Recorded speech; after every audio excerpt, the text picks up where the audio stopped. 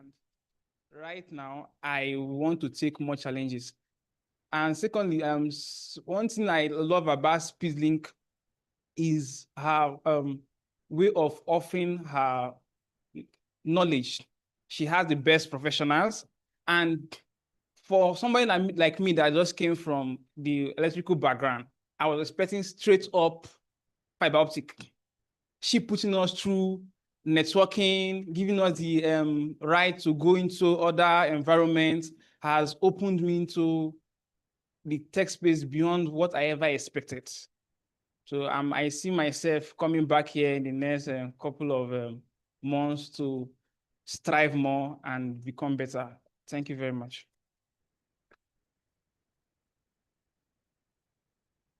Thank you.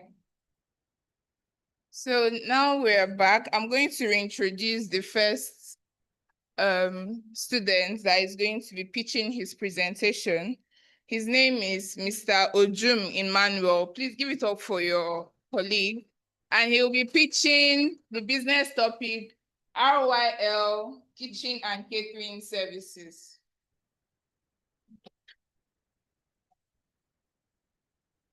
Good morning, everyone.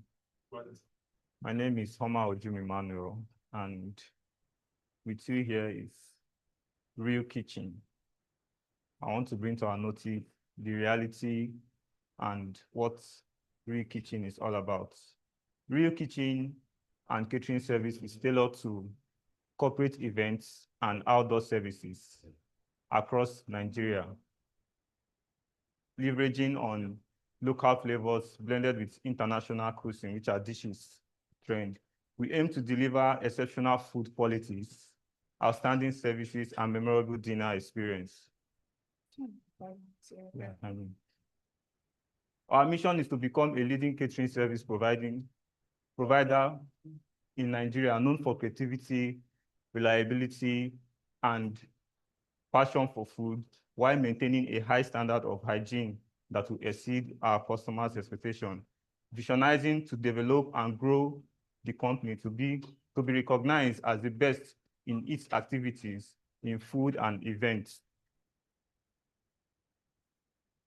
Services. Our services are to corporate companies, weddings, and social gatherings. We also have customized menus for cultural celebration, dietaries for vegetarians. Our target markets are corporates for events and meetings, wedding planners, and individuals hosting large events, social gatherings such as birthdays and anniversaries. Our services we offer menu planning for referencing customers' preference. We have the executive event execution, which is the professional service for food delivery, the local and international dishes, which is for, we have the Nigerian jollof rice, we have the egusi soup. Then for the buffet and plated meals, the buffet is when we go for occasions, we see people come to take food, or either they serve them. That is where we have the buffet and the plated meals. They will have pastries such as cakes, sausage rolls, and other baking like bread. They will have small chops, which includes the puff. We have spring roll, samosa, mosa, and all the rest. Then market strategy, we have branding, showcasing our identity in Nigeria culinary dishes, digital presence, which is having a website for people to make orders. We also make our presence on Facebook, WhatsApp, and also Instagram. Local presence, where we distribute our flyers to the rural areas for them to know about Real Kitchen. We also have networking, open to partnership with event planners, event venues, and all the rest. Then promotion, giving incentives to our clients who have been giving us businesses and all that. Then kitchen and production, a commercial kitchen for food production, staffing individuals who are who are lighting in customer service relationship, supply chain, our partnering with Nigerian suppliers, logistics, adequate delivery for food to event places, health safety and environment, also adhering to Nigerian health safety rules and regulations. Then the financial projection, setup costs of 7 million naira, which includes equipment, rent, licensing, marketing, and initial inventories. Then average revenue of 200,000 to 1 million naira, depending on skills, while projected monthly events of 10 to 15 events target, growth of 20% revenue increase year on year. Then we'll have key personnel, a head chef, cooks and waiters, operational managers, marketing executive, staff safety manager, human resources manager. Then the risk management, food and safety risks, adherence to safety hygiene protocols, market competition. We also have logistics challenges, contingency in handling our food and event issues. Legal and compliance, we have registration. The company have to be registered with CAC, Corporate Affairs Commission, permits, health permits, and other local government permits for food production in Nigeria. Then insurance, liability insurance of catering services. Growth and strategies, expansion. There will definitely be an expansion, equipment upgrade, market push, partnership, seasonal offering, and trending dietary adaptation.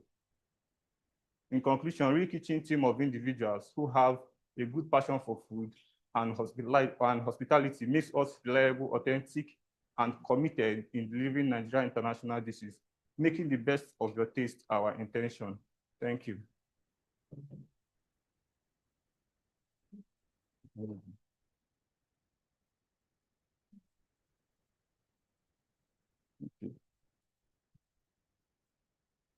Please clap for him once again. It's not...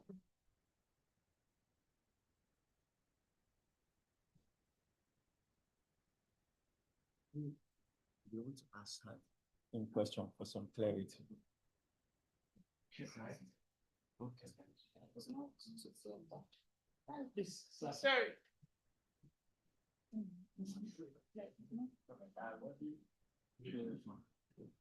So please, our panelists will make some, we'll ask him some questions to get more clarity. And others are also free to ask if they have any question regarding his business. Okay, so your pitch is more like you're telling us what exactly is new? What you're doing is what everybody is doing. Yes, sir. So why should we patronize you? Okay. Why you should patronize me is because our food are basically on Nigerian dishes, and also we are authentic in what we do, and we are also reliable, and also we have a standard that we keep that will definitely make our customers know that, yes, this is the way we are more than the other people. That's what everybody said. Everybody has authenticity. That's why they are being hired. What exactly is your uniqueness? What are you bringing in aside this? What you're doing is event plan, and you showed us the menu and how much you're making per month. Yes, sir. Or is it like a projected revenue per month? What you showed? Yes, based on what I showed is the projected revenue per month, because due to the events, like I said, 10 to 15 events that you're doing now. No, not it's just, how many events are you covering now? How many events am I covering now? Like 10. Like 10 per month. Yes. Okay. Because what you're doing is more like this is a business that you're already running. It's not really like something new that you're bringing in. Basically, what you're showing is more like you're an event planner. You're just pitching your business, not like how will I put it now? There's really nothing new than what every other person in the business is doing. I don't know, maybe you have it, but you didn't put it in your slide and you didn't talk about it as well. Okay, thank you. Please, does anyone have any other question? Thank you. Please clap for him once again.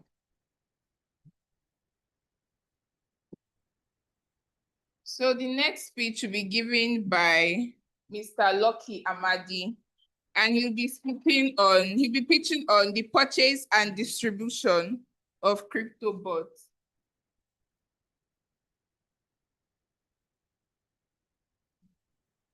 Okay. Slide. Good morning, all. My name is Lucky Amadi, but they call me Lucky 7FX.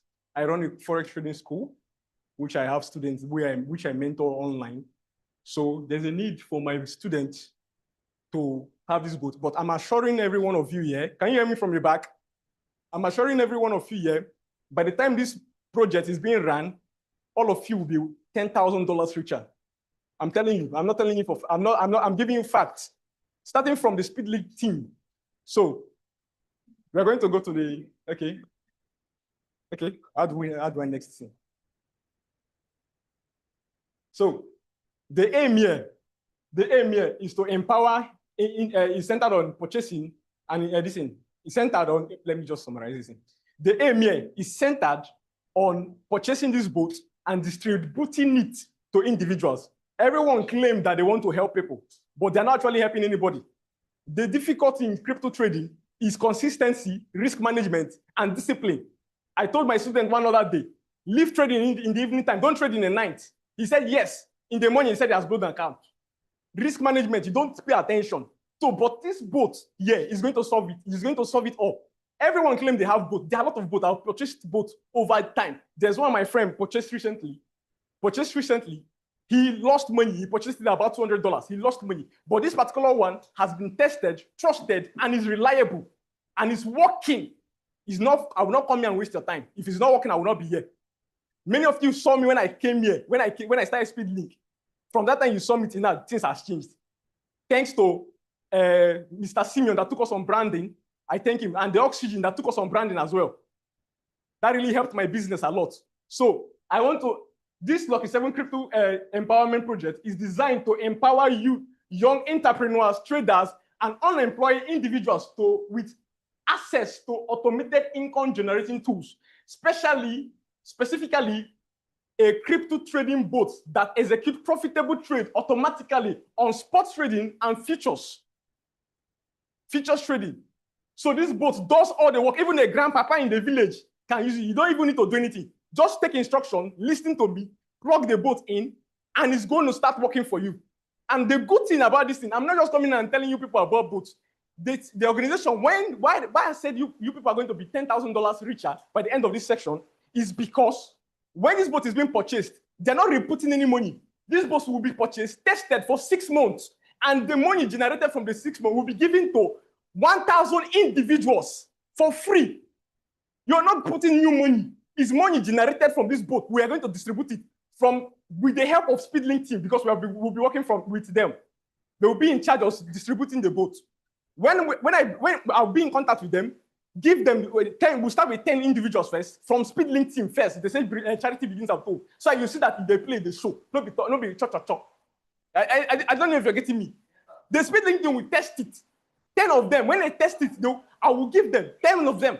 It will run for the next 6 months. These 10 individuals, they're going to be empowering 100 individuals. From the profit, from this same boat, they're not putting new money. You're not putting new money. So let me dive into how this boat works. You need 2 things: the boat and an exchange. The exchange is where it serves as your bank account, where the money is being where your money will stay. Everybody know Bybit, Binance, BitGet, and all the rest. Your capital will be there, so you can withdraw it anytime at ease. You're going to plug it in with the boat. The boat will execute with configuration. The boat is going to be executing trade, sell orders or buy orders automatically. When it's being done there, it's going to be reflecting on your Bybit exchange. is not be said that they come and my money in hand. It will be reflecting there, and profit being made from there can be withdrawn to your bank account. So the price you are looking to achieve this boat, the boats cost total of 300,000. Your trading capital will be total of 200,000, total sum of 500,000. And this 500,000 will be given to everyone from this Speedlink team and everyone that attended this seminar. I believe you people should be passing notes and write your names. You people should write your names because your life will change. I write your names so that they will not forget. So, conclusion: Lucky 7 Crypto Empowerment Project is visionary. Okay, but plenty things. Let me just summarize. My time is almost up. So, but just see it this way. Let me just keep it this way. Just see it this way. Empower 1 to empower 1,000. Empower 1 to empower 1,000. The vision is to get 1,000 individuals $10,000 richer in 6 months. And this project will be done within the space of 2 years. Yes, it will be batch by batch. How can you do all that thing you are doing here? How can you empower 1,000 people within 6 months? It's within 2 years. So we'll do it batch by batch. First 6 months, first batch. Second 6 months, second batch. Third 6 months, we'll discuss that personally when they call me. So thank you all. And I believe that. Is there any question, please? Thank you.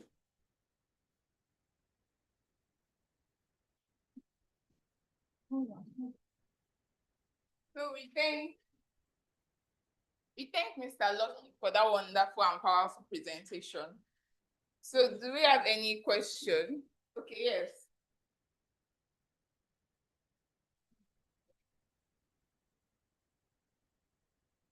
Good morning, all. Thank you. Thank you, Mr. Lucky. Okay. And the cost of everything you've explained to us is very interesting. My question is, how do you tend to achieve all of this? Okay, thank you. Can I speak? Yes. So there's this way I designed it. I said the first 6 months we'll be giving directly the Speedlink team directly, and every staff working here. We'll take 10 from them first. You understand? 10. Those 10, I'll be giving them this same amount they give me, 500,000 from the profit from the boat. 10 of them. And by this next 6 months, those 10 will be able to give 10. Why I say Speedlink team? Because the problem here is greed. Because it's when you don't have money now, if you don't have 10,000 naira now, it's when you see 1 million, you cannot give 500,000 out of that 1 million.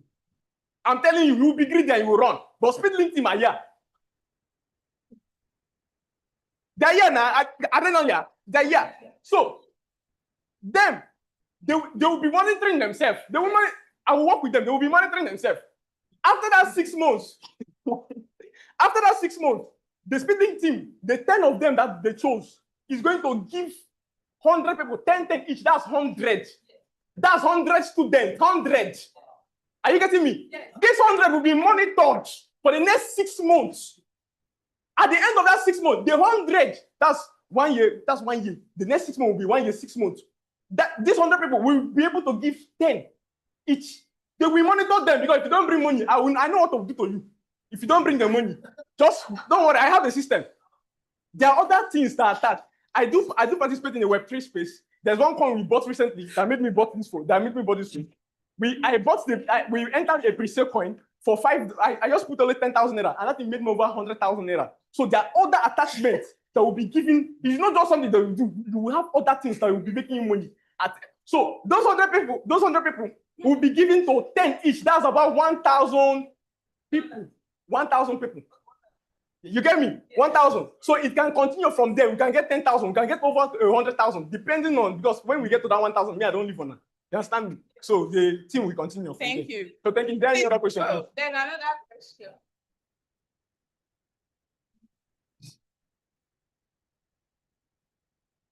That was a wonderful presentation. Thank you. When you started, you mentioned inadequacies experience during trading. Yeah. And where people lose money due to no trading plan, Yeah. lack of discipline, Yes. and risk management. Yeah. Now, how is this your project going to solve all of those that you mentioned earlier when you started? Thank you, brother. Thank you. Thank you. Can I speak? Yes. Thank you. This boat is being configured in a way that you cannot make mistakes. In trading, there are risks. You cannot say that you can trade without losses. But if you reduce the loss, you will last. This boat here is going to trade and minimize. Let me say you're putting 200,000 now. What the boat will do, the boat is going to expose your 200,000 naira account to only 20,000 naira risk. What is going to do for you? That 20,000 naira risk, the entire one will just be there. The 20,000 naira risk will be the one being traded. If it makes the robot works this way, it trades this way. Once it sees signals and start placing trade for you, a buy trade. Let me say, like now, the market, the crypto market is crashing. Bitcoin crashed from 120,000 to 80-something thousand. You understand? This point that the market crashed, this bot would have been taking trade in the downward direction for you. That's why it's it trades more features. You only do spot when you know that the market wants to pump, if not you will lose. So this robot bot will start taking trade the opposite direction, selling trades for you, selling trade.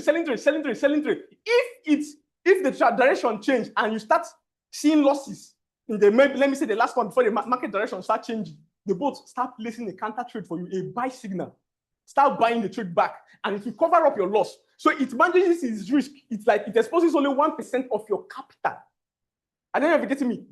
1%, and you cannot do it because there's one of my students that was trading consistently. Don't worry, I'm coming, please. I'm coming as well. There's one of my students that was trading. He has been consistent. He traded with $20. He traded for I think 20 days consistently. The day they called him that his father needed money, the guy increased his risk. This consistent, because some days he will lose, the next day we win. He has been doing it like that for 20 days. The day they called him that they needed money, he increased his lot size, increased his risk, exposed this account, and his account blew. And he did not have any money, he did not send any money. This bot solves all those problems. You don't come and be doing something, you will sleep. But it runs 24 hours. From Sunday to Sunday, it doesn't sleep. The crypto market does not close. The bot is working like that. Okay, my question is, I want to know something from you before I ask the question. The bot you are talking about, the bot. Yeah. Are you the one that made the bot? No, I'm not. I don't know. Now, okay, now let me ask a question. Now, you are considering this thing from a user perspective. Okay. Can you see it from the perspective of the person who is controlling the bot? What if people invest money into this your business now, and then the person who owns the bot decides to shut down his own business? How do you minimize the risk? Please. How do you pay the people? Please. Let's go back to my slides. Let me show you something. Is this thing not working? Please help me. I'm pressing button, it's not working. Let me show you something. The bot doesn't hold your money. I mentioned about exchange. Exchange serves as your bank account. Everybody know Bybit. You know Bybit. I trade Bybit. I do P2P every week from Bybit. Please go back to the slide, please. I do P2P on Bybit every day. The bot is not holding your money. Your capital is in your Bybit exchange. So how are they going to run with your capital? Yeah. The boat can never crash. This boat has a unique mechanism. It has been running for years. I don't want to disclose this to you because if I tell you, you don't need me. So I'm telling you, if I mention a boat, most of you that are into the crypto space, you know it. It can never crash. Inside the same boat, they have almost 20 boats inside of it. Your capital is not inside the boat. The boat is a tool that you use. Your capital is in your exchange. Bybit, you know Bybit. Be like, son, I need to see this Bybit way. Okay, so has he answered your question? Look at the Bybit exchange here. So, yeah.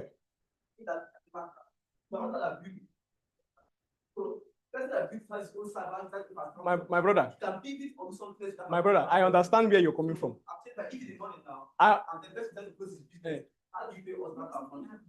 See, the boats, before the end of the month, you see that money you put there in that boat, you'll be able to make 7 times before the month end. This boat works like magic, fire. I don't know if you are laughing. I'm not here to joke here. See, I've bought both over time. They have failed. This particular one is a unique one. We are in a community. We don't play there. We are over 1,000 of us in that community. This boat is working. If it's not working, I will not come and waste my time here. So the last question. Okay, good morning. My name is Ronos Shokwa Nelson. So my question is, I'm also a trader in the crypto, so I know how both works. I want to know, like my friend used to sell boats, and sometimes used to sell like 200K for 300K, which I don't used to buy the boat, which I just trade on my own.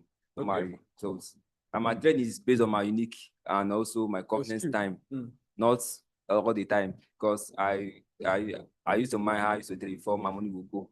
So I want to ask, what makes your boat different and unique that from other people's their own? Okay, thank you. Okay, my own is already, thank you. So this boat, what makes it special is that it has a 99% win rate. Are you getting me? 99% win risk rate. The risk management is the loss when you say risk management, when you are saying in case the boat fails, the exposure is 1%. And this boat cannot fail 10 times or even twice. It cannot fail 10 times, even twice. If anything happens, maybe the market added one fee, it will recover. It's exposing your account very little. Like the exposure of your account is little. If you are running loss, it doesn't expose it. So this boat stands out, and this boat runs 24. Even a grandpapa in the village. My vision was because of what this Obage team, Obage did, Speedlink did. They gave. I benefited a lot from this program. That inspired me about giving. I told my friend that we have been gathering already to buy this boat and run it alone. But if we run it, you will not see me here, and it will not get to me. Everything that works is not being given out for free. I've met people, they said it's working for them. Yeah, Oga, help me now, let me start up. It's paying me. Let me start up. You say, no, you don't have money, but you said it's working. So let's give it up. That means if it works, they will give you the money now. We'll give you everything now for free. Okay. Thank you, sir. Okay.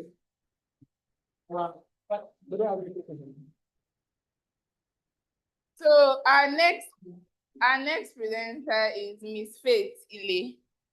She'll be pitching personalized learning software.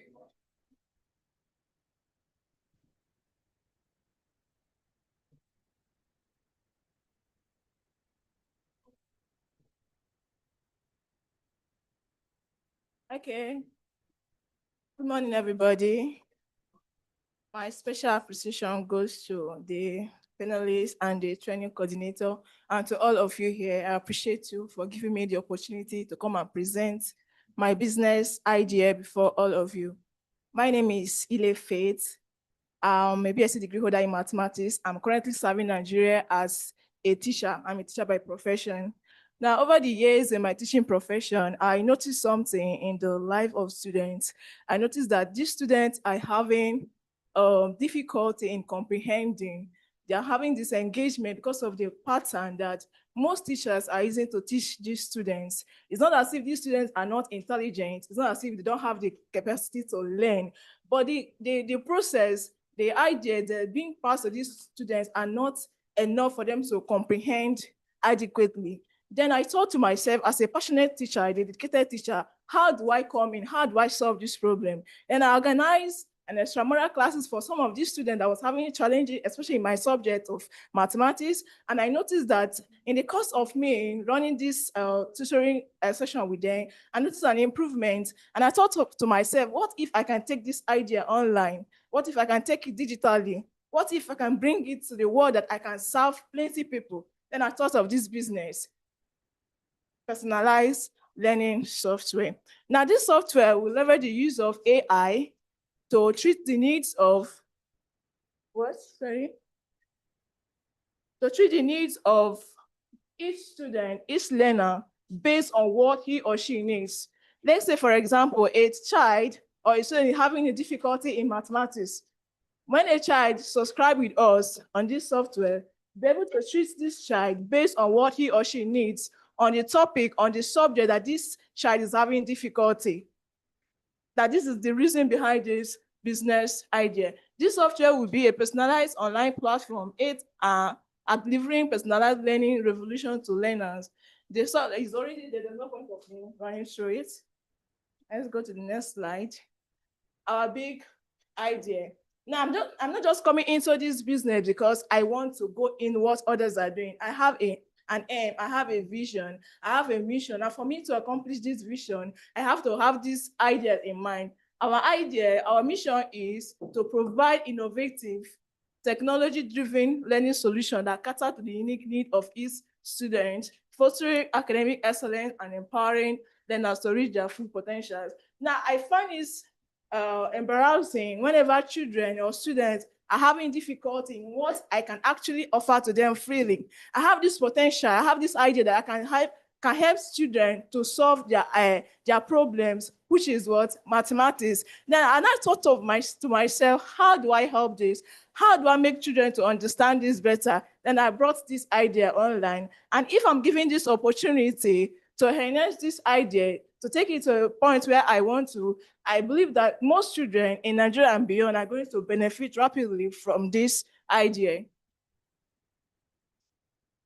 Industry outlook. You all can agree with me that the digital market is growing every day. Most people are harnessing the use of AI to empower themselves digitally. And this trend is not left behind in the aspect of academics or education. Now, from my research, I noticed that the potential growth is projected from 15 to 20%. This means that the global learning management system is expected to grow from 13.4 billion in 2020 to 39.9 billion in 2026. This is because most people are harnessing the use of AI to equip themselves in the academics sector. Our product features, USP, unique selling point. What makes our feature unique? What makes our feature different from others? What makes our feature very important? Now, the first one is adaptive learning pathway. Just as I said earlier, that every child will have the ability to have a personalized learning learning to him or herself. If, for example, a child is having difficulty in, let's say, algebra, now when you come to our platform, when you come to log into this platform, you'll be able to have this knowledge all to yourself from the beginning to the end, to the point where you want to learn it. Then the other one, you have content library. We don't just give this platform and leave every user like that. No, we're able to provide a content library that every child will have the library, everything that he or she needs to make this person excel academically. The next one is real-time feedback. Just what to learn in data analytics. You don't just leave this child after registering with us, okay, let's just leave you like that. We'll be able to track you, follow you up to the extent that you're able to comprehend everything in all totality. The next one is data analytics and insight. We're able to have insight from every user. We're able to track the KPIs from every, like the engagement in the platform, the progress and the assessment. And from this KPI, you're able to track and give insight based on this user. Please, let's give it up for her time. Okay, so do we have any questions from what she has presented so far? Yeah. Okay. Hold on.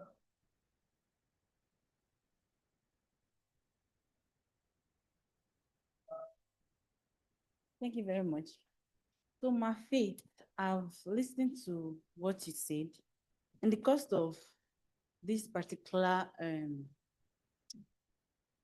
you just, are you going to build an app or a website that is going to help students to always log in to get those informations? How are we going to access those information? Okay, thank you very much for that question. It's unfortunate that I was not able to finish the slide. If not, you'd have seen it there. It's actually a software, going to design it. Now, let's say, for example, you are a user. When you log into the app, you provide your vital information, like your name, your email optional, and what you need to get from that app at that time. Maybe you want to learn mathematics. Then this app will ask you, in what level do you want to learn? Is it as a beginner, intermediate, or advanced? If you're starting as a beginner, we're able to give you an assessment to track your progress. Now, from that, we're able to give you what you want. Do you understand? Now, we have different ways that we can learn. You can learn from this platform. You can learn through visual, you can learn through games, you can learn in any point, any kind of this thing that you want. So if you didn't come to that, that's why I did not say it. Thank you. Any other question? Good morning. My question is, no, you're talking about building an app or software. We have some more software that is controlling this learning of a thing. Like, is it only just for this local, that's only Nigeria, or international at large, or just only for Nigeria? And also, what would be a difference between your own and other website that people are using to do freelance learning? Okay, now this software, I want to start with the local one, for example, like going to serve students in Nigeria, most especially people that are in secondary school.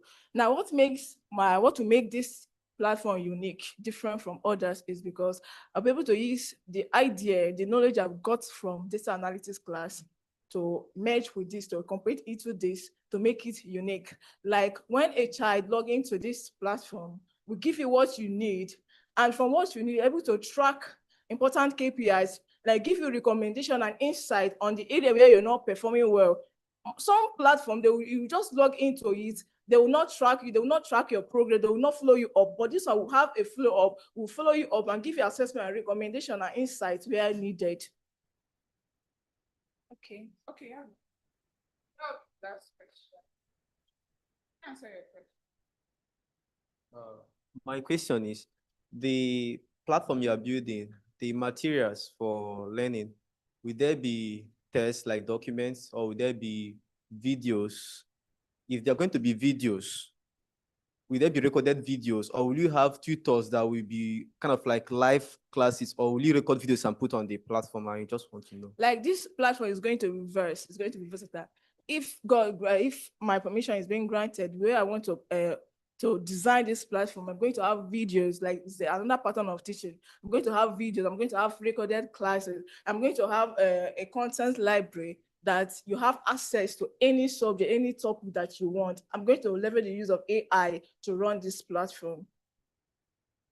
Thank you. Apparently, do you have any questions?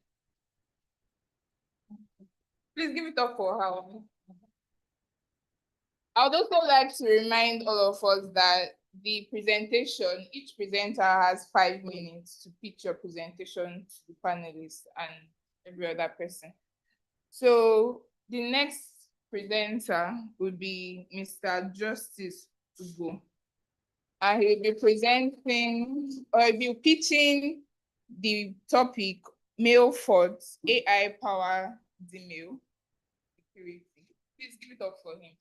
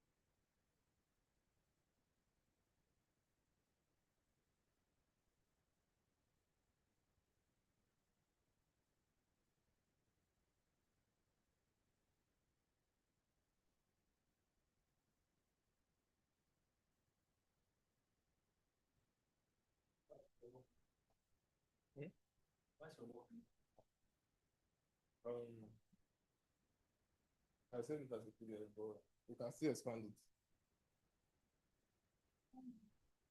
If you check this one.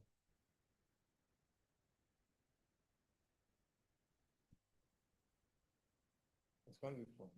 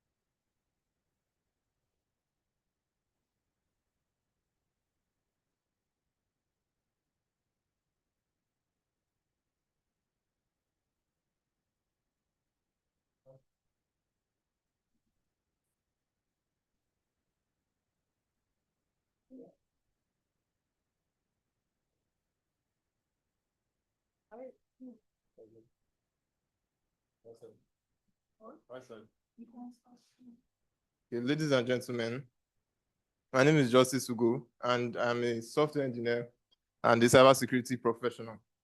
And what the Gen Z would normally refer to as cracked. And I'm not here to pitch you any fintech app that will help you send daily 2K or to help you buy airtime. We already passed that. Besides these companies already have lost 159 billion. 159 billion. It's not okay now.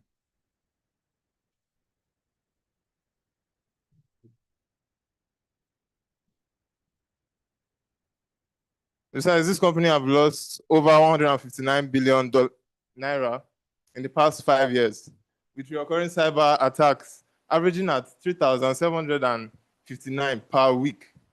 This is a serious issue. And majority of these cyber attacks happen with email, no longer the technicalities. It's through the email. So I've come up with a solution called MailFort.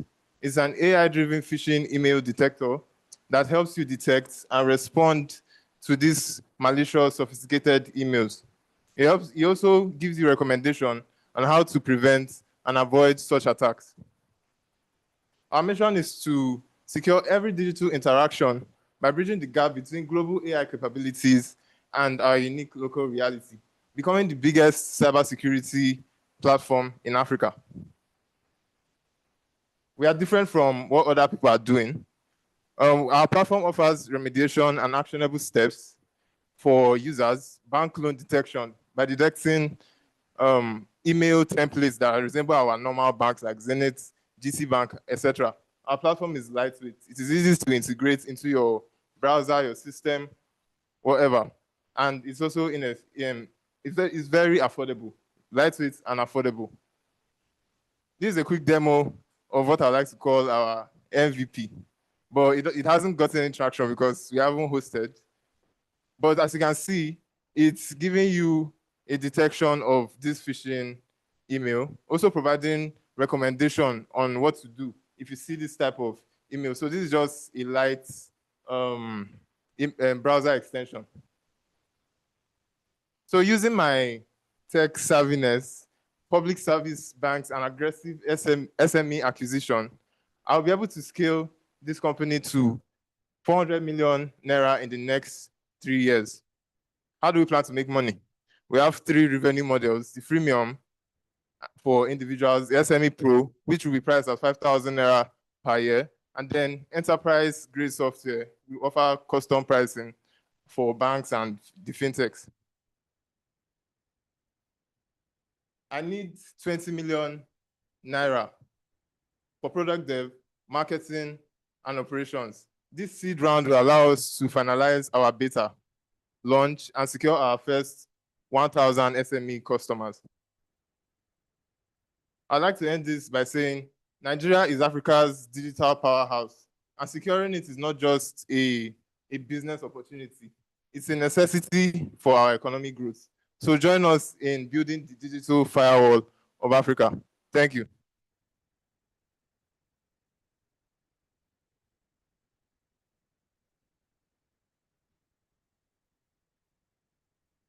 Okay, thank you. Please, would welcome. Sorry. Yeah, sorry. I want to confirm. This your solution now. How will you integrate it to the normal platform? Like, is this something that they will have to install or something you will have to come and install? Is it an SaaS? Okay. Yes, it's a SaaS, yeah. Okay. So users will be able to integrate it easily into their browsers as a Chrome extension. Okay. So when production is done, we'll be able to host it on Chrome Web Store, where users will download it on their own. Okay. So then for SMEs, you can still download it on your own, but you have to pay as a small business. We're talking of 5,000 naira because you can't be solving for your Netflix and your Spotify and be paying. People don't like paying for business except it's fintech. So for enterprise, we have to come fiscally. As you can see, it offers full API access, a dedicated SOC analyst that would help arrange the entire platform and on-premise deployment option. Okay, so since you're trying to solve phishing. Yes. Yeah, so the tendency is, if for someone to use it, it means that the person also is aware that there is phishing emails. So how will you how will you be able to protect them from being affected? Okay, not everybody can detect phishing, especially with the advent of AI. I can craft a very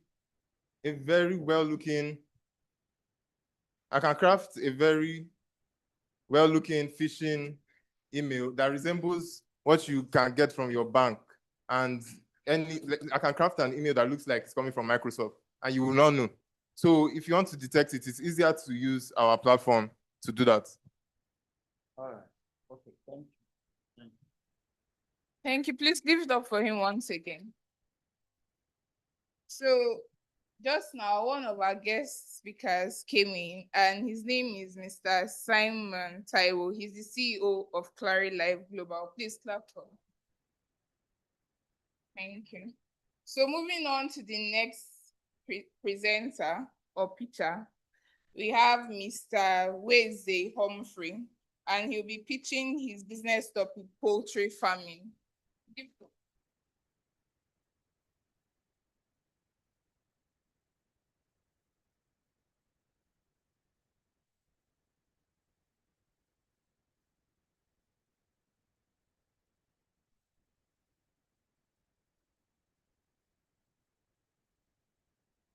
Good afternoon, everyone.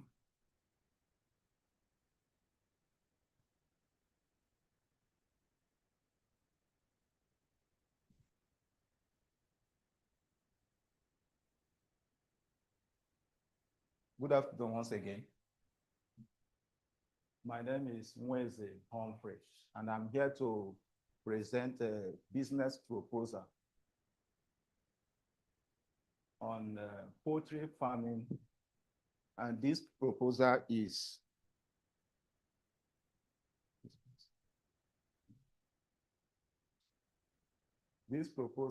very, very important in the society. Poultry farming, we are looking at your business solution. Our business solution is to aims to produce high quality chicken meat, eggs in Nigeria. In the society now, we are seeing that there is lack of proteinous food in the society. So I thought about this particular project because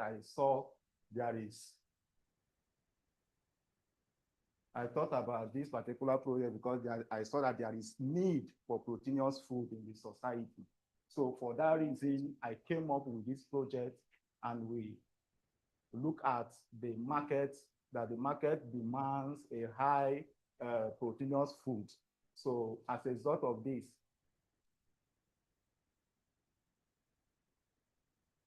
we are going to produce a projected 10% annual growth rate of this particular business proposal. We are targeting the hotels, restaurants, and supermarkets in the society, and individual consumers in the urban areas and also metropolis. These are the people we are going to target. These are the people that we are going to produce these high quality chicken meat and egg. And we are going to look at our executive summary. Our executive summary will talk about business aims to produce high quality chicken meats and eggs in Nigeria, leveraging modern facilities and best practices. The market is growing, driven by increasing demand for protein. We are with a projected 10% annual growth rate. This is as a result of what? Lack of proteinous food in the society. We aim to produce. Let's look at our big idea. Our big idea is to lead in the production of high quality antibiotic free. This is where we come in. Our product is antibiotic free.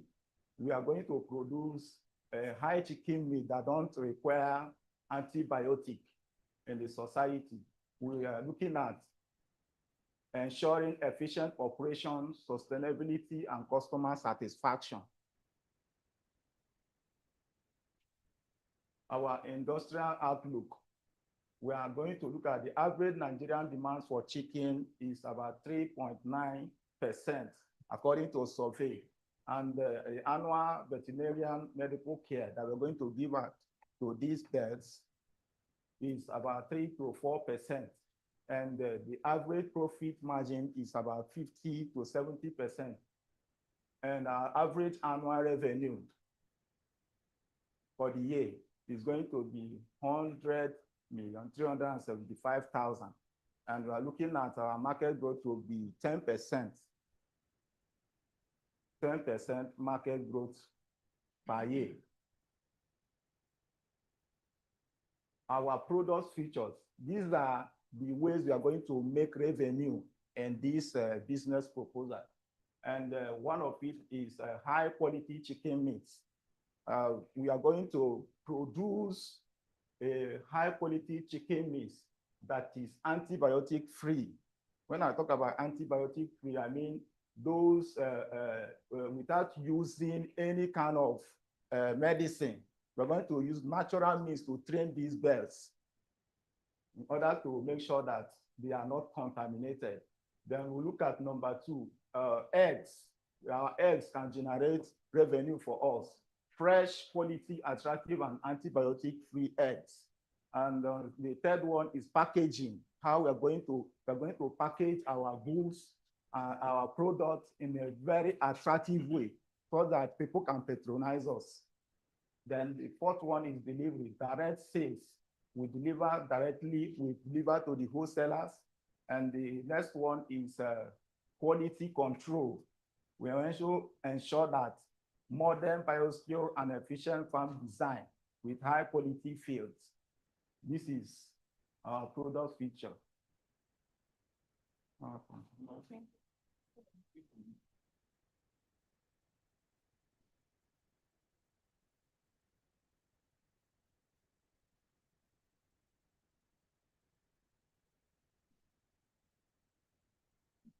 Okay. The revenue model.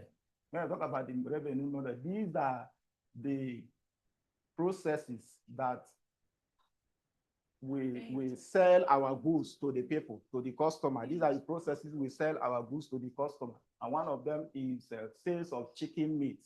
We sell chicken meats that by direct sales, online sales, bulk orders, value-added products, and we also generate revenue through field sales. Thank you for that presentation. So please, does anyone have any questions? Any question? Okay. Thank you, Mr. Humphrey, for that presentation. I would like to remind you have a question. Sir, sorry, please come there. Sorry, those are mine.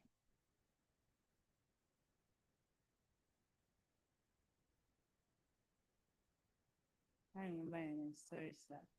Okay, Mr. Humphrey. I want to ask the chicken meat,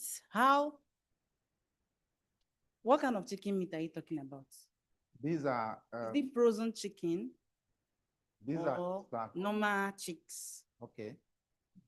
Thank you. Thank you very much for that question. These are meats that come out from belts, poultry belts. When I mean poultry belt, I mean like broilers and layers. These are the needs that comes from these particular products. Okay. So the packaging you're talking about now, is it different from the normal frozen chicken packaging?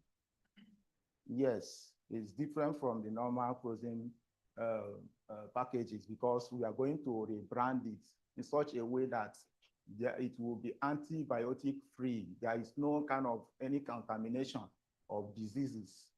Like the kind of product that we have now, if you look at them very well, some of them are very infected. So we are going to ensure that they are not infected. So this is the kind of packaging that we have for these products. Okay. So I have a question. My question is, good afternoon, everyone. My question is, you said they are going to be antibiotics free and it's going to go through natural processes. Now, to have a poultry, I understand that there's need for you to vaccinate your birds. Are you saying that there will be no need for your birds to be vaccinated? If your birds are not vaccinated, how will that affect your business when the bird flu comes in and then ravages your farm? Okay, thank you very much. Our birds are going to be vaccinated. So there are other means which we can vaccinate our birds. Like I've been into this business, there are means we can vaccinate our birds other than using antibiotic medicines. We can use what they call natural means. There is this leaf, natural leaf that you use.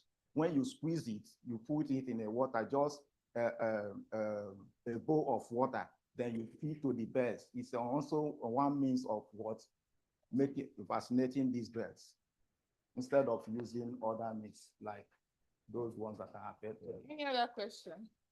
Please, let's give it up for him 1 second.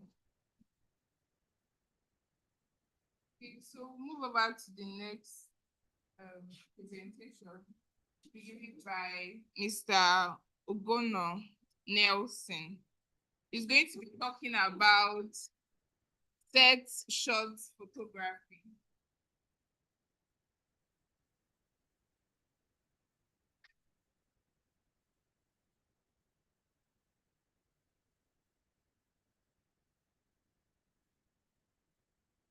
Good morning, everyone. My name is Ogono Chuoka Nelson. So I'm talking about a set shot photography. So executive summary: set shot photography is a modern, innovative, and customer-focused photography brand. It defines visual storytelling through creativity, technology, and sustainability. We specialize in events, portrait brand, real estate, and drone photography, delivering world-class visual content that inspires and connects people by integrating and enhance editing, drone imaging, digital innovation.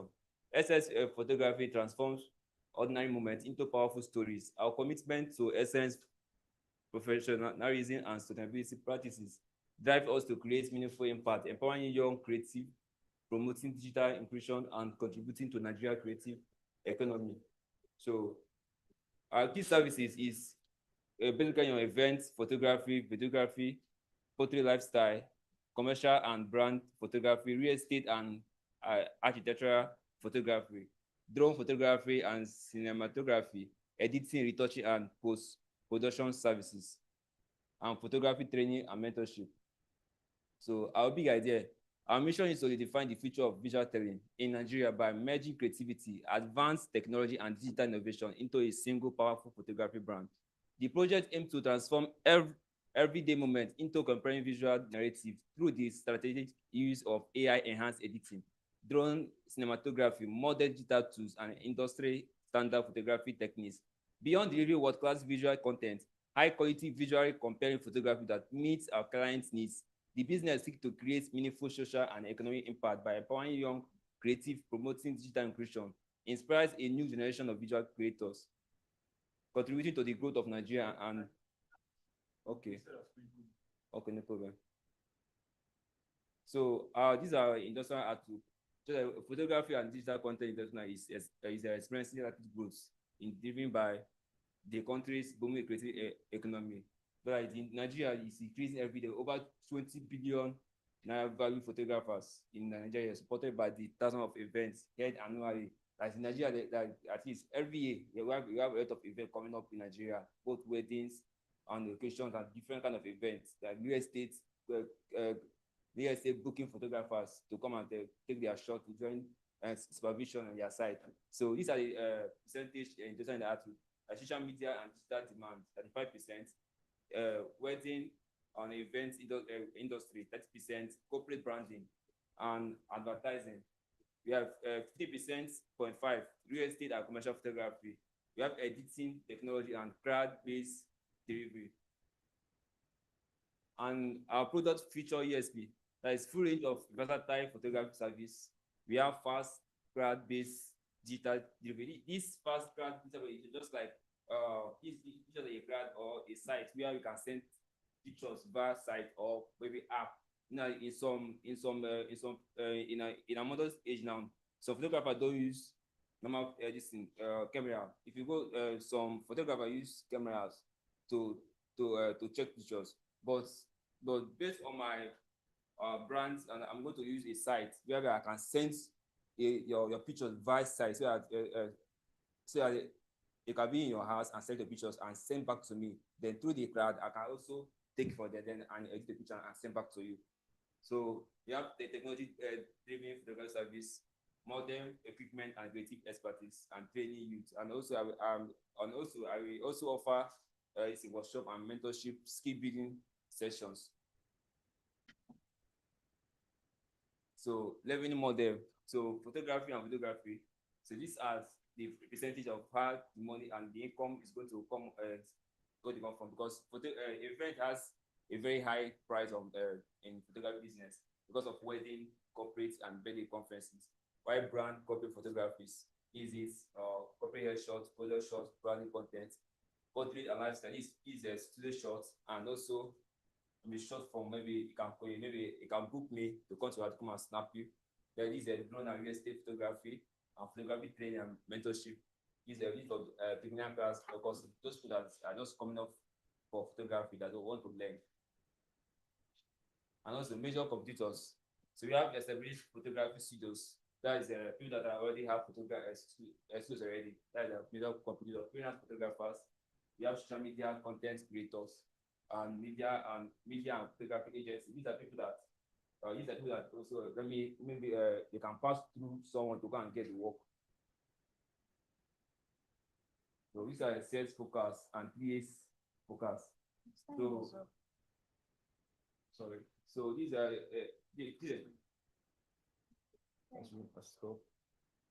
Please, let's give it up for him. Does anyone have any question?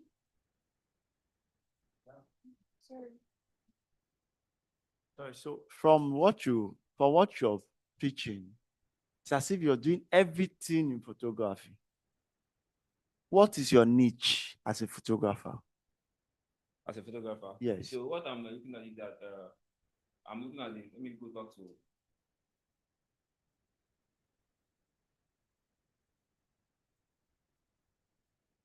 So these are the explanations. Because I discovered that in this modern age of photography, some photographers don't use crowds. That is, use crowd-based shot video. That is, using site to deliver pictures and also app. Because if you can go to some studios, they use camera to deliver. Maybe if you want to view your pictures, to use camera.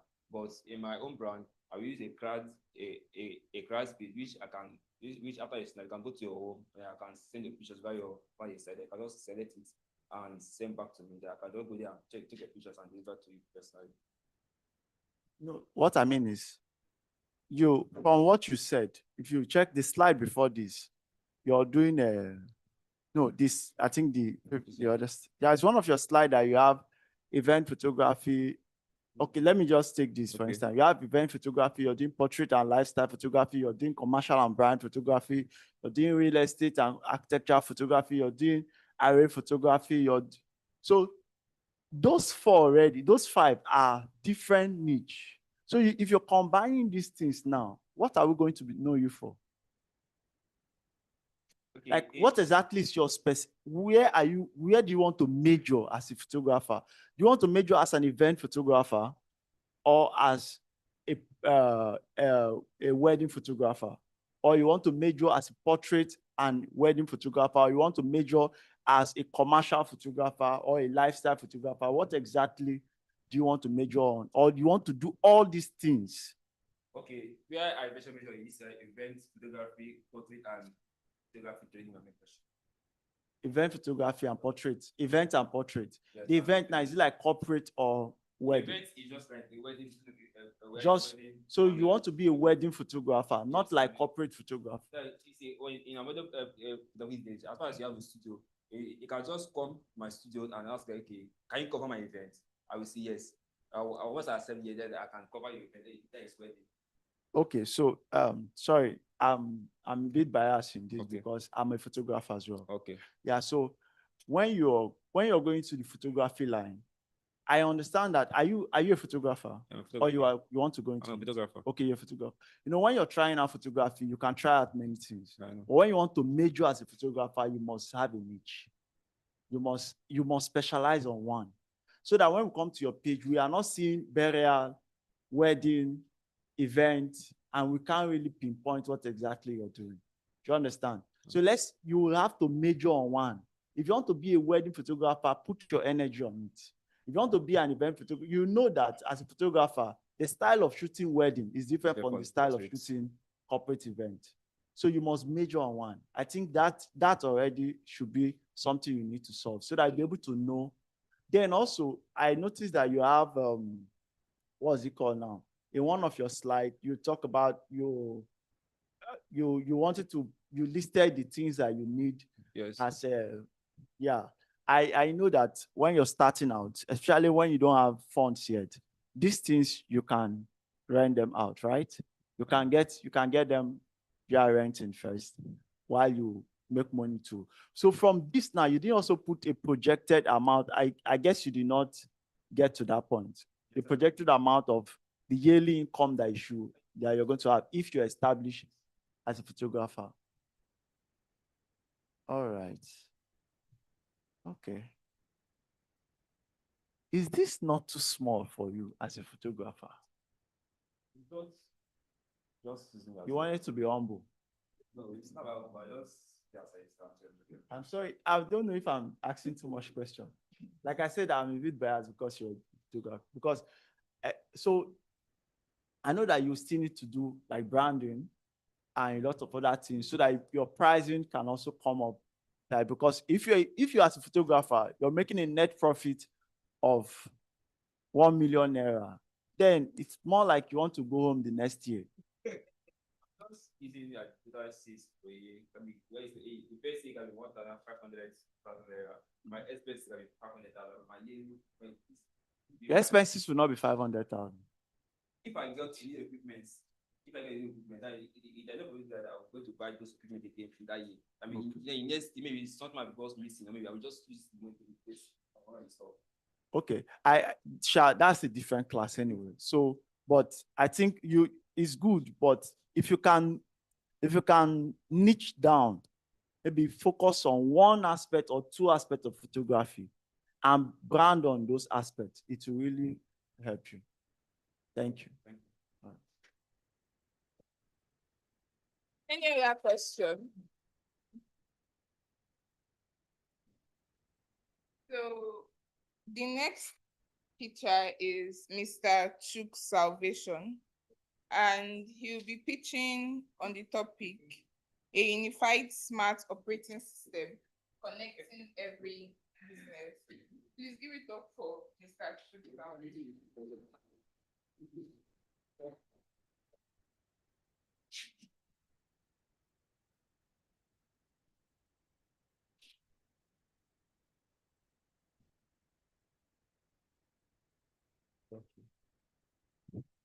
Okay, first of all, I want to say good morning, everyone, to the tutors, the judges. We have co-founders here and founders, and we have tech giants, both future and present here. I'm here to talk about something that we are all familiar with, talking about business. Everyone is into business. We transact with business organizations on a daily basis. But what if I tell you that business is broken?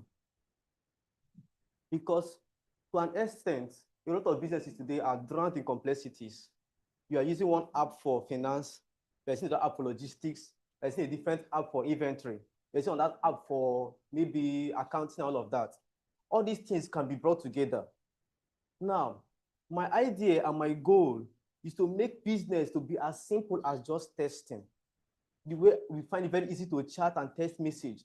I want to be that easy. And that was why I brought about this operating system, connecting every business all over the world, irrespective of the size and the nature of the business. Now, the executive summary of what I'm building, what we are building, is a smart operating system for businesses. We offer different services, all linked together. And for instance, now, I noticed that one very basic thing that a lot of Nigerians are going through is that some Nigerians are into tech and they are into different kind of businesses, trying to bridge the two together to see how they can make use of this opportunity that this present tech age has given to us, but it's difficult for them. Now, because some of them don't have capital, some people are very smart, they have the best ideas, but they don't have a team. They don't even know where to start. They want to sell, but don't know what to sell. So that is why Smart is also bringing dropshippers in, whereby you can also pick stores from other people's stores and also create your own virtual store. And then you can also sell. And when a customer places an order, what we do in the background is that we go to the original person's store, person who owns the product, and then we pick and deliver. The overhead is your own. You make money, then over the time you can stabilize yourself as a business person. And then we also have a network, because I also discovered that one thing that makes businesses blossom, businesses go well, is a network. Just take, for example, McDonald's, for instance. Why this McDonald's is doing well is because they have a family structure. They believe they connect with their customers. That is why I also talk about this networking aspect as well, where we can connect with our users connect to the customer, connect to the business owners, and then everyone is one family. Our big idea is to build the most inclusive and intelligent business ecosystem in one platform for everyone, irrespective of location, skill, or resources. Now, let me just say this personally. I want to call your attention to this, because it was an oversight from me when I was preparing this slide. But today, we noticed that about 89% of Nigerians shop online. And we have 103 million Nigerians that are using the internet every day. And that's about 93 million Nigerians that are using that are shopping online. And therefore, Africa, $317 billion is being spent on e-commerce every year. 15% is the margin, profit margin, and the $100 on average is spent by Nigerians, particularly. Nigerians that shop online spend an average of $100 a year. And then the growth rate is about 13 to 17% every year. So you see, it's a very fresh market. It's a good place for us to invest. Now, we have smart stores, which are some of the products we offer, smart stores, which includes the online stores, which can be created in minutes. You can create them in minutes and deliver in minutes. We have smart logistics.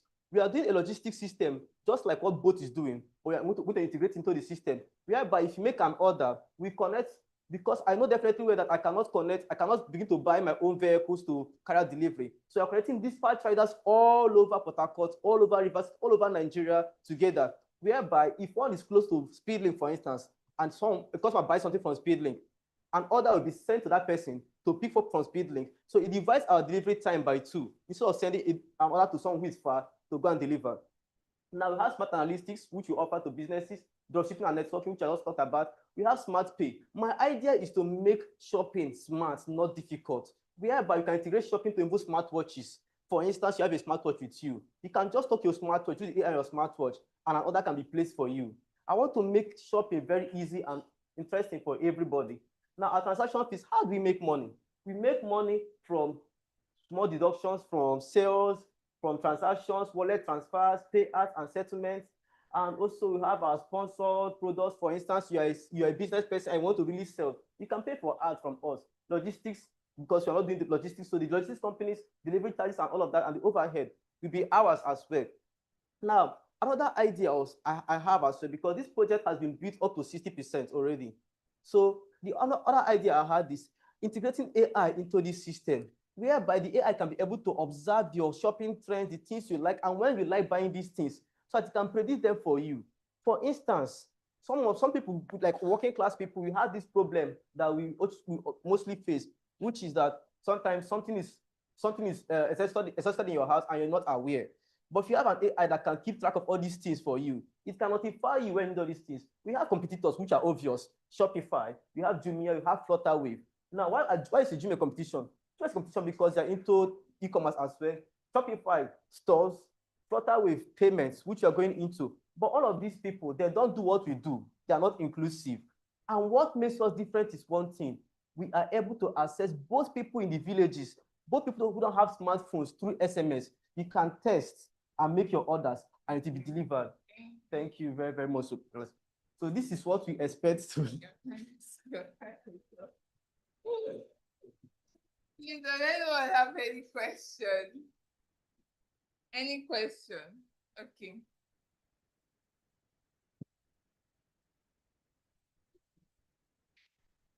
Okay, thank you very much. And the cost of what you said, I know that in Nigeria, we have apps that we use to order things online. So what is new about this particular one you're talking about? What is the unique thing about this one you're talking about? Okay, the unique thing, one of the unique things about what we're doing now is the fact that we are inclusive. Now, we are in the future, we are going to integrate AI and cryptocurrency into it. But for the sake of the MVP we are building, which we expect to launch in 3 months' time, we'll not add all these things to it so that we can have our first product to the market and ship to the market. But in the long run, most of these, like Jumia, for instance, someone in the market, the woman selling crayfish there, the woman selling fish and the man selling meat there, they can't use Jumia to sell their products. There are millions of Nigerians like that are being left aside because they can't do all these things. Some of them have smartphones, they don't know how to use it, but they can always test. They can read, but they don't know how to use it. They don't have this digital literacy. But now, if they can read as well, like a smartphone, a simple smartphone like this one now, I can be in the market and I receive a text message, so order from so person. I can prepare it and keep it there, and someone come and pick it up and send to the person without having to go online at all times. And sometimes we say we have a particular problem. Network is always bad in Nigeria to an extent. But now you can test, you can use text message to even order something from us and also deliver. So it makes us very much different from even other e-commerce in Nigeria. Yes, this was a wonderful presentation. Now you talked about unification. Yes. How do you intend to unify all this brand? Now you talked about logistics, for example. Yes. Now bringing different logistic company, Yes. unifying them under one umbrella. You know what companies want? They want to excel, be bigger than their competitors. Yes. Now bringing all of them under one roof, do you think it's possible? One thing that costs for me as a business person, because I also own a human resource company, a startup which I'm running as well presently. And one thing I know about business, we're not interested in competitors. We want to make profits. If a competitor can make profit, then you can find a common ground. So if you're a competitor to me, and there's a common ground where we can share profit, I don't think it's a bad thing. Like for instance, the logistics you're talking about now, we have dispatchers that are out there, people who own dispatch riding services. We can connect them. When we have an order, we send to them, they get paid, we also get paid. That's not a problem. Okay. Okay, that was a good presentation, but I have one question. When you say operating system, it's kind of misleading. I was wondering, is this going to be like a mobile app or like a web app, or it's an operating system, the way you termed it? No, it says it's an operating system. Now, but I want you to, before you conclude now, I want to understand what an operating system is. An operating system is kind of like an underlying software that helps different software to carry their own operations. What we are doing now is more like an operating system, but not the conventional understanding that you have about an operating system. We help other facilities, other services to run because we also control all of these things on the ground. Thank you so much.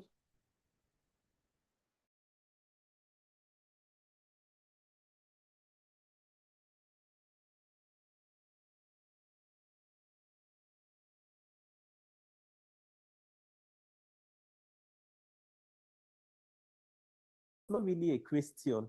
Let me just.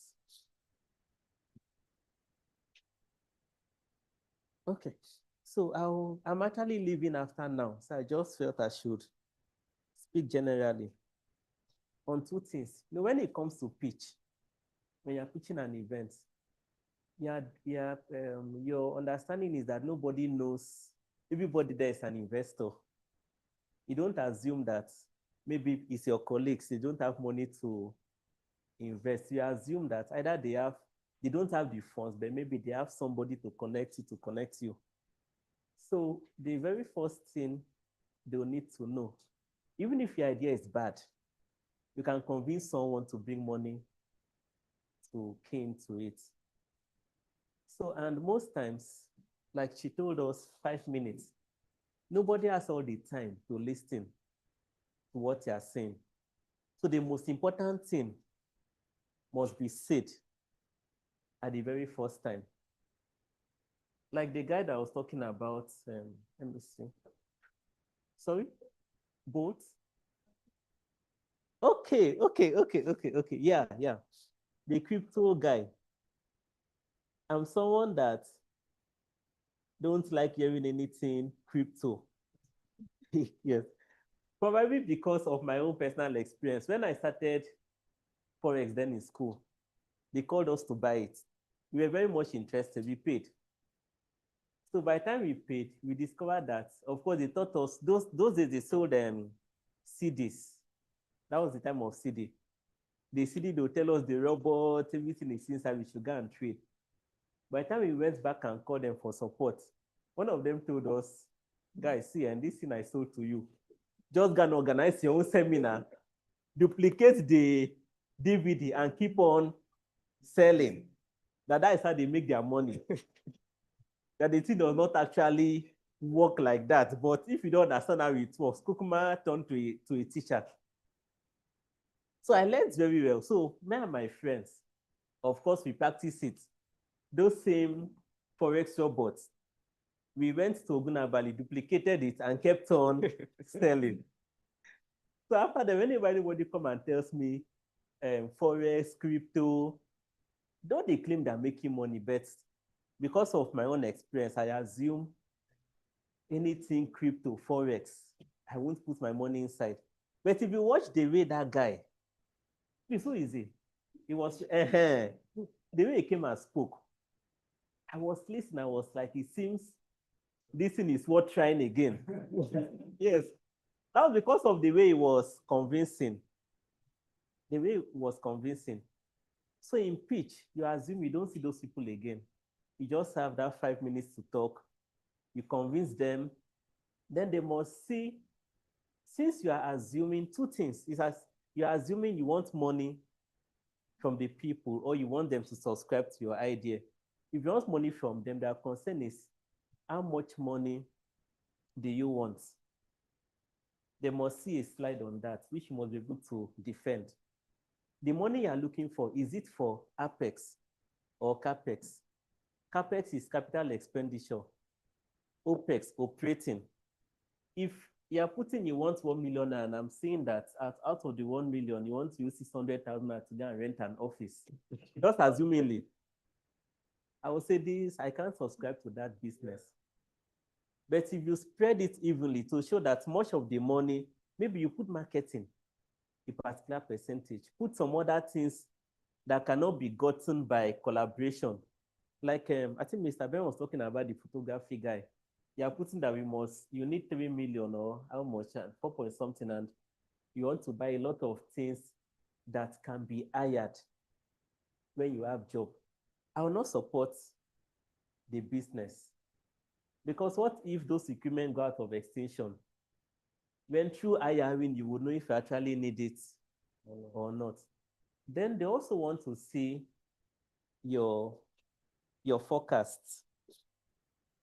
With the money we are giving you, how much are you expected to make over the next how many years?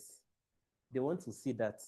So you should be able to tell us, if we are giving you this funds, this is what I'll make 1 year, 2 years, 3 years, 4 years. We want to be sure that we can gain back our own. As you show that slide, what is going on in my head is this. Okay, if I give him 3 million, from year 1, he's saying he's making 500,000. And I'm seeing year 5, the cumulative of the 5 years is not even up to what I gave to him. How then is he going to make his own profit and make enough to pay me my balance? Then even if you are saying you're making, your profit is coming in, they are not interested in the figure. They're interested in what you are writing as a means of making back your profit. Like the guy that spoke on the mail fraud stuff. If you watch his slide, I wrote down his slide.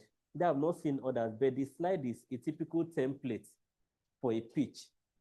He was able to put several ways he's going to make back his money. So even if I don't understand that business, I'm seeing that if maybe the farmers no longer subscribe to his product, he has put another avenue through which he can make back his money.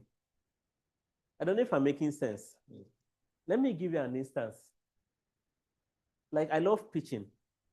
And like I always say, you always assume that whatever you see, you won't see them again. I once did a pitch. Okay, let me also say this. When you are pitching also, you are trying to appeal to the conscience. Pitch is an emotional game. It's an emotional game. The best person that can play with our emotions wins the game. It's both emotional and intellectual. When I went to pitch last year, one of the pitch I've done several, I've done plenty, but I'll just talk about one or two. So last year or upper year, when I went to pitch in an event, first of all, I was disadvantaged because I was not invited to the events. I just stumbled in. I knew that they were doing something like this. And I asked them, can I join? They said no, but on that day of the event, they said, okay, we'll just allow you some minutes, probably because of the person you came to see. I went to see someone there. I've not yet seen him, but I used his name to say I came to see him. Coincidentally, he was one of the organizers of the pitch. The man does not even know me. Before you say, maybe he does not know me. He has never seen me. So I came and I was given a chance. Now I saw my slide.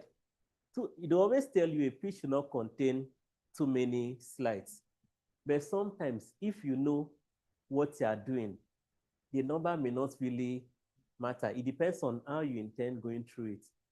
They told us it would take 3 minutes, not 5 minutes, 3 minutes to speak on everything. When I uploaded the slide, someone called me and said, your slide is 37. How would you speak? I said I was not prepped, but that is my slide. I started watching others. In pitching, sometimes I don't like being first. Because if you are first, you won't be able to see. Like today, there was technical problems. Yes. The first person in a normal environment, his time has already finished. The highest to do is for him to go and prepare for the next one. So in that pitch, I saw some technical issues. Their own issues had to do with PowerPoint. The PowerPoint system was somewhere. The pointer was somewhere else. So people don't even know where the system is. By the time they use the pointer to start looking at the directions, the time was already up. I was the last because I came last. So what I did, I used another form, storytelling. Because when they kept talking, I listened to the panelists, what they kept telling the people, you don't have this. And I said, my slide, do I even have this and that other slide? I have already timed where the PowerPoints, where I cited something. I timed it already. So by the time I started with a story, a very emotional story. And as I was telling that story, I already know the work I did. So in pitch, you must do your own work. I knew my slides already. I know where slide 1, slide 2, I know what was there. So as I was telling my story, people will be wondering, what is this guy doing? As I was telling my story, I was moving the slide. So if you want to listen to me or look at the slide, it's your choice.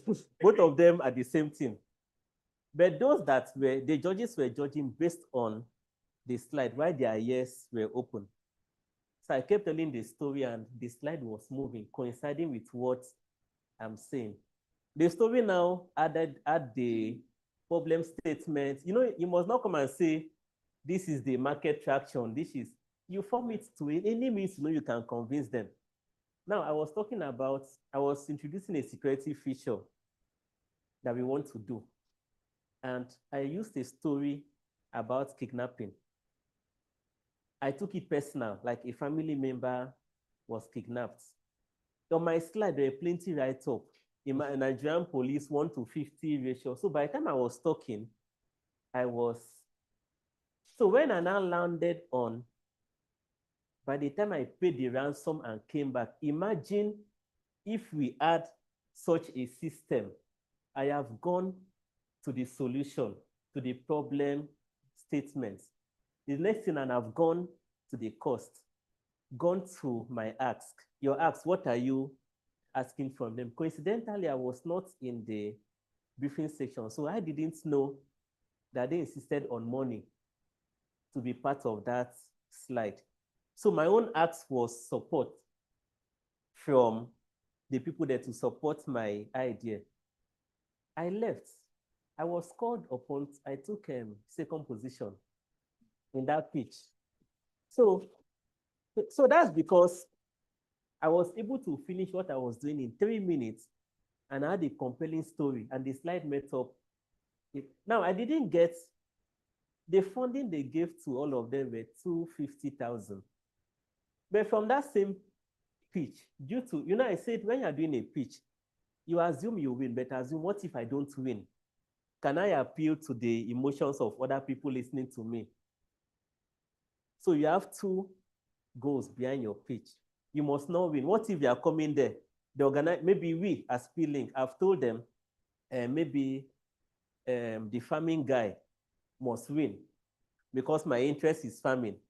So the panelists will find a way to skew the figures to make sure that guy win. And of course, once they carry the mic and give their reasons, every reason always look legit.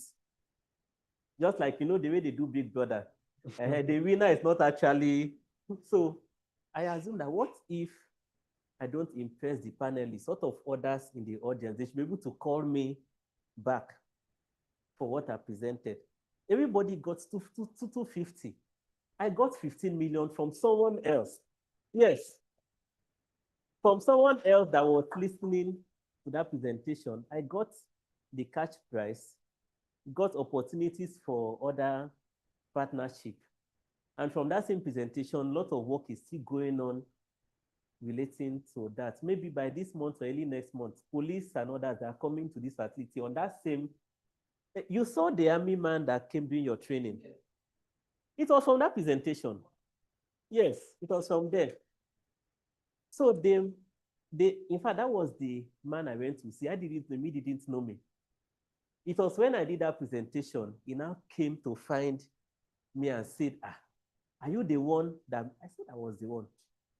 So that's one thing. Then that's all about pitch. You must come to impress the people, not just impressing the people. Try to play around with people's emotions. It's a game of emotions with a very limited time. I did another pitch. Then I was the number 1 person. That's where there was problem. That one was in Mauritius. It was a country there. Then a lot of people from Africa and outside came for that pitch. When the timetable came out and I was told I'm number 1, I almost cried. Because imagine going with the vice chancellor of the university. That is the VC of Newport went with me and some other people. And of all the pitches in Africa and some other ones, that one was selected. They started sending it to, in fact, they didn't want that pitch to be selected, but somehow it was selected. They prepared one prof to take another pitch, but they sidelined that one. When I was now going, they say number 1, I started thinking, what will I say that will impress these people? Now, the panelists are not people you know. One was a Croatian lady. The other one man from Easy Microsoft, then one other venture capitalist. These people with money, with the money bags, they don't know anything. They're just coming to listen. I started talking straight. Them, they're telling you your PowerPoint must be so and so number of slides, and each slide must say what must project what you're saying, because they won't hear your own English. Some of them are French speaking that speak English. So you may think you are saying something, not knowing that they're hearing your no as yes, your yes as no. So your slide at that point must be your major takeaway. By the time I was able to speak, now they were, you're speaking to whites now with money. They are concerned about your trajectory. I wanted to show us that slide. So my slide then that had to do with money. So let me check if I can find it.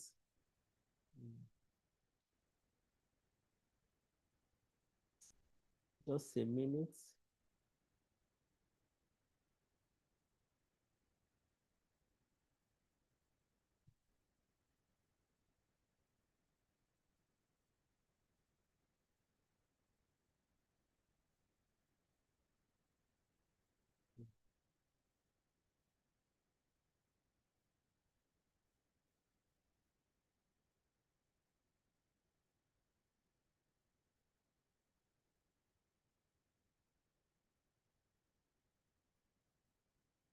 Okay.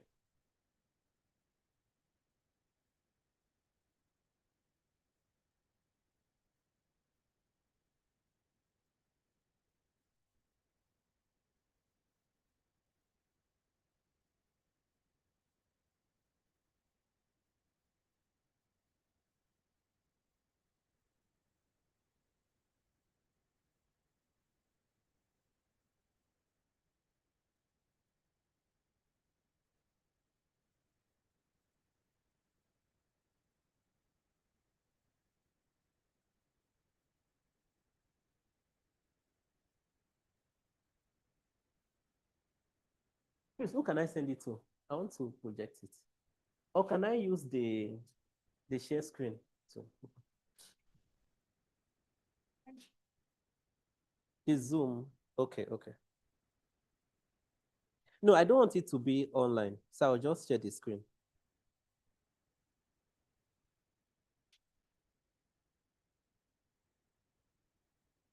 Now I want to just the screen, the share screen. Yes. I want to use the share screen icon.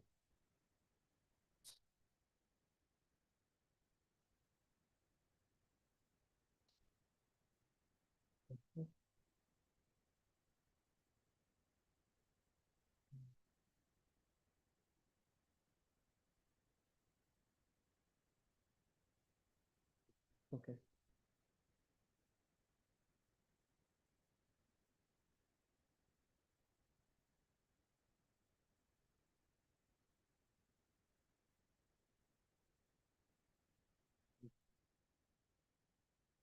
I'll cast using my system. Okay.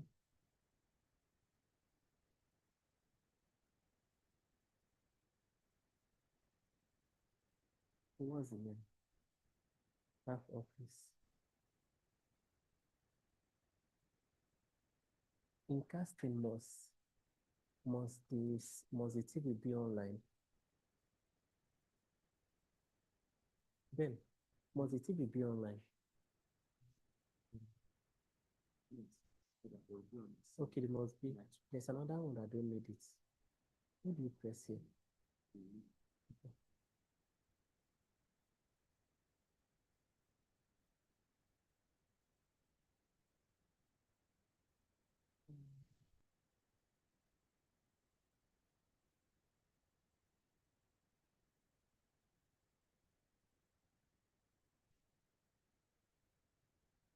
Who can I send it to? Okay, my converter is not here. Yeah. That be flash. Although, let me just show you on this system. No, the setup here is too complicated. I think you are not much, you should be able to see it.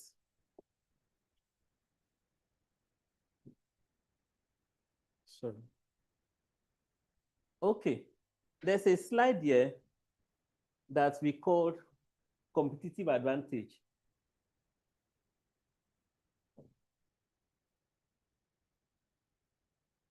Now, when you are pushing for international people, they want to be sure that you are not alone. Because in the international community, they don't like hearing the word I. They assume you are representing an entity. So if you are coming and if you are asking for 2 million naira, it's understandable. But if you are coming with and you're asking for 200 million naira, they won't take you serious. So there must always be a slide showing your team members. You can get team members from anywhere, but let that slide be there, showing your team members. Your vision, and please always try to use more of pictures than write-up. People may not have the time to be reading your write-up, but if your pictures can show what you are saying, that's all. You can see my own now, the problem, just key bullet points, like some of your slides, too many write-ups are there, nobody has time to read it. So whatever you are doing, you summarize it to bullet points. You see the problem, we just carry the question mark, market size and opportunity.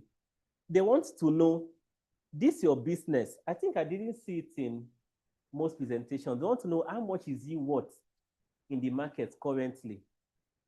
Don't just tell us you want this money. When you give me this, I'll multiply it and give you that.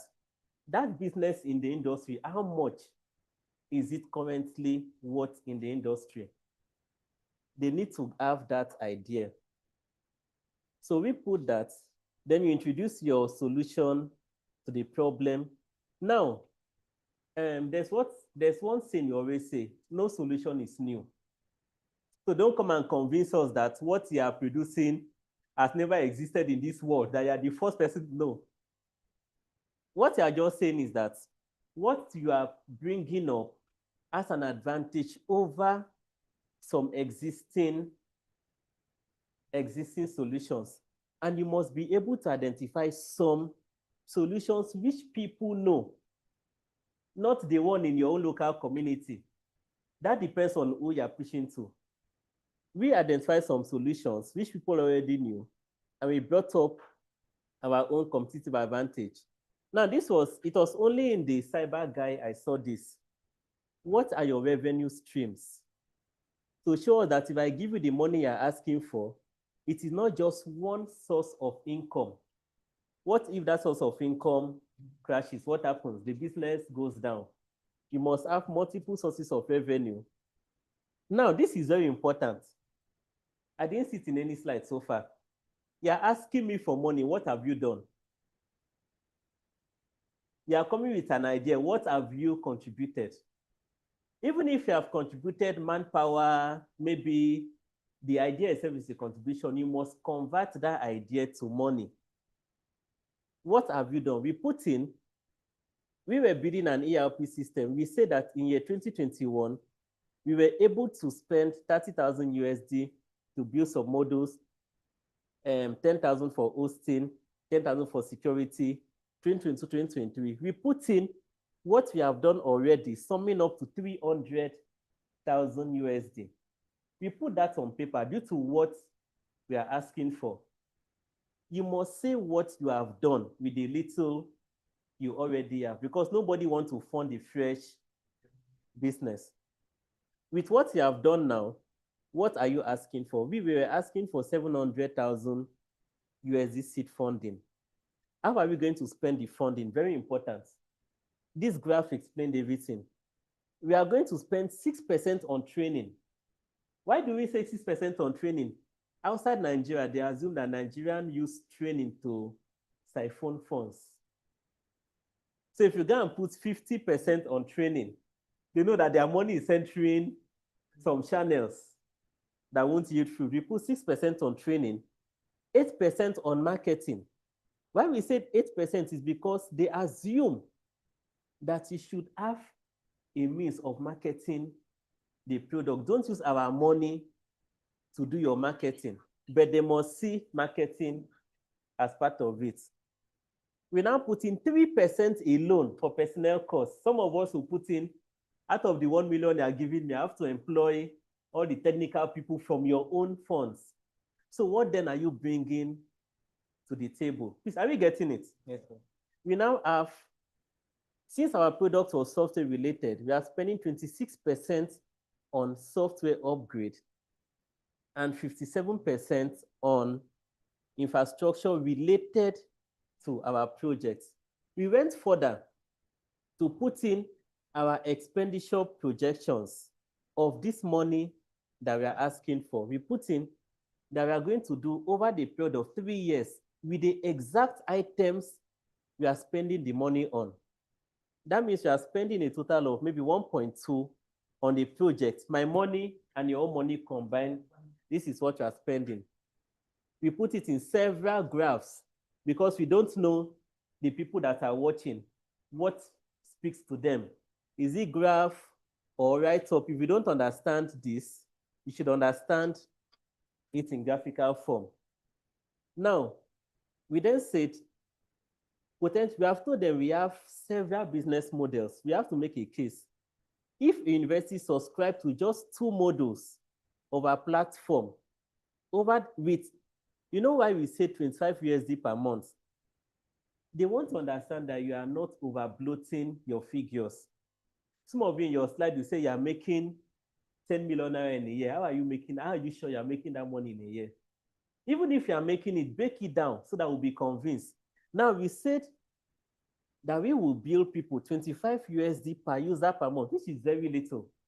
But by a matter of the clients and by numbers, 300 per year, 100 users, 30,000 per year. With 10 users each year, we showed them exactly our expense, our revenue, and the estimated profits. We did a case 2, case 3, just to convince them that however you want to look at our products, we will make profit one way or not over bloated profits, but a profit that can be measurable if you put it in a scale. So with this, as they know that we are not just coming to come and cook up figures, it's something we have critically planned.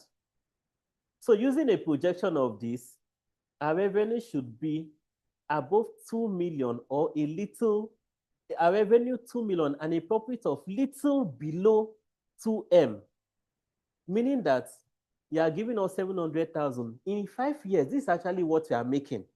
So you make the decision, are you giving us that money or not? But remember this, they will now think and say, they only told us 10 universities. That means what if this is their product?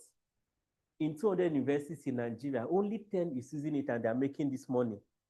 What if 20, 30 use the same product? That means the market is big enough. We did a case 2, we did a case 3. By year 5, we are making above 5 million.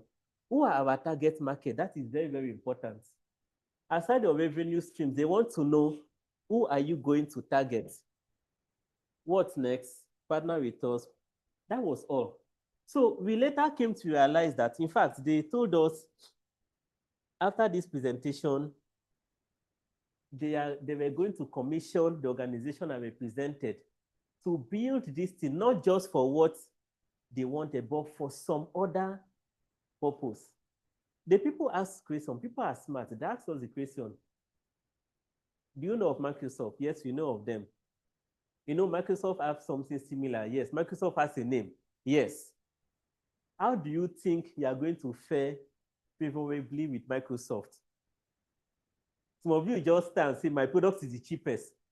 Before asking some questions, you have to calm down and think. Because whoever asks you those questions, they just come and ask you out of the blues. They have thought about it. They are bringing us a local Zoom. Zoom is in the market. Why do you think people will leave Zoom to come and use their own local Zoom? Simple. My target market is Nigerians. Nigerians spend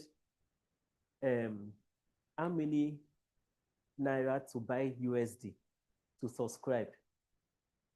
By bringing down my cost in Nigeria to Naira, I'll first of all gain the Nigerian market. Once I gain the Nigerian market, I go to African market because we have maybe a one world kind of currency. If I'm able to get my own catchment area, meaning that once my catchment area will do the publicity for me to now compete favorably with the other people. So even if they have the money, they are not priced in Naira the last time I checked. So me pricing in Naira will give a competitive advantage. Not to go and say, Zoom is there, I'll go to US, and by the time I go there, I'll do this and do that, I'll crash the price. It will never work. That's just for the purpose of preaching. And the next thing I want to say is this. The ACDT have done their part, and those of you that sponsored yourself, you have done your part as well as your financials. The next thing is this. Having done this training, what next is for you? I will advise you, if you have the patience, try to learn more. Go back to your, luckily we did videos. Go back. Don't really rush to go and find jobs per se. It's just an advice. If you're looking for jobs, you should be looking for internship opportunities that will give you the chance to develop further and learn. If you get a job, a permanent job, let's say in a firm, be rest assured that they have their own interests at mind, aside what you learned. So they may want to engage you in that, and you end up forgetting that you ever came for a training. Though maybe if the money is worth it, and if the future projection is worth it, you can go. But if you must professionalize in what you are doing, after this, it's a time for you to start going back to your books from day one. Building your portfolio. I'm a business person. So those that want to go into business, it's a time to build your portfolio. Portfolio means that, like those in photography, you can start engaging in freelancing in case you don't have jobs personally. Meet people that are there, offer to do them service, associate with their name and their brands. As a snapping, you have opened your own Facebook, Instagram, Twitter, whatever it is, and start building your own portfolio. Give yourself a name, get yourself a name. Just get a name and associate with yourself. Very important. So while you are doing that, please always use your social media channels to announce your progress. Because when people, now what happens in the world now is this. Previously, when they ask of you, people ask people, after that, they just need someone to recommend you. But now, people don't even ask again, do you know of this guy? Once they hear of your name, they go to Google and go and type your name to see what you have done. If there's no evidence that you have done anything online, it's as well assume that you don't know anything. No matter the kind of convincing you want to call, that's an afterthought. So try and relearn, build your portfolio, find places that will give, that is if you want to specialize in what you are learning, that's why I'm saying this. You find places that will give you the opportunity to work and volunteer. You must not necessarily look for money now. But if you see the one that will give you the funds and you volunteer at the same time, that is the best. But if you don't see those that will pay you, just ask to volunteer. In the midst of that, some people, let me backtrace. I wanted to say something, I won't say it. So in the midst of that, if their budget meets you at a crossroad, they will find a way of supporting your journey. They always find a way. But if they don't find a way, please don't assume that they are wicked. Assume that they are operating on an already existing budget. And don't assume you are doing them a favor. Because some of you may go for a volunteering work and you may feel you are so good and you are so indispensable that you are even working more than their staff. You now assume that you are doing them a favor by saving them some. Don't assume that way, so that it will not affect your work relationship with whoever you are volunteering with. Assume that they are doing you a favor by giving you that privilege to be associated with their name and a brand and an avenue to share your skills. So by doing that now, as you're writing your portfolio, you have experiences, you have worked here, you have worked here, you have done this, you have done that. It will sell you. A time will come when it will count. They eventually call you, can you do this, can you do that? Or you can break out and start up your own enterprise. So I don't know if you have any question, because I'll be leaving after now. Though for Speedlink, any announcements we're making, we'll make it at the plans. You may be asking, don't you have plans for us? Plans were not part of the package, but all those that learned with us, of course, we always have plans. Some of the people here, oh, they are not here again. Some of them did. In fact, everyone, most people is feeling that our staff, they did internship with us and eventually migrated. But you know, we cannot take in everybody. But you hear of a package we have been trying and we have gotten some. We'll announce it on Friday. On Thursday, sorry, that is 2 days time. Any question, please? Any question? Any other person? Any question or any concern that you have? Any question or concern that you have?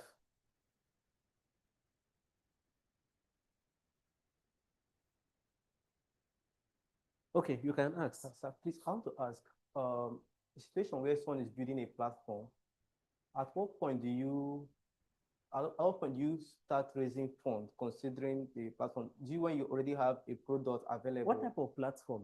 Let's assume a web platform, for instance, and then you know, okay, you have engineers working with you, but the cost of building the product may be beyond what you can provide. Do you just struggle to build the product first, then look for funding later, or do you pitch the ideas? Okay, if I'm to advise, you build it first. There are a lot of free resources these days. Free domain, free hosting, free, or plenty things are free. Yes. So it's best to maximize on what is already existing, so that if you are asking for support from anybody, support must not always be money. Yeah. In fact, let's assume you come to me and tell me, I have this platform, I have need of hosting, because part of your slide, you see hosting, design, blah, blah, blah, and all of that. You tell people what you need, not money. Because some may even be able to oversolve that problem instead of giving you the money. So what else are you looking for the funds for? If you are telling people, maybe I'm building this and I have need of maybe a space, I need access to internet, it's better than saying, I need 50,000 a monthly to be subscribing. Once you come and tell me 50,000 a month to subscribe, because now 50,000, what kind of internet are you looking for? Though I know that maybe that money is even small, but you know the mindset at play. Yes, sir. So if you are telling me you need internet that's sufficient to do this, if I want to support, if I can't supply that internet, I'll be ready to say, okay, this, that, okay, go here and do this, and your problem is solved. Well, I will now be able to say, okay, can you quantify this? If I can't give you what you're asking, quantify this and take the replica. Or you're coming to say, I've done this, this is the stage I've gotten to. Can you help me with people that can support me technically? Instead of coming to tell me, can you give me 1 million to go and employ 3 people to support me, when you know that probably if I have the personnel, I can even. So you have to be diplomatic. You know, when it comes to money, diplomacy is very much involved.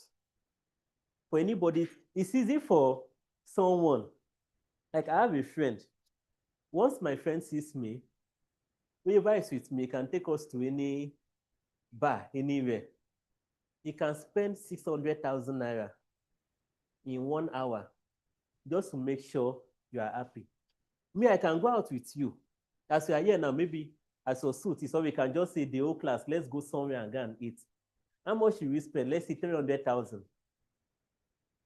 You can come after that event and come and ask me for 5,000 naira that you want to use it and do this. I'll start thinking, 5,000 I don't have. Because it does not align with my interest. Yes, sir. Interest is number one. You can say because I took you out and I spent 600,000 on a single night, so that same man should be really willing to give you 50,000 naira because you are broke. It does not work that way. There must be alignment of interest. It doesn't work that way. Even at home, in houses, as some of you married here, okay, you can relate that. You can go home now. Let's say at home now, let's say you are giving a feeding money of 10,000 naira per month. I'm just assuming for feeding. You know that once you are being paid salary, You carve out that money and say this for feeding in a month. Tomorrow now, if your wife come and say, I need them to buy, but I gave you, survive is food. You say, but I gave you feeding money. But that same day, you may have one event to go to, you carry your children. You slot your ATM card, 35,000 naira has gone. You come back to the house at night again. She remind you, hey, can you, I need to buy fish to do this. But I gave you feeding money. That is how the world works. It's not different. It's not different. So if you are asking, in fact, these days, funders are always asking, what do you bring to the table? Just tell us what you need aside money. When you tell us that, we'll then know if we are not giving it to you, they are going to give you the money to solve that. So if the money was being involved, it must be clearly justified enough for someone to bring out money and support that. If money must be involved, I must gain. You don't come and tell me to give you money to support a business. What is in for me?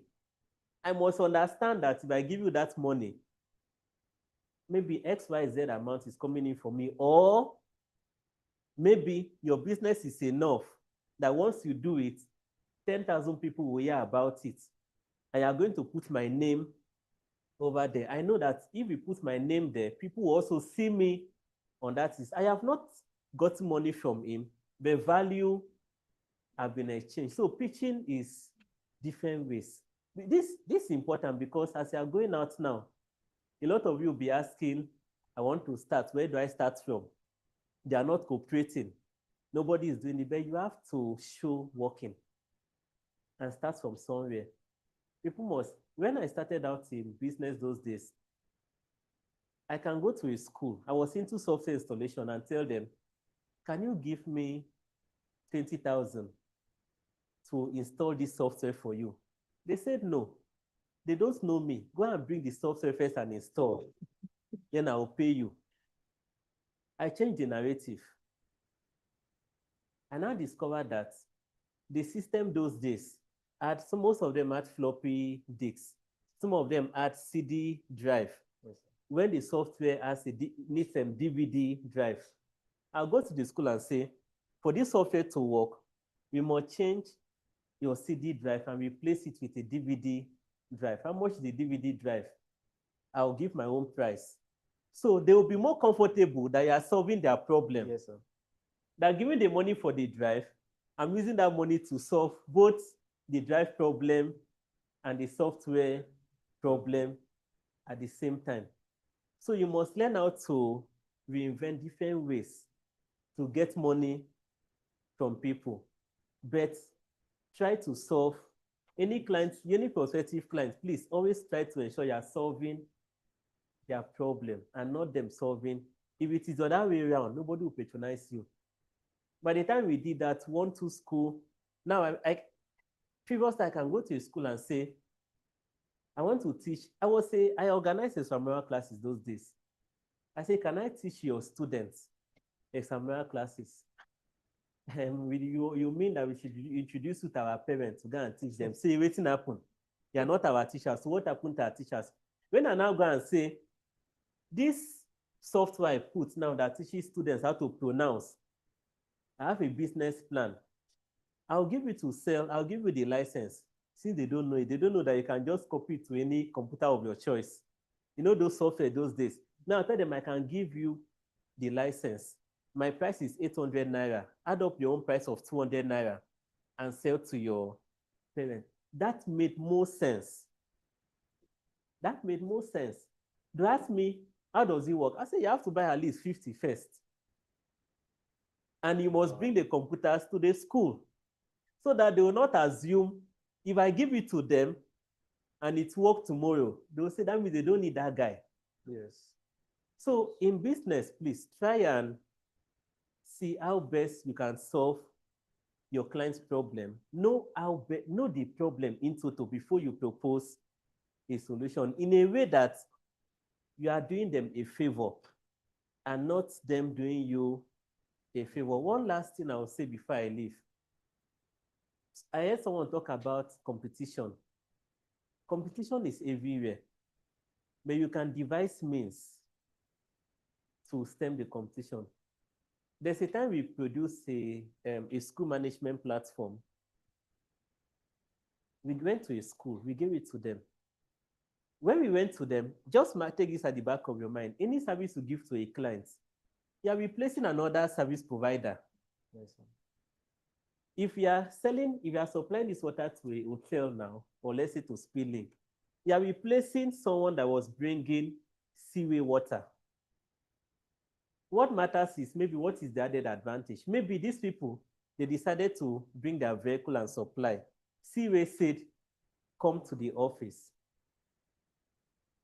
The danger of coming to the office now is that on my way to Seaway office, I can spot these people by the roadside and branch. Seaway will come and say, my staff has been waiting. I'll say, oh, sorry, something happened along the way. So emergencies came up. You don't know have been taken away. Yes, sir. When we went to a school, one of the schools we had, when we started the school management solution with them, we displaced another service provider. By the time we displaced them, we now started my think, what can we do to retain these people? We said, okay, we are into media. We told the school owner, whenever your school is on having party, call us.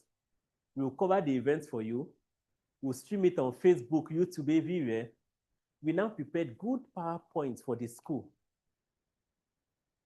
By doing that now, we had where to go and hire camera, which we used for that purpose. We added value to their party.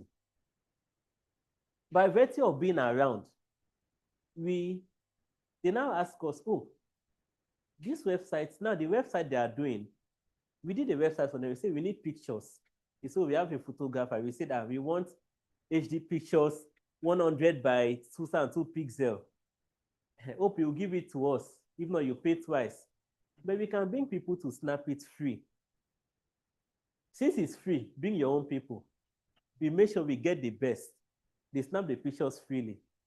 From seeing the quality of pictures, we know that we are working with a school that they will need newsletter, which we are aware they have been doing. We quickly designed a newsletter for them.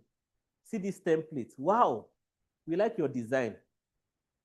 They now gave us newsletter job to do, and as well as the printing. You know why we are doing that? This is how the market works. Whatever field they are doing, know your competitors and know their advantage. Even if we don't print, we collect that job, give to a printer of our choice. The business is still moving. We are not printers, we are not photographers.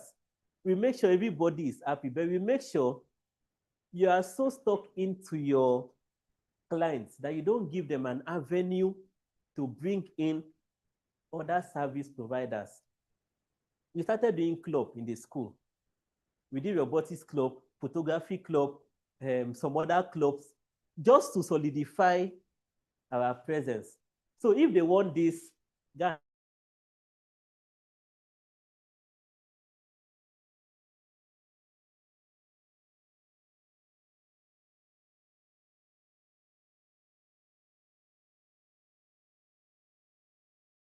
they solve the problem so that another electrician will know. You know how these things work. Yes. As a service provider, when it comes to money, you are standing beside the management, listening to conversations. As they're about to pay, they're calling another person to solve a problem. You are hearing 50,000. Say, but these people, they cheat you. The same way you are saying it, if they call an electrician to solve a problem, because they want to make sure they're not being cheated, electrician is not meeting the accountant, he's meeting maybe the MD or somewhere of the place. The electrician can still bring a photographer and someone that does this. It's just a matter of stepping out. Because to get person where they do this thing, they are taking your job. Yes, sir. So whatever you are doing, please, don't be in the habit of intentionally turning down things, but at the same time, be careful. There's a danger. Intentionally turning down things means that if you are there, try to make sure you're involved in some other activities. Bring your people, they'll do it under you. You are the face that they are seeing. But while you are doing that, be very careful of the people you are using because of substandard quality. Yes, because one failure in the person that printed with a black color has affected your entire chain of businesses. So the temptation is there. Either you stick to one and be ready that you can be displaced at any time. It has happened to us several times. There's one of our schools at Tonrio Obibo. We suddenly were not seeing their calls. We call, oh, we'll get back to you. Oh, we'll get back to you. Later they said, actually, you know, we told you that time that somebody, it happens. And why we regretted was because, oh, maybe we did not introduce some other services. So you have that at the back of your mind. If you are rendering a single service to a client and solving just a problem, you can easily be displaced at any time. So to consolidate your presence, solve multiple problems, but knowing that if you are not the one or people you trust in those multiple problems, a single failure at one can affect all of them. Before you ask how best you do, the choice is yours. The choice is yours. But me, I always say to gain your name, you can put in, just get a team. And that is now you can make those teams. You have done training, you have done collaboration, you are doing team projects, you are looking at key people, you know, you can network with even after now. You get their number, you keep it one side. When job comes, you are calling some other. That's how the world operates. They have a very close WhatsApp group. That's why they always say the rich will keep getting richer and the poor will keep getting poor, because the rich only patronize themselves and they patronize the service providers that their friends are using. They have that effect. Even if that service provider is not good, what's his business? So if I'm the one barbing Osibanjo's hair, all Osibanjo's friend will want that is barber. So that why they do it? For security's sake sometimes. So that if anything happen, they know who to trace. The guy may not be good, but that's how the world works. So you must be good to the point that someone can recommend you. At the same time, have a very good cycle. Keep relationship. Tell people about what you are doing when you have the chance. You have a question?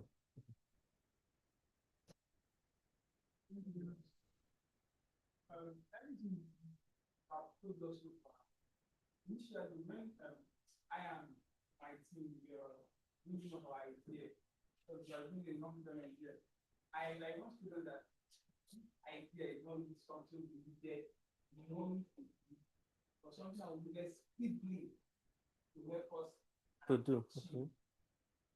I'm very clear of speeding has everything to do with idea. The moment I step in here, I make sure that this is the best I get to learn. But when I saw the template that was sent to us, we just have to just do a bit of copy and paste. You not telling us that give it to me now, I need to make that. I don't need money. What I needed was to actually show Stephen's idea and say that how can we do this? So that. But then people come up there to present. We see a figure. Each of us are waiting on that. Even if we get this figure, we still need people to consult in order to create this team, because we need developers, we need consultants on how to make it a reality. That by speeding has partnered to make it a reality. So thank you very much for this knowledge. Before now, I thought that we think all about content management. I need a 10 million idea. Thank you very much. Any other question or concern? You have another question? Yes, sir. Okay. This my question is, in a situation whereby you have a startup and you have people working with you, but you have not, because initially I was thinking of when you have an idea just into a company, but I discovered that that will not necessarily be the best idea. But when you have a team working with you and you are trying to build something together, do you begin to go into agreement immediately? Okay, in this company, this supposed company you are starting, this is how much you own, this is how much you own, or do you wait until maybe you already have users already and making profit before you begin to divide the company into like give people ownership? And maybe I think my colleagues, they are here. He will answer it. Okay, sir. Yeah, he will answer it. So remember to.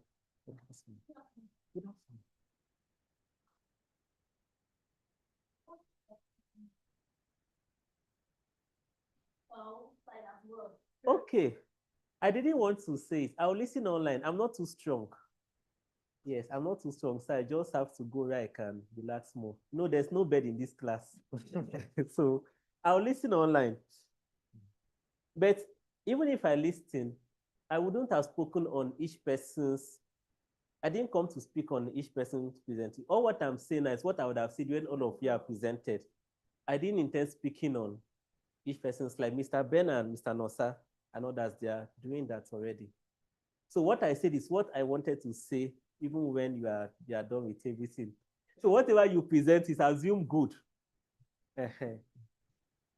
Okay, thank you very much. Thank you, sir.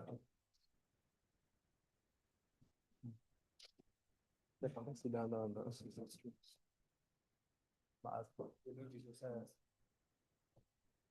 go sit down? Oh, my God. Yeah.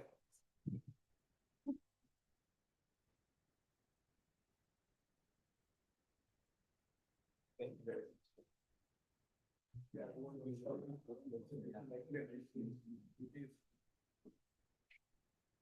So we really want to thank our MD for that wonderful advice and brief lecture he gave to every one of us.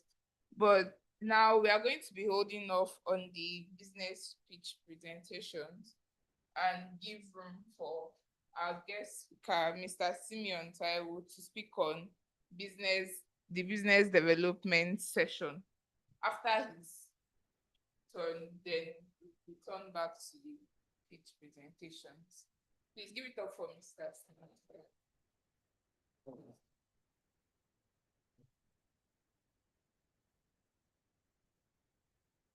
Is my slide available?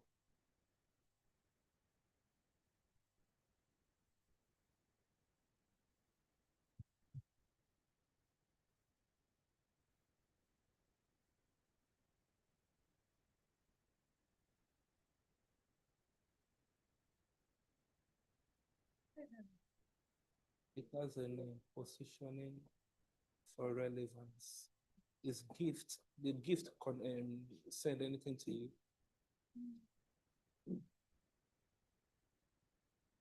My slide.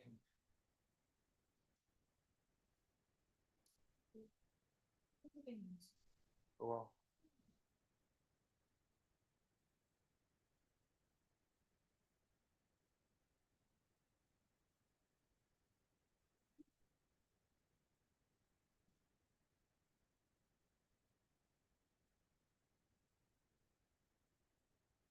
All right, so that we don't waste much time while they are still sorting out the slide.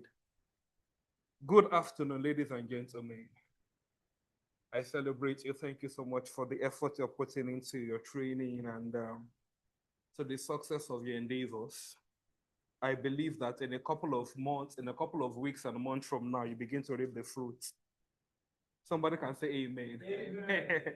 All right, so what I've prepared to talk about today is positioning for relevance in the tech space, positioning for relevance in the tech space. And the first thing I'd like to talk about, or the first thing I'd like to introduce you to, is that the game of relevance is a game you will never stop playing as long as you have decided to be a brand. You will always find yourself in the game of relevance, because what made you relevant yesterday may not be sufficient to keep you relevant tomorrow. Does that make sense? You enter into the business, you know, people already patronizing you, they love what you do.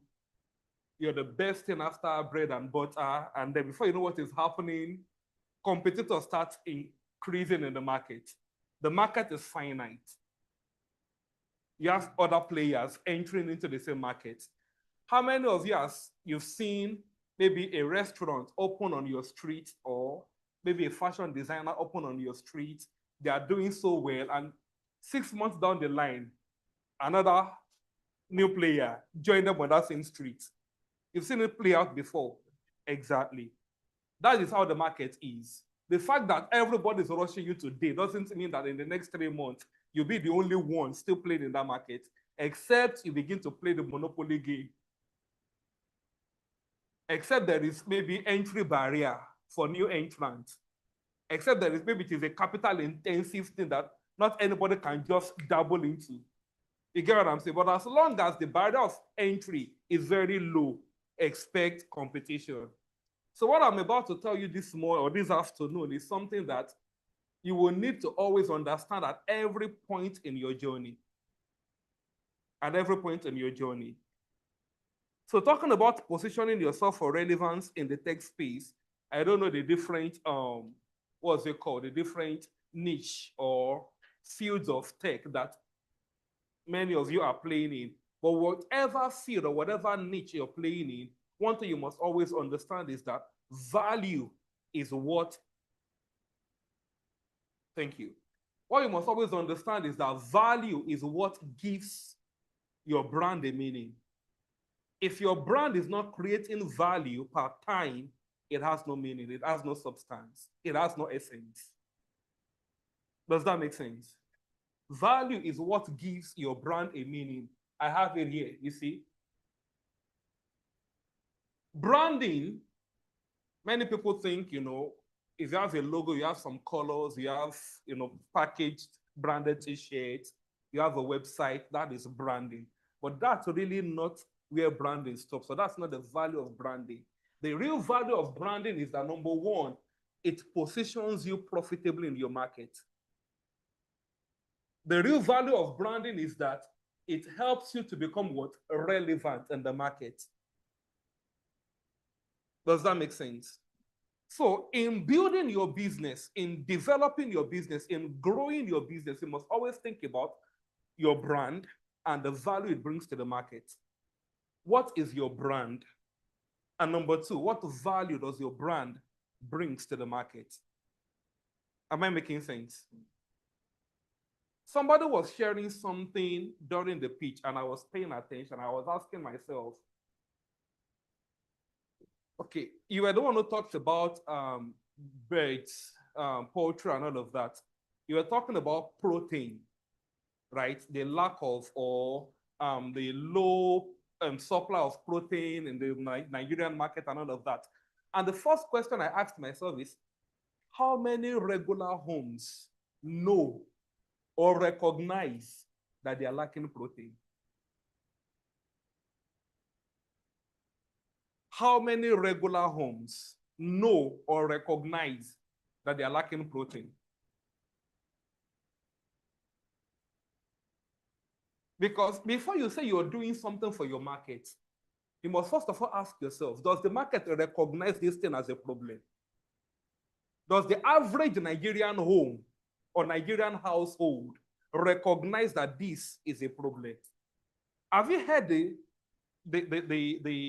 should I call it a slogan, that you don't sell what, how do I put it now? How do I put it now? Instead of you trying to sell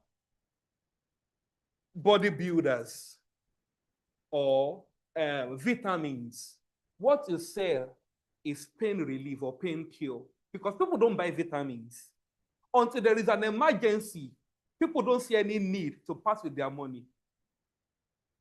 Until there is an emergency, a well-known recognized problem, people don't see need to pass with their money. So you go into the market now, you start investing in printing off flyers, you build a website, right? You do billboard. And what you're talking about is there is protein deficiency in your meal. Bro, people don't know they have protein deficiency until they fall sick and go to the hospital. That is when they recognize that there is a problem. So people can actually agree with you that you sound nice, you look nice, you sound convincing. But if they cannot connect or relate to the problem you're trying to talk about, they won't part with their money. So in branding, you must first of all ask yourself, what is your relevance in the market? And by relevance, it is what the market recognizes as a problem, not what you assume is a problem.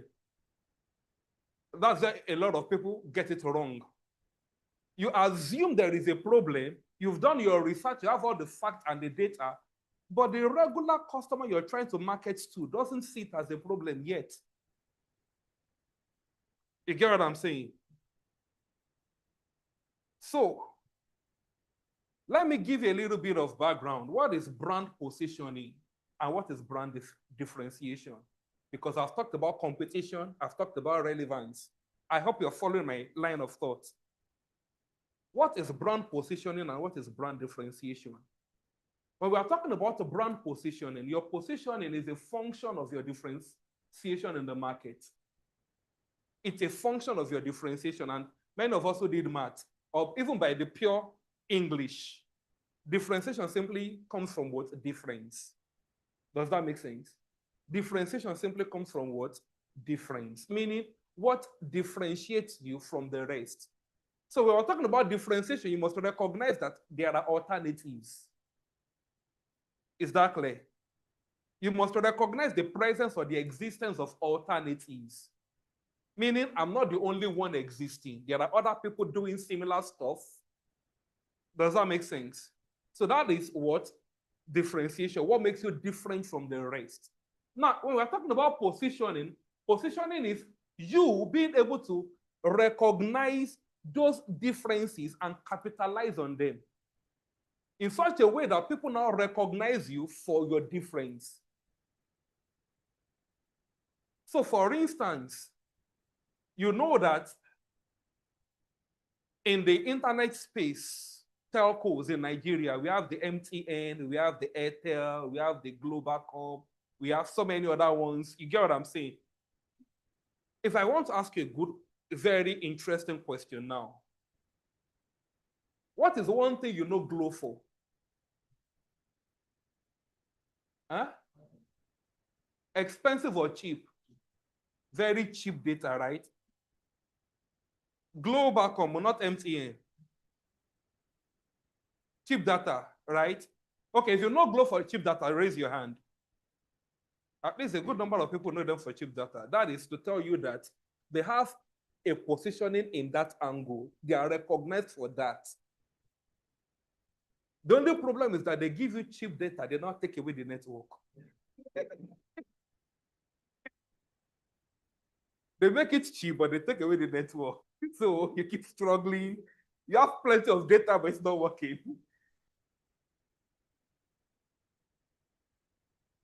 So you must know your positioning in the market. What differentiates me from the rest that the market recognizes as my difference?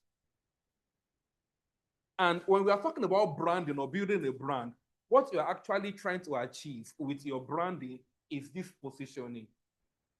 Anything you say you're doing with branding, if you're not being positioned properly and favorably, you're not branding. It's a waste of effort, waste of time, waste of money.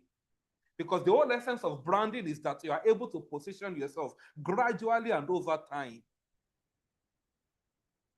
Am I communicating? The next thing, I have another question to ask you. Can you recognize these vehicles, the brand? Can you recognize the brand of this vehicle? What brand is this? What brand is this? I want to ask you a question. You all are entrepreneurs, astute entrepreneurs. You need a vehicle.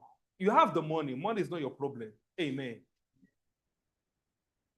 You need a vehicle just for market runs, doing deliveries, getting raw material from suppliers, and all of those day-to-day market runs. You are an astute business owner. That means you don't waste money, right? You are calculating with how you spend your money. Now, for this purpose, which one will you go for?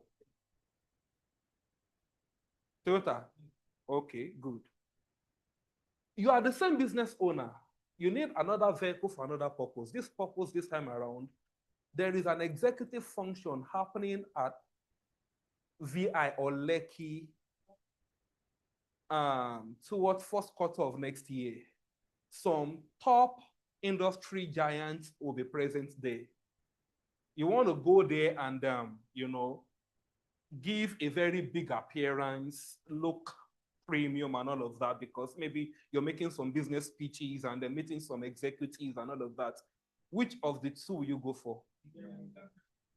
Why did you make that choice? Is this or not a car? Will it not take you there? Okay. Okay. This uncle. Okay. Clap for yourself. You are truly an astute business owner. But you know what you just did now? What you just did now is you rejected BMW when you needed market runs. And you rejected Toyota when you needed what? Premium and luxury. So what you needed determined which one you went for. Are they making profit? Are they selling? Are they doing well in the market? Do you now understand what branding is? Meaning, however you position yourself is the way your market will what treat you. The way you position yourself is the way your market will what treat you. You can either position yourself as the BMW, and another thing you should also take note of, another hidden lesson here is that there must be reasons your customer should not choose you or your market should not choose you. If all you have left in your pocket is 5,000 naira only, are there restaurants you dare not enter in Port Harcourt? Not that you don't like them, you like them a lot, but you won't be able to enter there. Am I correct? Because you know that entering there will mean embarrassment. You get what I'm saying? So you should have reasons certain people or under certain circumstances, they shouldn't even think of coming close to you. Am I making sense? That is branding. That is how you build a brand. You build a brand around specific circumstances. You build a brand around specific needs. So two people are going to the let me call maybe a boutique to buy clothes. The first person is a working class businesswoman who is a busy, let me call a busy working class mom. And then she needs clothes for her office days, Mondays, Tuesdays, Wednesdays, Thursdays, Fridays, sometimes Saturdays. Another person is a stay-at-home mom. She needs clothes for, just in the house and all of that. They are both going to buy clothes. Are they solving the same problem? No. Different problem. The same commodity, but different problem. Just like what we have here. The same commodity, but different problem.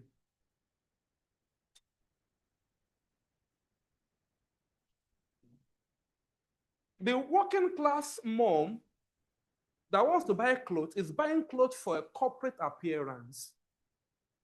Look good in the office. Have a positive or, a very solid, brand appearance or presence in the office. You get what I'm saying?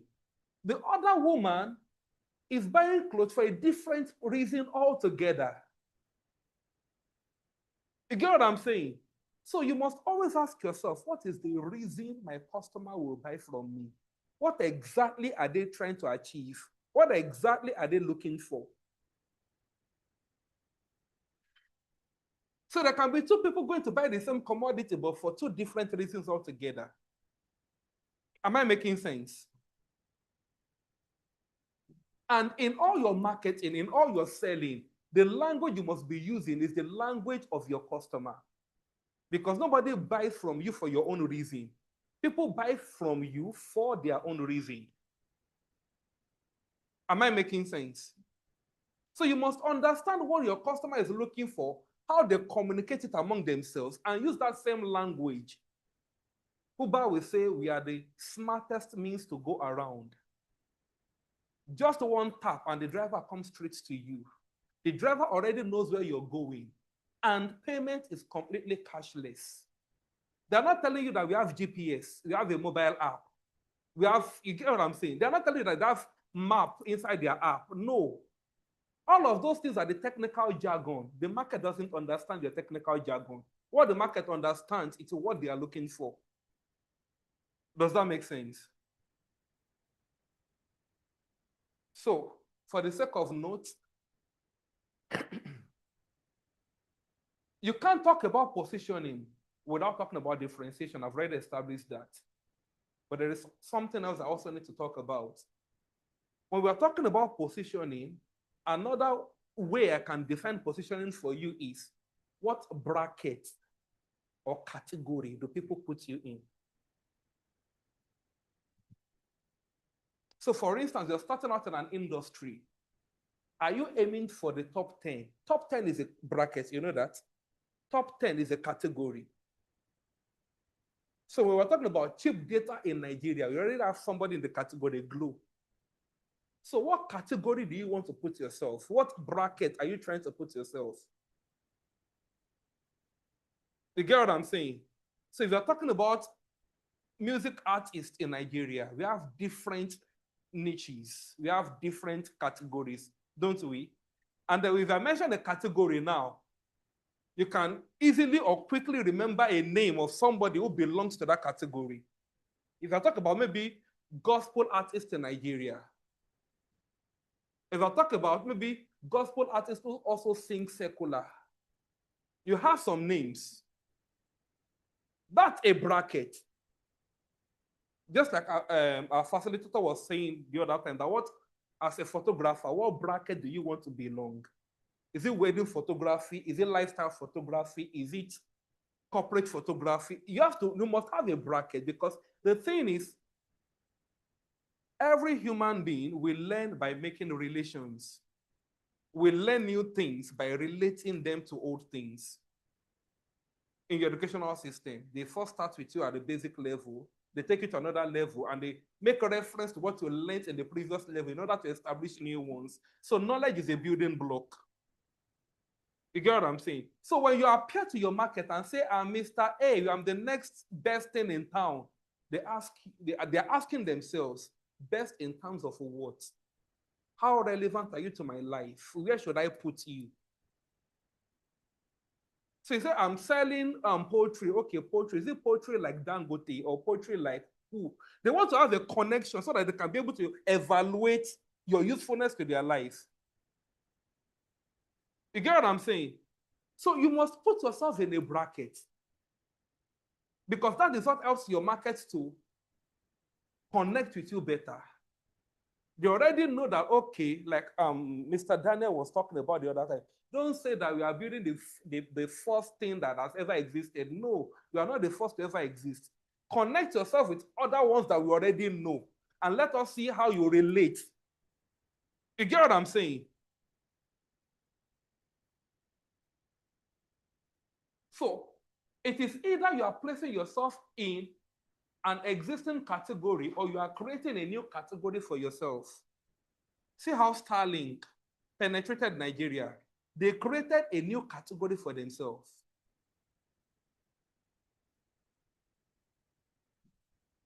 Am I making sense? So you must ask yourself, are there existing categories? Is there any one of them that is favorable for my brand that I can associate with?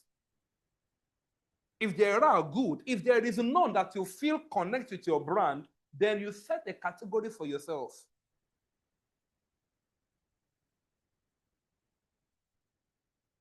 The next thing I would like to talk about now is how do you position yourself? The first thing is location. Where are you situated? Location. It's very important. Very, very important.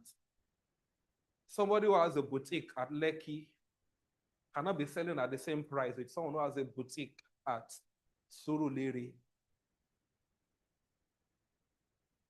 A barber at VI cannot be barbering at the same rate as another barber at Mushin. Am I making sense? So location is very important when it comes to positioning. Where are you positioned? And this is also something that should give you wisdom when you're determining how you want to price and how you want to show up to the market. So that you don't try to copy a competitor and then lose your business. Because for instance, imagine that you're a barber at Moshi, you have a friend at VI who was also barbing. Both of you learned barbing together. You're even better than the guy.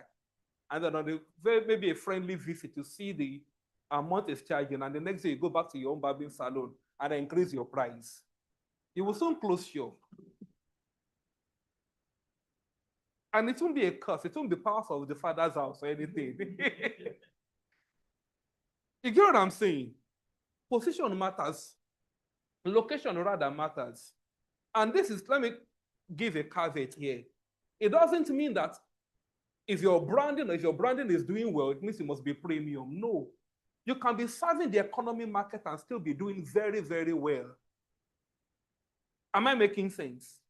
You can be serving the lower level of the ladder and still be doing very, very well. So branding is not that you must always look premium. No. Branding is you must understand the people you are serving, understand how to get value from them for the value you are giving to them. It is value exchange. You get what I'm saying? So Toyota understands their market. They know that, okay, we serve the mass market, not the luxury. And they know how to give you the value you're looking for and get value back from you. Toyota sells the largest unit in Nigeria.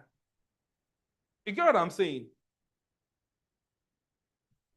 So location is important because in your calculation, you're talking about, okay, how do I price?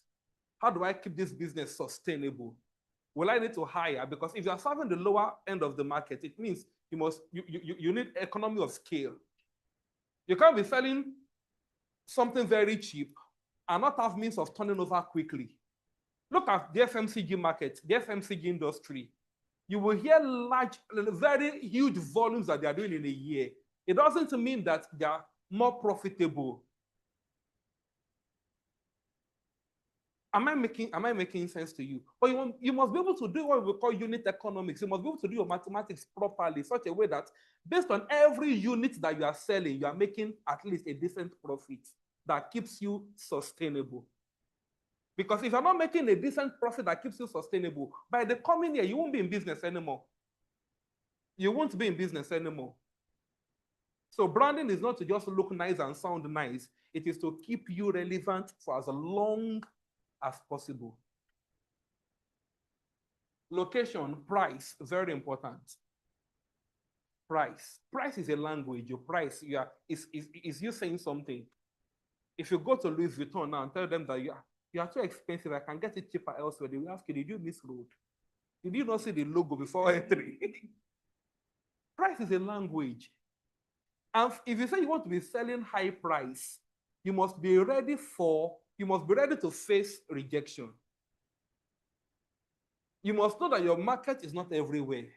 Rolls-Royce doesn't have a market on Instagram. You know where Rolls-Royce do their marketing?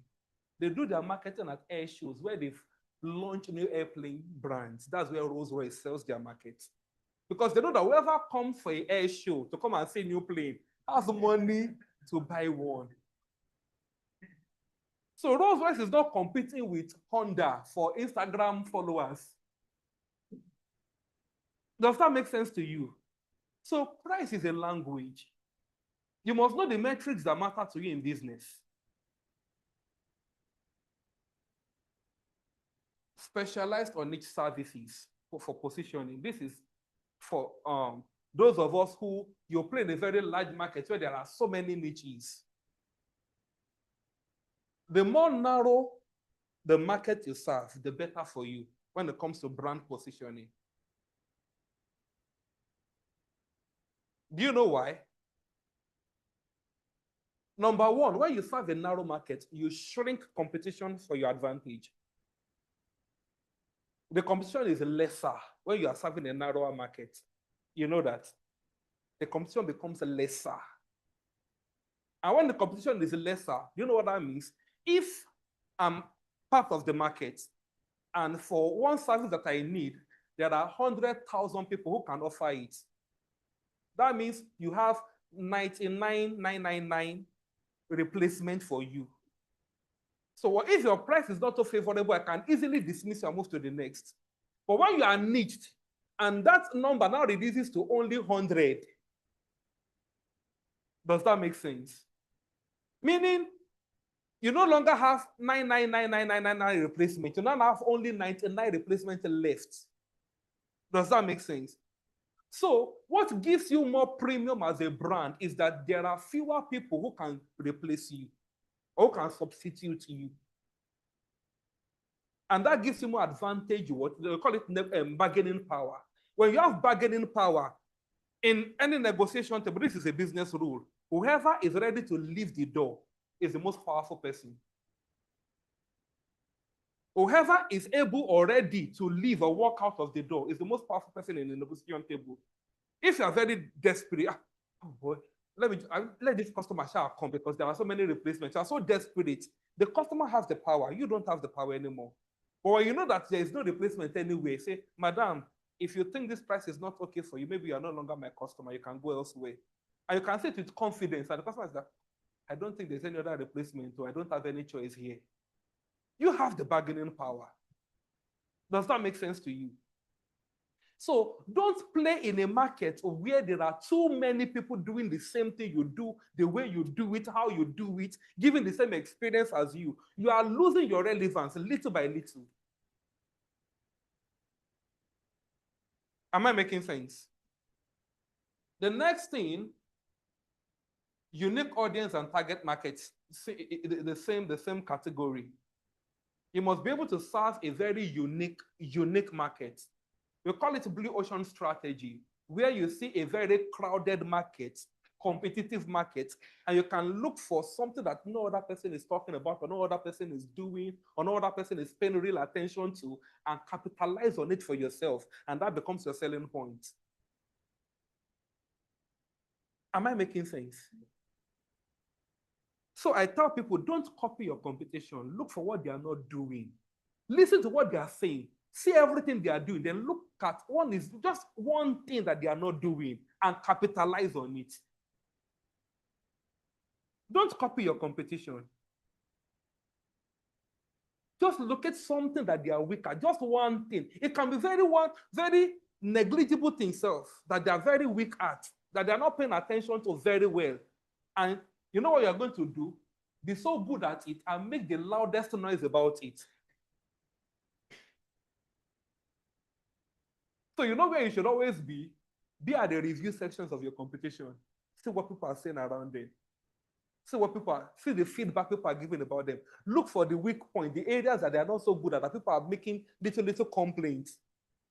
And ask yourself, how can I capitalize on this thing? Run ads on it, make noise about it, because those who have been making complaints about that thing, they will know when somebody else is not doing it well.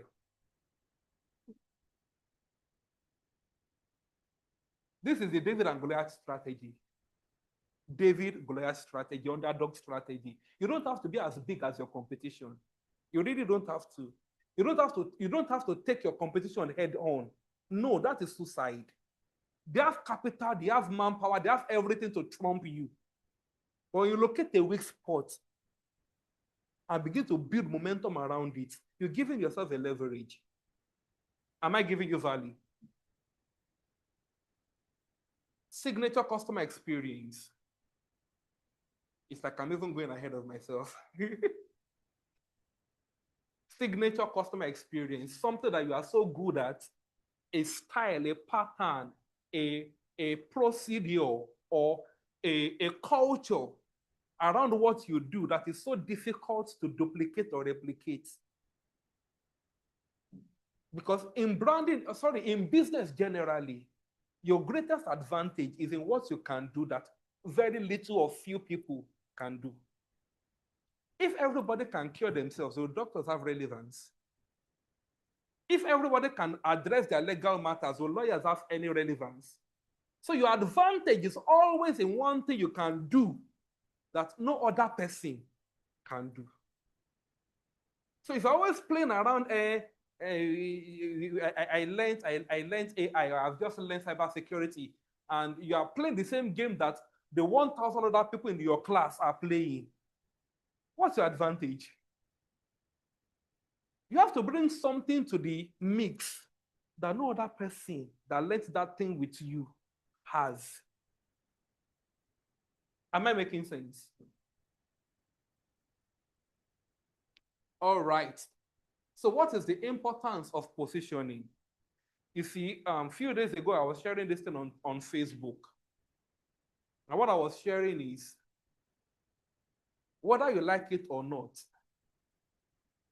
on a daily basis, your market is changing. Whether you like it or not, on a daily basis, your market is changing.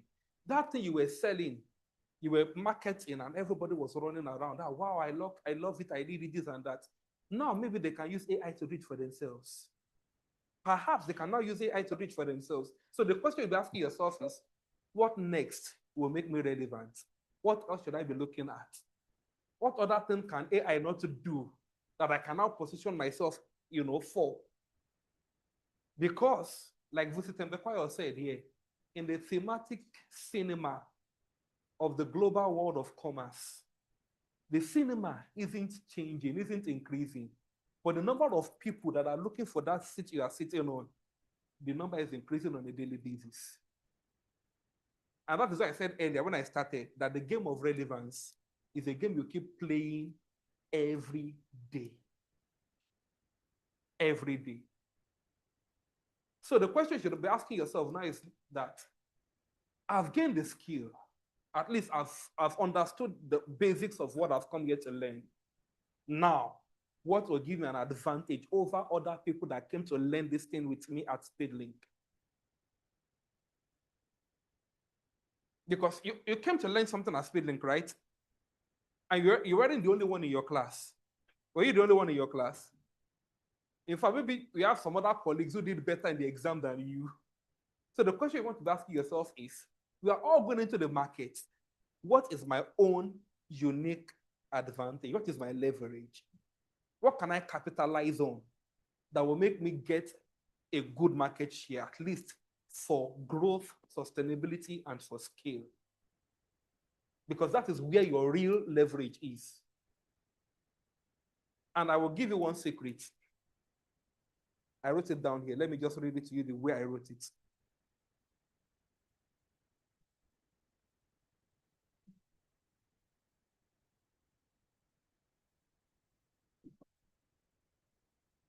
I said here,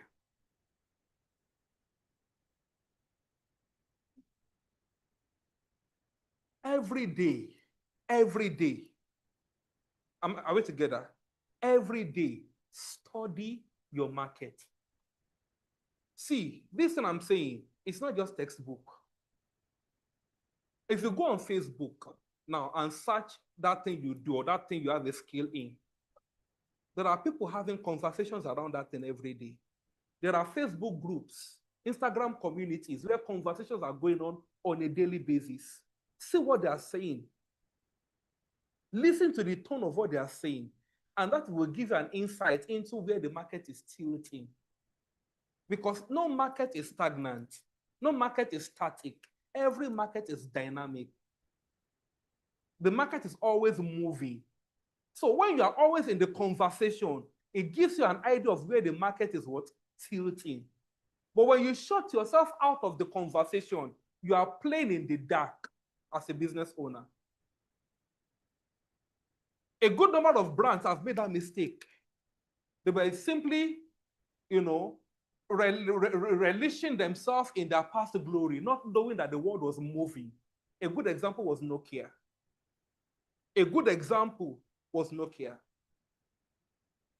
Conversations were going on about people being able to tap their screen and operate their phones, and Nokia kept on with it. Touchpad. You get what I'm saying? So always be in the conversation going on in your industry. Know what is happening every day. Know what is happening every day. That gives you an idea of the direction the market is moving. And when you know the direction the market is moving, you can always quickly position yourself at a vantage point in that direction. Am I making sense? Number two, while you are saying where the market is going, see how your competitors are responding. Be observant. Keep your competitors, keep them close. Observe their moves and their responses to that market trend. Especially both micro level and macro level. Micro, I mean people within your locality, maybe Port Harcourt as an environment now. And macro on a global scale. How are big companies, how are they responding to the market shift? Pay attention to these things. Am I making sense? And the last thing,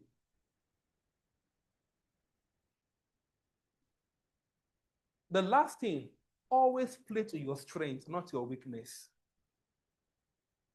Always play to your strength, not your weakness. And I'll give you a little trade secret. You see, there's something Mr. Daniel said the other time that is very key. You don't have to be the one who does everything, but ensure that while you specialize and have your own niche, you have solid relationship with other people who are also good in their own niche.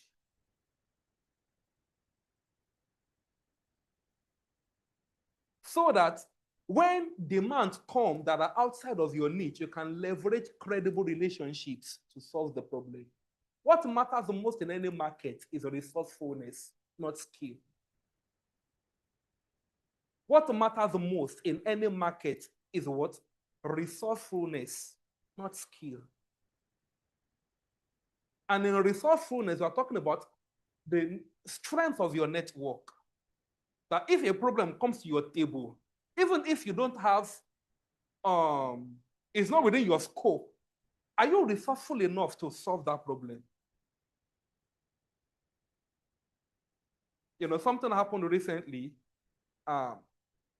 We finished the project. My company finished the project. We did the branding side of the project, and then I outsourced the development side of the project. And the job was finished successfully well. And guess what? This is a very funny story, interesting story, actually. The person, the client who gave the project to us, gave me some cash gift in 6 figures, good 6 figures, for the recommendation I brought and for the fact that I didn't even get keep. And guess what?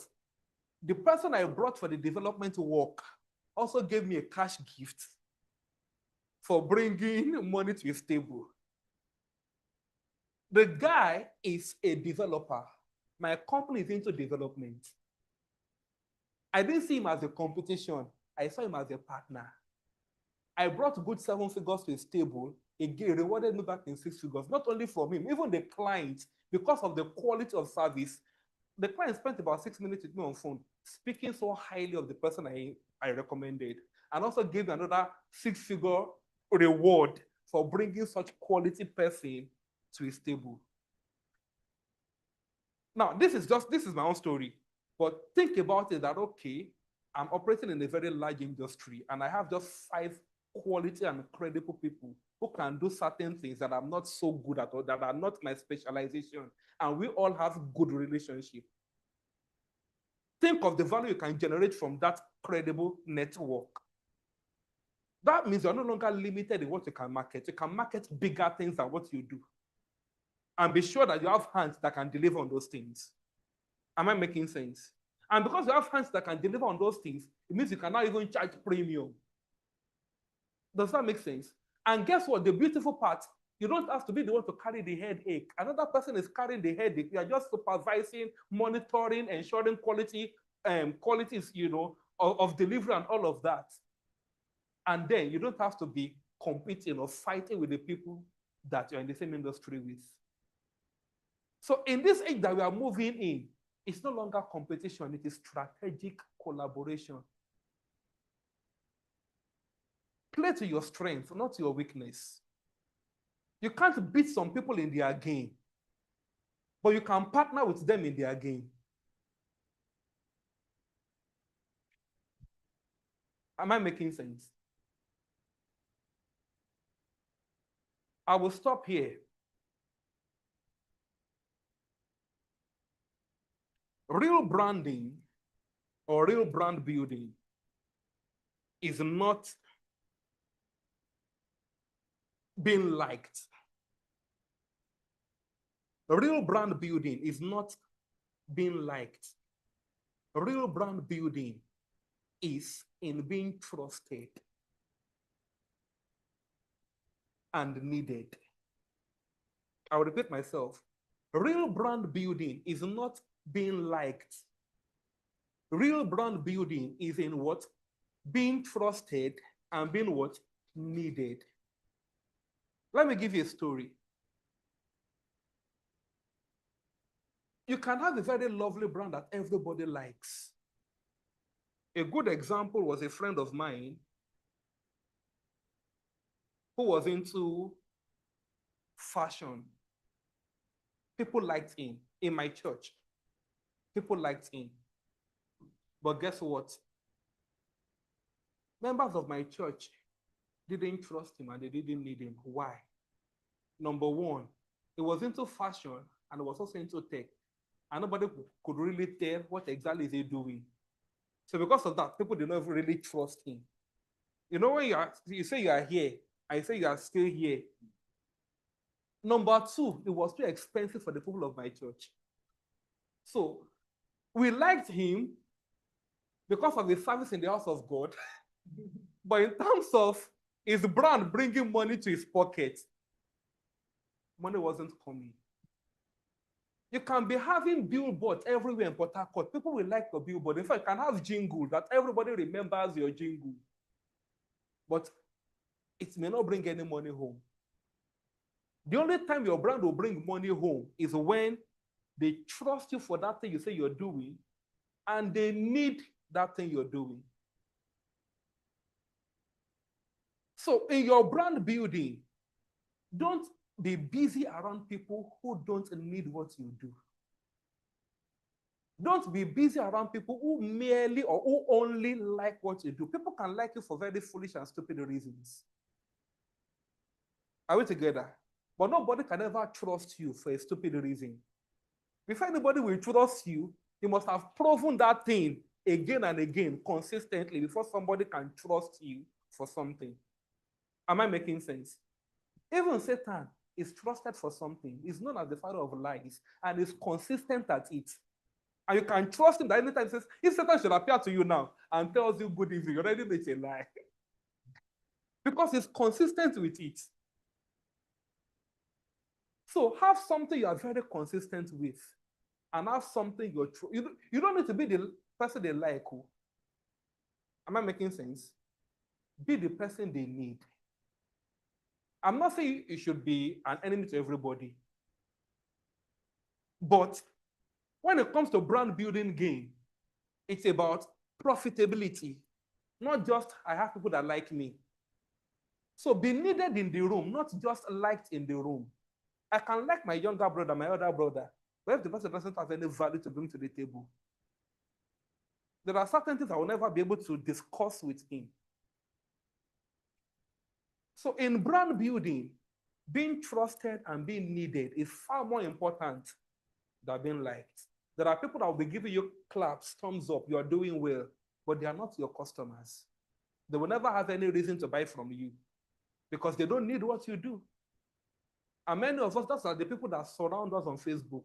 You have church members on your Facebook, you have family members, grandma, grandpa on your Facebook, cousin, niece, uncle, auntie, all of them on your Facebook. And even on your WhatsApp, let me use WhatsApp.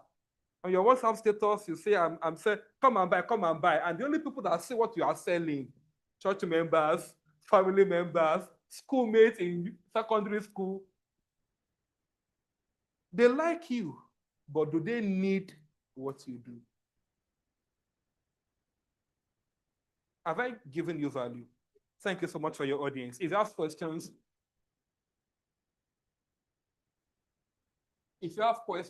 now is the time.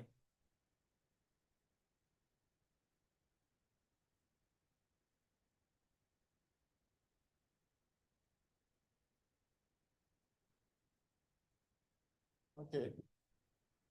Thank you very much for your lecture. I really appreciate it. You're My welcome, sir. question goes like this. You mentioned about how we are going to position ourselves, and you also made mention of location as one of the ways we are going to position ourselves. Now, our location affects our ideas? When we talk about branding, do our location affect our ideas when we talk about branding? Okay, you're asking if your location will affect your ideas. Yes. Okay. All right. Thank you for that question. I will say yes and I will say no. Yes, number one, because your location can mean the limit to what you can see. Are we together? Your location can be the limit or always create a limit around how far you can see. Are we together? So your location where you are can actually affect your idea or the quality of your idea. Are we together? So a location can be a limit to how far you can see and how far you can, polish your idea. That's one. And then I will say no in the sense that location may not necessarily affect your idea if you are the kind of person who is not limited to only taking ideas from or inspiration from where you are.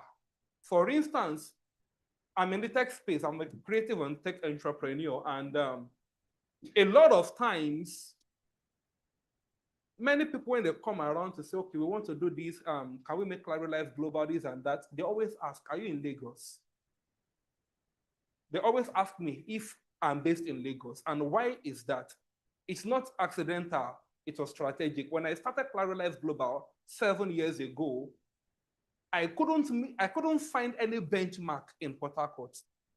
So in my sourcing for inspiration, I looked to Lagos, and I began to find inspiration in Lagos, and I began to build with the benchmark of Lagos. So many times, because of the quality of what we do, so many people assume we are based in Lagos, because that was where my benchmark came from. So sometimes the location may not necessarily limit your idea, but sometimes it can limit how people perceive that idea. Because the response I always get when I tell them that we are not based in Lagos, we're in Port Harcourt, they say, Port Harcourt? Really? You mean a brand like this can be in Port Harcourt? And I'll just smile. Does that make sense? So location sometimes may not limit the idea, but it can limit or affect the reception of the idea. Any other question?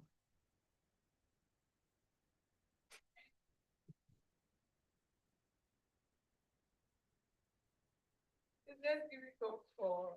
All right, thank you so much. Yeah. Thank you so much. So now we'll be continuing with our presentation, and we'll invite Ms. Chidinma Kema.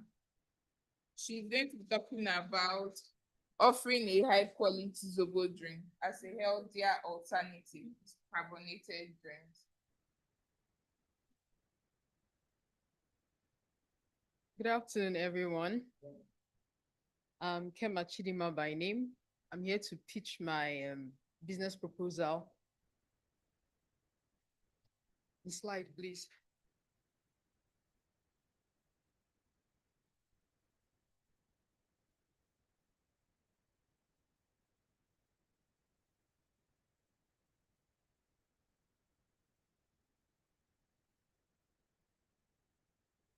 So I'm here to pitch my business proposal on offering the first slide, please.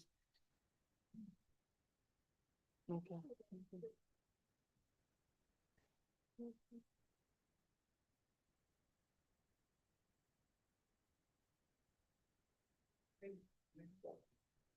Sorry, please, can I sit down? Okay.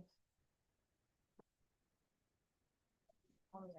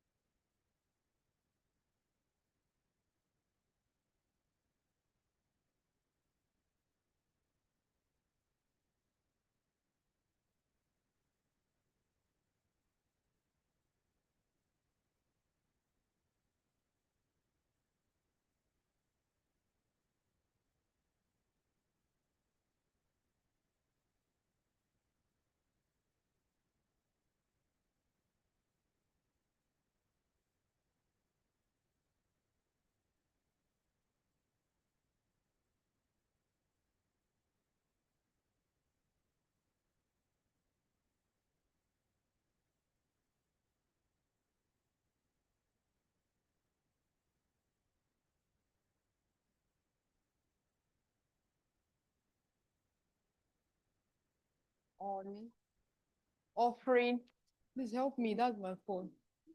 Thank you. On offering a high quality Zobo drink as a healthier alternative to carbonated drinks. This is my business solution.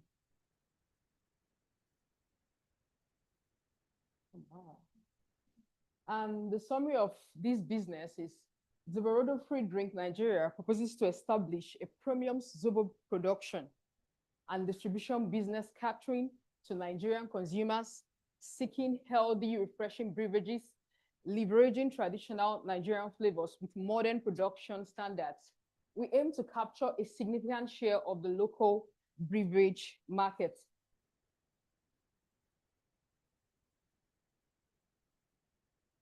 Our big idea is, our mission is to become the recognized leader in its target market for providing Zobo drinks as a healthy alternative to carbonated drinks. We all know the way carbonated drinks are causing diabetes in our world today in a very high approximation. And that is why we have to leverage this business. And as we do so, we're going to gain the benefits of it. The next slide, industry outlook. Average Nigerians who drink Zobo drink regularly are among youth 7 to 80%, and production spending is based on scale. Average profits, this is not a correct percentage. It's actually 100%, because if you get a Zobo product of 500 naira, you can get 1,000 naira or more. So that's 100% success. Then average annual revenue per seller is also based on scale. Market growth per year is 7 to 9%.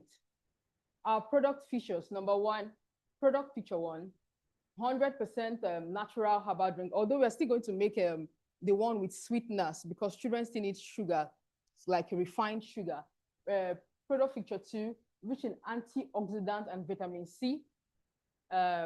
Feature three, refreshing taste. I call it refreshing taste in every gulp. Feature four, highly versatile and customizable. I'm not going into details because there's no time, just 5 minutes. And then feature five, supports heart and digestive health. Revenue model. Model 1, direct product sales, retail or wholesale. Model 2, revenue model 2 is subscription and delivery model, or model of a weekly or monthly Zobo deliveries to offices, gyms, and hospitals, etc., etc.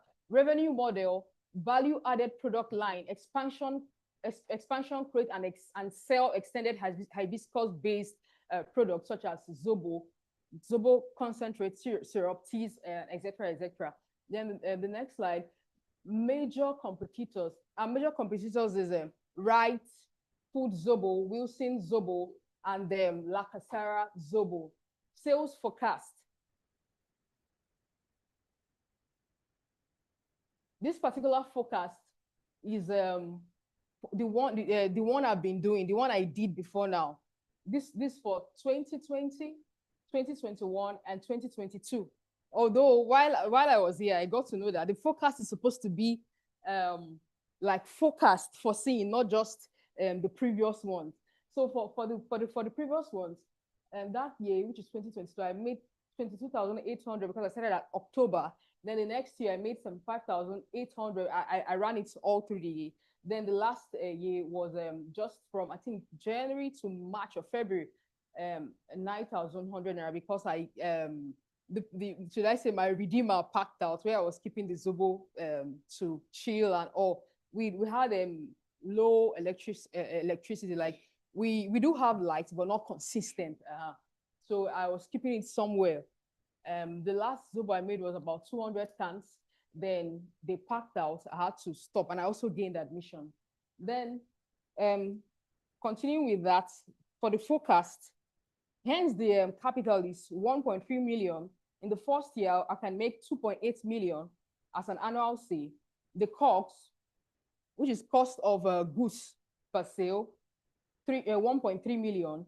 Net profit 1.5 million. Year 2, 3.2 million because we are now overrolling, like we are taking the 1.5 million as the capital. We can make 3.2 million as the annual sales. The COGS 1.5 million, the net profit 1.7 million. And then the third year, 3.7 million, because we are now rolling over as well. 3.7 million as the annual sales, as our capital 1.7 million, our COGS rather. Then the net profit 2 million, by the grace of God. And then the next slide is the financial projection. Financial project cost. This project will cost the following setup. The ingredient, this is supposed to be item 1 item, but we broke it down to the to what we truly have. Ingredients is 200,000. Then packaging, both primary and secondary packaging, 200,000. Equipment, 850,000, which includes refrigerator, generator, blenders, and all. And then logistics, that means like delivery and all. That's 50,000. That my time is not open now. Okay. Thank you very much. Thank you. Any questions? Do you have any questions? Oh, that's true. Let's see if there's any questions. Okay, sorry.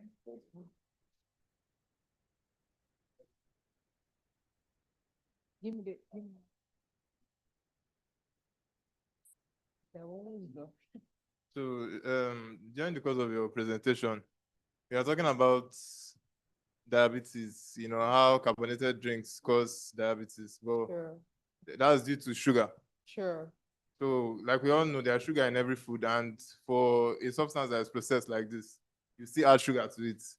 So, how is it different from the carbonated drinks that is being? It's very okay. Thank you for your question. It's very different because we have natural sugar. There's this monosaccharide, disaccharide, polysaccharide. We can get natural sugar from dates. Yeah, tiger nuts. Yeah, that's it. So in conclusion, any other question? Any other question? In conclusion, we invite potential investors and partners to discuss opportunities with Zerodo Food Drink Nigeria. Let's explore growing a refreshing and local beverage business together. Thank you very much. So please, the next presenter is Mr. Alabi George, and he'll be talking or presenting on constructic.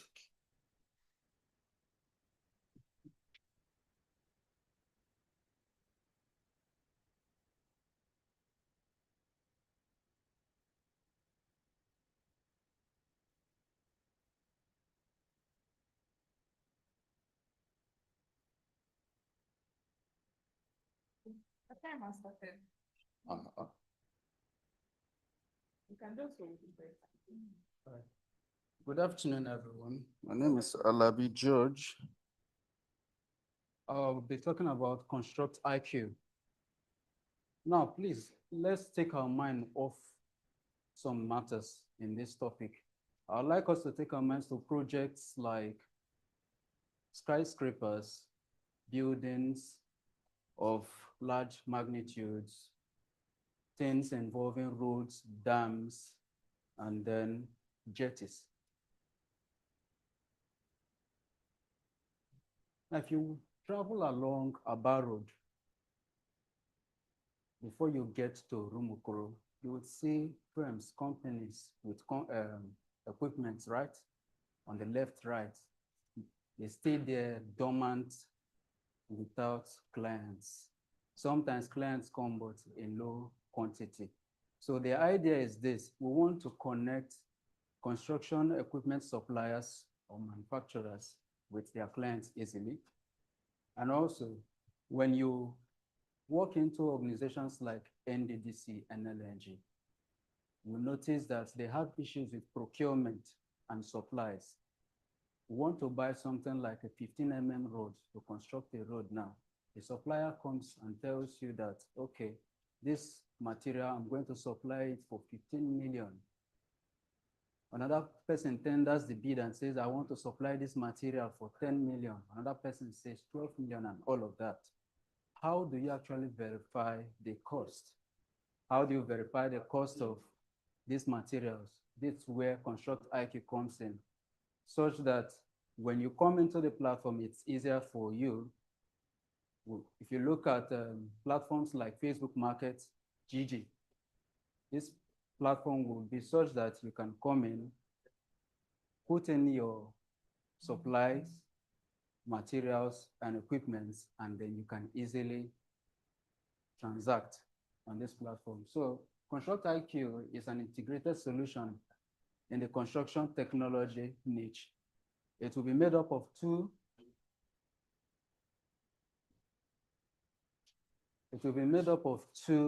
components. One, Predict Build, which is a digital AI platform. It's a SaaS platform where you can come in, upload blueprints of your designs. When we want to design roads, you get your quantity which you need for every material. But this is done through an archaic pattern. Engineers go through the rigor of calculations, manual calculations. They even set up Excel templates and all of that. But it will take you 2-3 days before you can finish a complete bill of quantity. But with Predict Build, all you need to do is get the architectural drawing, upload to that platform, and the AI, using computer vision and machine learning, it will be able to tell you each member you have on that drawing, and then it will give you cost based on Digimat's pricing. Now, so all I've talked about is the flywheel effect here is you have the Predict Build, which is a SaaS platform.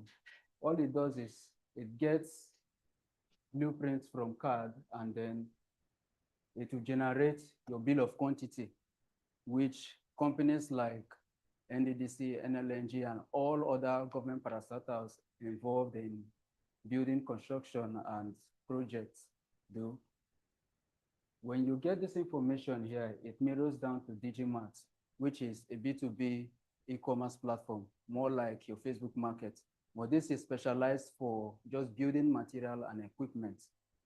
Now, this guy comes here, takes the price of this, and then fills in into the bill of quantity. That way, you know exactly how much. You can also verify this cost when people tender. And in the same line, this guy is also able to get information here. And what I mean by that is when the bill of quantity comes in, it gets priced here. This one comes back here and then extracts information from the credit bureau on the success rate of the bill of quantity it has generated.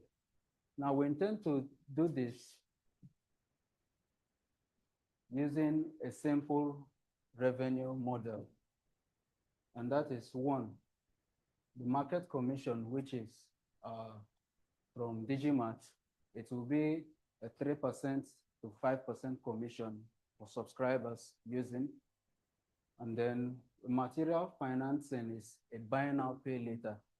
We have platforms in the fintech industry who do not give out loans. Even contractors, when they want to go for tenders, they find it very difficult to get finance because companies like NDDC and NLNG and the likes, I'm mentioning names so that we can just have a clear vision of what I'm talking about. Let's do that for her. Time is. Yeah. Do you have Are there any questions? question? Do you have any question?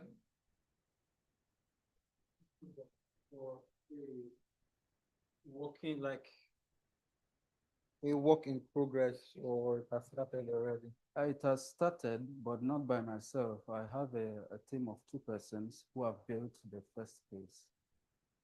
But you didn't include, No. include that here. No. Okay. Not by yourself. Maybe you have a team that works. Sorry. Maybe you have a team that's working. They are working on the first part of it already. So what I was to do was to generate the second part and then we'll finish off the product. So I see that your first year, you are hoping to get 1.8 billion. Yeah. So can I see the previous slide? Okay, your revenue.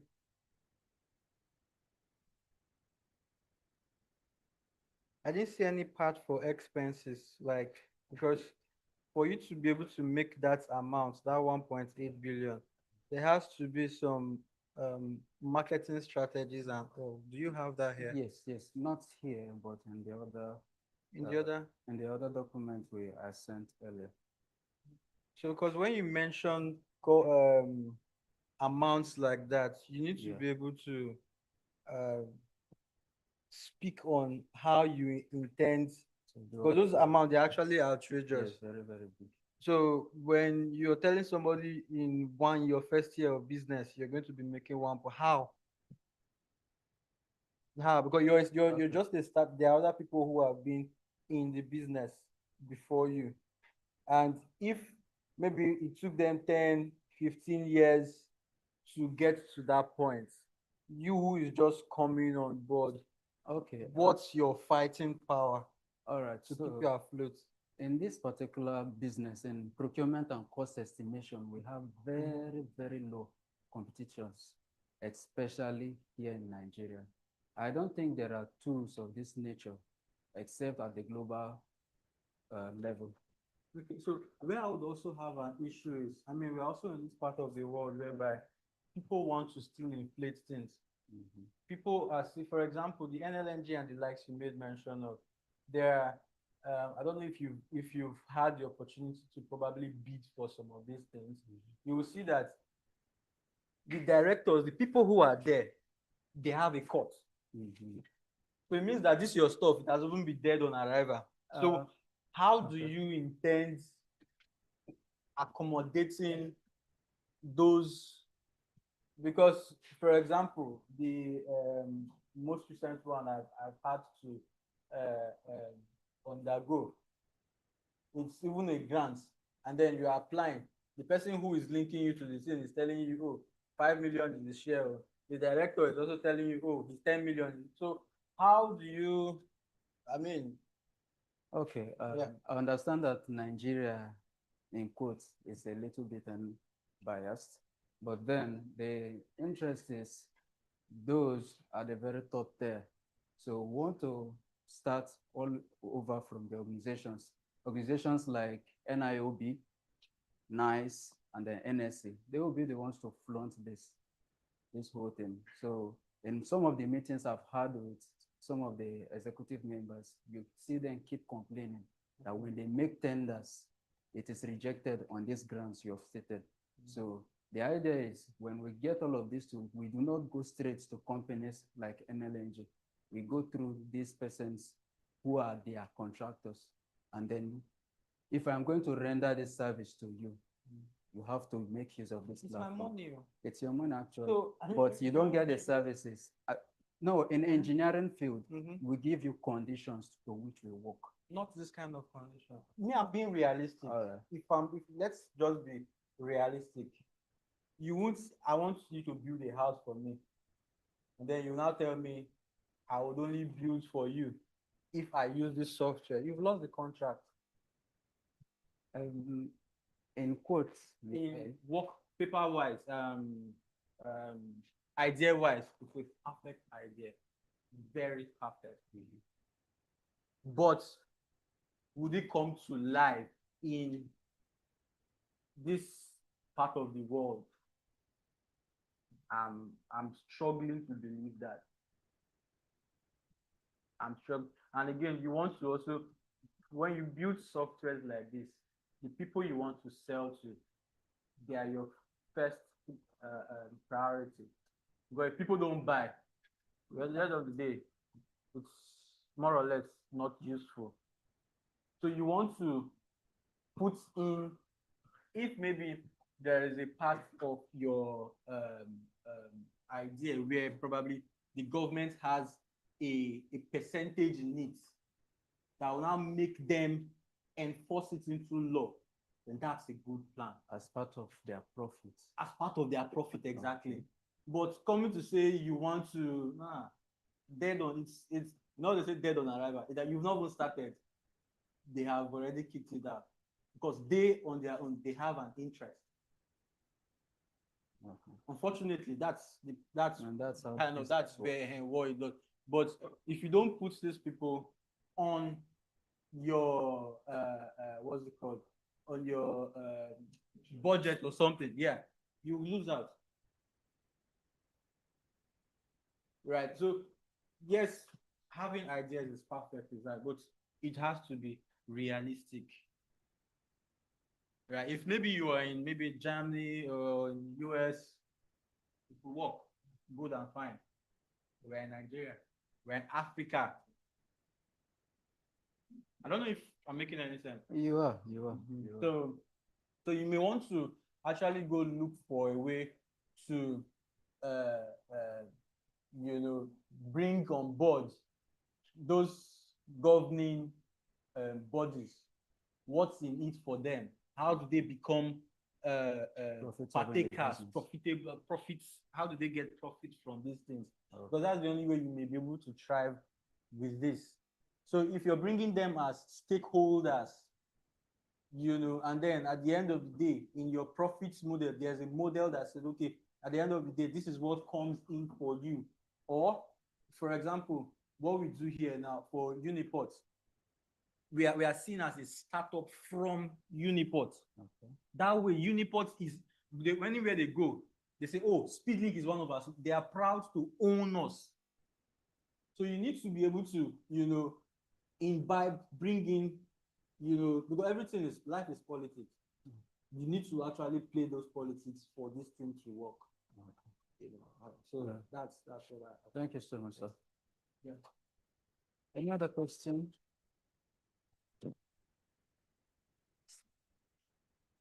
If there's none. If there's none, we'll move over to the next person, Mr. Emmanuel Douglas. He'll be pitching on the topic Resident, a global real estate platform for customers and creators.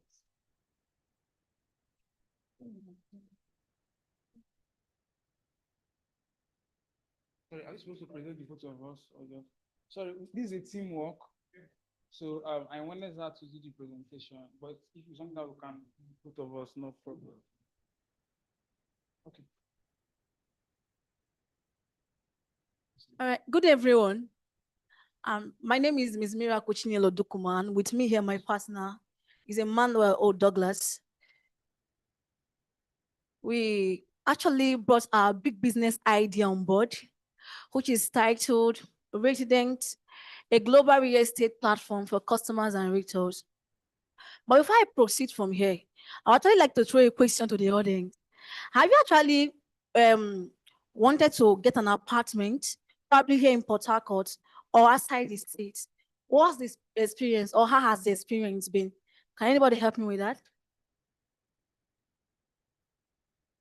Can I have from the audience, please? Has been stressful, right? Okay, all right.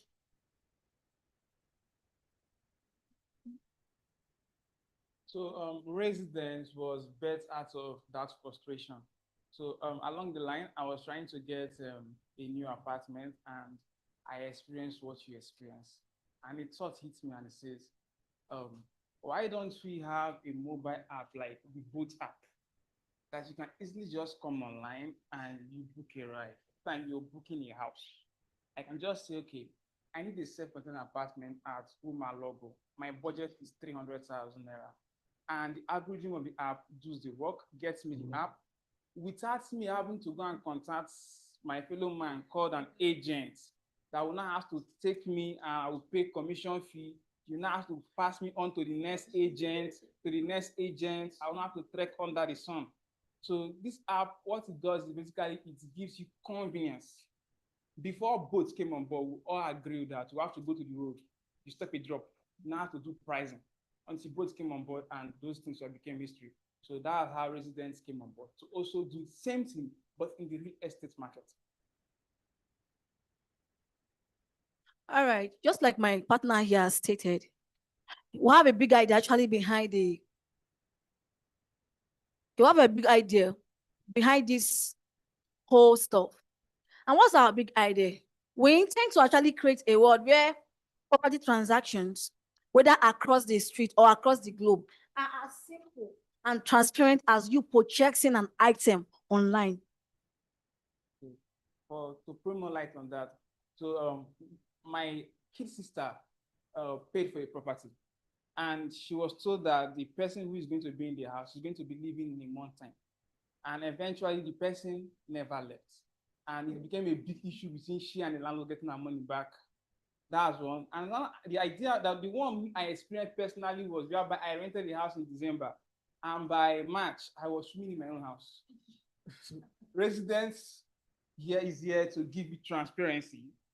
If you paid for a property through resident becomes a third party, whereby the money stays with us until you move into that house and you are going to acknowledge that I have moved into my house before we release the money to the landlord. The idea becomes transparency in the sense that the landlord is being backed by a legal document of the land. Nigeria has a law that backs you renting a house. So resident is going to be working with that. You as the customer, you also have a law binding you. So in this way, landlords don't run away your money. The need for agents are no longer there, and everything is being transparent. You have your own history, whereby you can always go back and make a case and say, this is when I made this payment. All right. What shall I have our... What's going on? Okay. Sorry. Yes, please. Okay. What is blocked? Okay, we'll have our industrial outlooks here. We have some of the current state of the industrial Nigerian value, which is about 2.25 trillion to 2.61 trillion. And moreover, the global real estate market is plagued by insufficiencies and challenges for customers, difficult finding properties that meet their needs due to fragmented listings, lack of transparency in pricing and property details, of course, time-consuming and inefficient communication with realtors, challenges in navigating foreign real estate markets. To throw more light on that, all of us, we were heard of Hamres. Hamres was here recently, and one thing that Hamres brought to the market was this. Hamres brought security. Before now, if you want to buy land, the security part is the first thing you first of all consider, especially in River State. You buy a land, and the next thing the land gets sold to somebody else. So residents is bringing that security on board. Now you don't have to bother about the whole how it works, or you just know that you buy a land to residents and it gets secured. Now you don't have to know how it's going to begin navigated. Let me say, for instance, now Sanoza is in Abuja and he wants to buy a property in Port Harcourt. He doesn't have to leave Abuja to come to Port Harcourt. Residents will give him a live image of the property. He will pay for it to residents. Everything will get backed by us, which simply means we'll be working with an insurance firm to make sure that this transaction is being secured. And so for conclusion, our slide here talks about we getting a funding for this project. But the big idea was we partnering with Speedlink to bring this idea to reality. Reason being that Speedlink is a community that has all we need to make this a reality. Speedlink has every skill that we need to make residents come to life. Thank you very much, sir.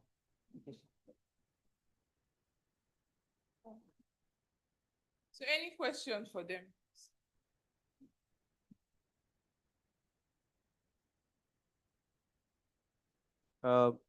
The idea is very fine, but I know of Gigi.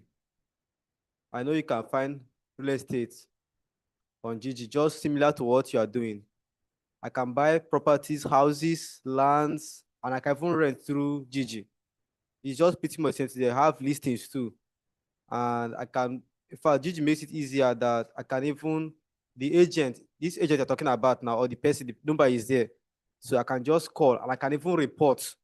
So I believe that the agents working with Gigi will be very careful with what they do so I don't block their own account. So I want to know, what is it, aside from the fact that someone will pay to you and then you keep the money until the person confirms the person has moved in, I want to know what is the unique things that, the unique functions that this your platform we have that we counter what Gigi has, because Gigi has, they already have a chunk of the market already. Okay, thank you for that question. So Gigi is a marketplace, and Gigi does a lot of activities, from selling of phones to every other thing. Resident is basically for real estate. That is our niche. That's it. And in Gigi, your communication between you and the seller. Gigi is only monitoring your process. So if you report a case to Gigi, all Gigi can do is to try to compel the person to make a refund or block the person's account. Same thing that both does, you just block your account. We don't block your account. The reason being the fact that the person selling the property or renting the property does not have the money. All he knows that there's also amount of money in his account, in his wallet, but the money is with us. Until she gives authorization that I have gotten value for what I paid for, that was when we are going to actually send the money to the person. For example, I work with Eltel. So if I come to and install a router in your house and I said I'm done, I will not leave that place until you give me a code telling Eltel that yes, I'm done with the job. And that's when I can leave. Any other question?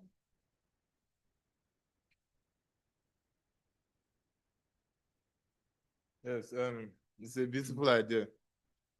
Yeah, but I wanted to ask if, in a case where Speedlink doesn't take you guys or give you the resources that you need, is there a way like you can build it out by yourself, or are you seeking funding to do that, or you just need a helping hand? That's a good one. So in the case whereby Speedlink doesn't give us the hands we need, we can always do it somewhere else. This is a business pitching. You can give us the funding we need if you become interested in what you are selling. So we are not just here to ask for funding, because we are not asking for funding. Forget the slide. What we are asking for is partnership on how to make this a reality, because this is a problem that's already seen in the market. I bet you it is more easy for a billionaire to buy a property in Nigeria than for a Tanzania to rent a self-contained in Nigeria. You all agree with me?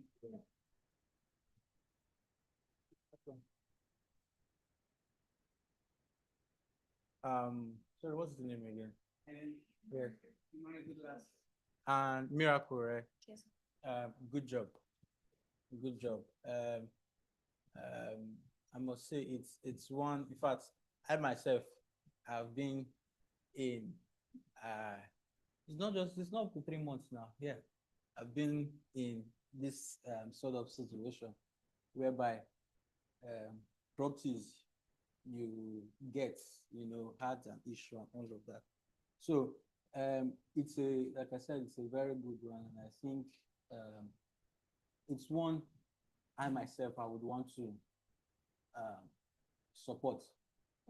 Right, and I was just discussing with my boss now that using my power as the head of software at Speedlink, we would look at it together and let's see how we can come in. Thank you, sir. To see what we can do, because it's really a good one, and if we are able to scale it up to whatever height, whatever resources we need to pull together. Of course, we'll see what to do to make it work. Thank you. Any other question? Okay, thank you so much. So now we'll go over to the second to last presenter, Miss Lydia Oduada, and she'll be talking about stylish men's fashion. Wow.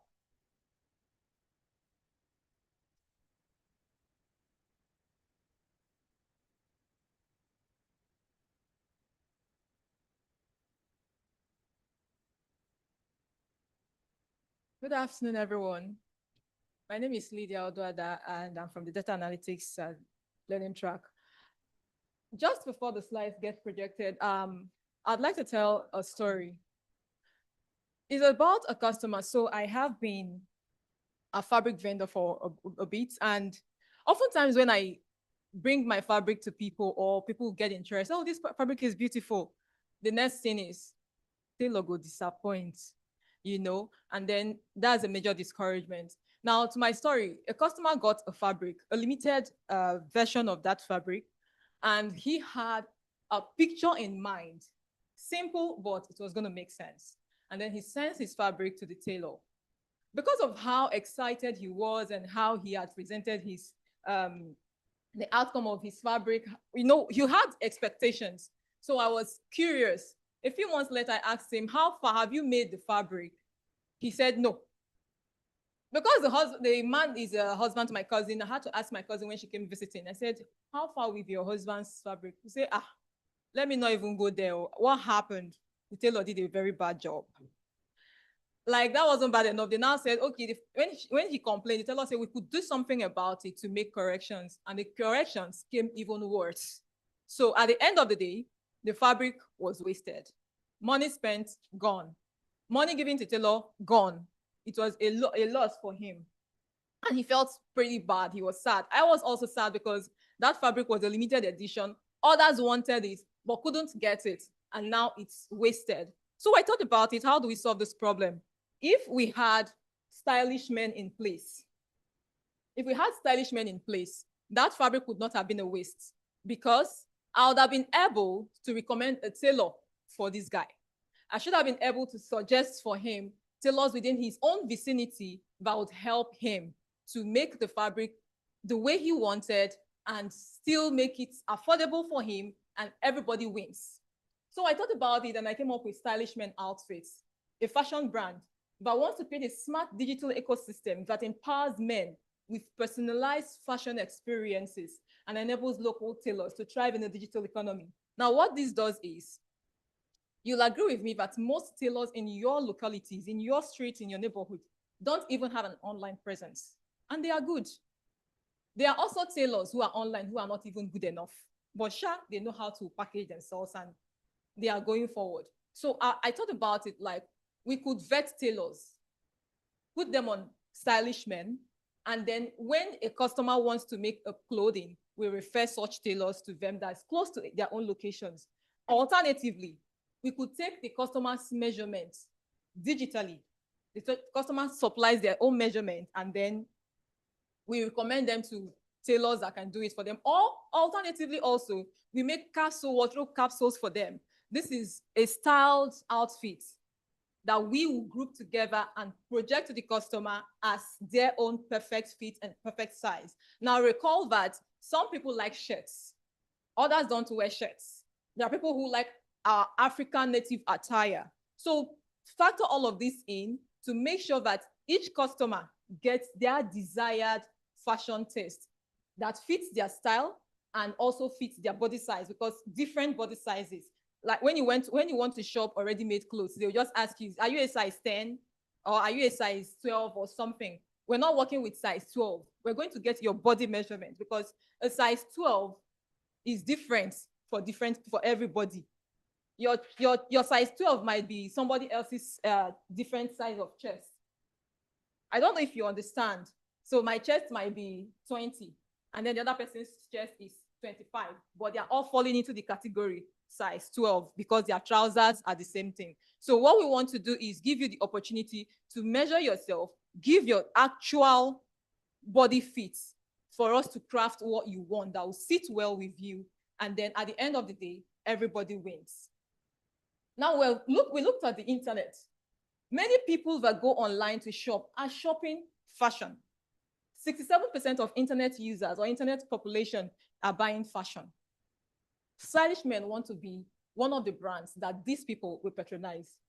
We have $546.3 million estimated total size of Nigerian online apparel shoppers. Some of you would have gotten things on Jumia, on Gigi, different online stores. You all make up the 546 billion that's being made on online stores. We have an annual growth rate for the African e-commerce store, 7.5%.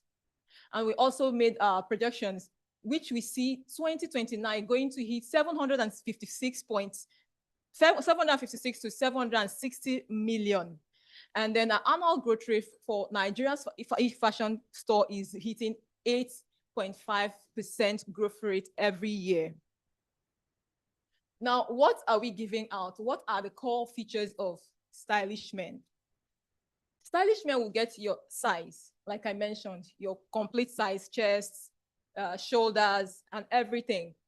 And with that, we'll predict your body measurements using what you've given. And even after you purchase, when you return, we would want to know, has there been changes? Did you lose weight? Did you increase in size? All of that will be put into consideration to give you what you deserve. Thank you. Please, any question? Any question? Okay.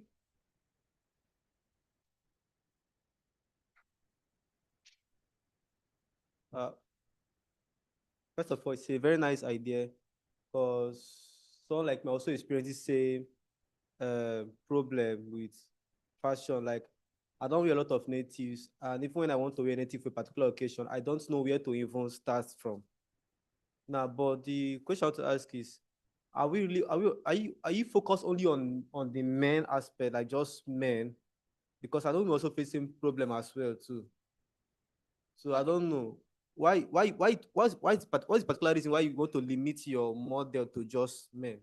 Thank you very much for that question. So looking at it, I figured that men don't have much of this available. But if you look out, if you go to Instagram today, you'd see many of women things. Everybody's selling women things. So let's help the men. Let's not look at the women only. After all, they are the ones making the money now. So I thought male-centered will be a perfect idea. And also, women, their clothes are sort of complicated, but the men will give them beautiful outfits that will still make them look sharp anytime, any day. Any other question?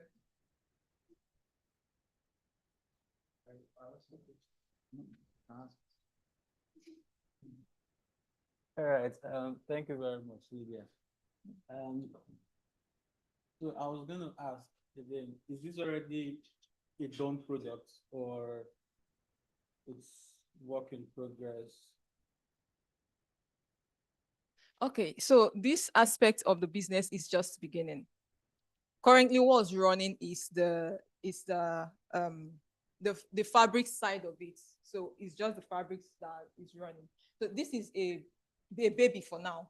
Like it's a new project, it's a new idea that's coming on. Okay, so what's the plan? Because I already see that you're already envisaging $18,000 for first year. So are you going to do this yourself? Okay, thank you. Mm-hmm. Go ahead, go ahead, Okay, go ahead. so yes, for starters, I would like to work with others. Like when I was coming this morning, I was just thinking who to reach out to because I'm not really with the cyber development guys. So I was thinking who I could work with to build this and start up something, you know. So I'm not going to be doing it all by myself. I need my team, my colleagues who are here, who are developers, and then Speedly can also say, okay, we're good, we are cool, we like this idea. Let's support you with development or building of the app.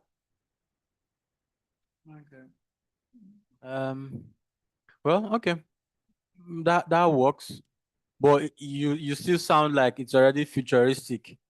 So, or rather, it's still futuristic, and being futuristic means that you are not still so sure about these figures, because I'm even seeing that it's in dollars, whereby I mean, you use dollar to buy ham, but so you want to actually make sure that your audience, they're able to resonate with whatever you're going to be making use of. If you were to be pitching to probably a global audience or something, then the dollar can work. But of course, we are in what is COGS?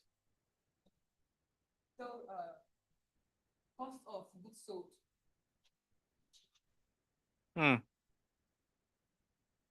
You've know the project never starts now.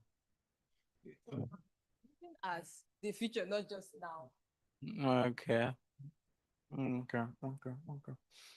Okay. Well, it's a fair one. I think for now that would be. My own is the problem that you stated, which have to do with tailors. How do you now know that the tailors you employ are not the same category? Okay. Because a tailor can be touche, but he knows how to work. Exactly. So, and you tailors, they are very unique set of people. Tomorrow can be 3 years from now. So come Thursday, like this December, will settle a lot of fights. So what are you putting in place? What is the measure? Because that alone solves a lot of problems. Yes. Yeah, coming to you is not the problem. Will they also deliver? That's one thing. Yes, thank you very much for that question. Now, because I have this in mind, if I had gone through to the end of the slides, there's somewhere that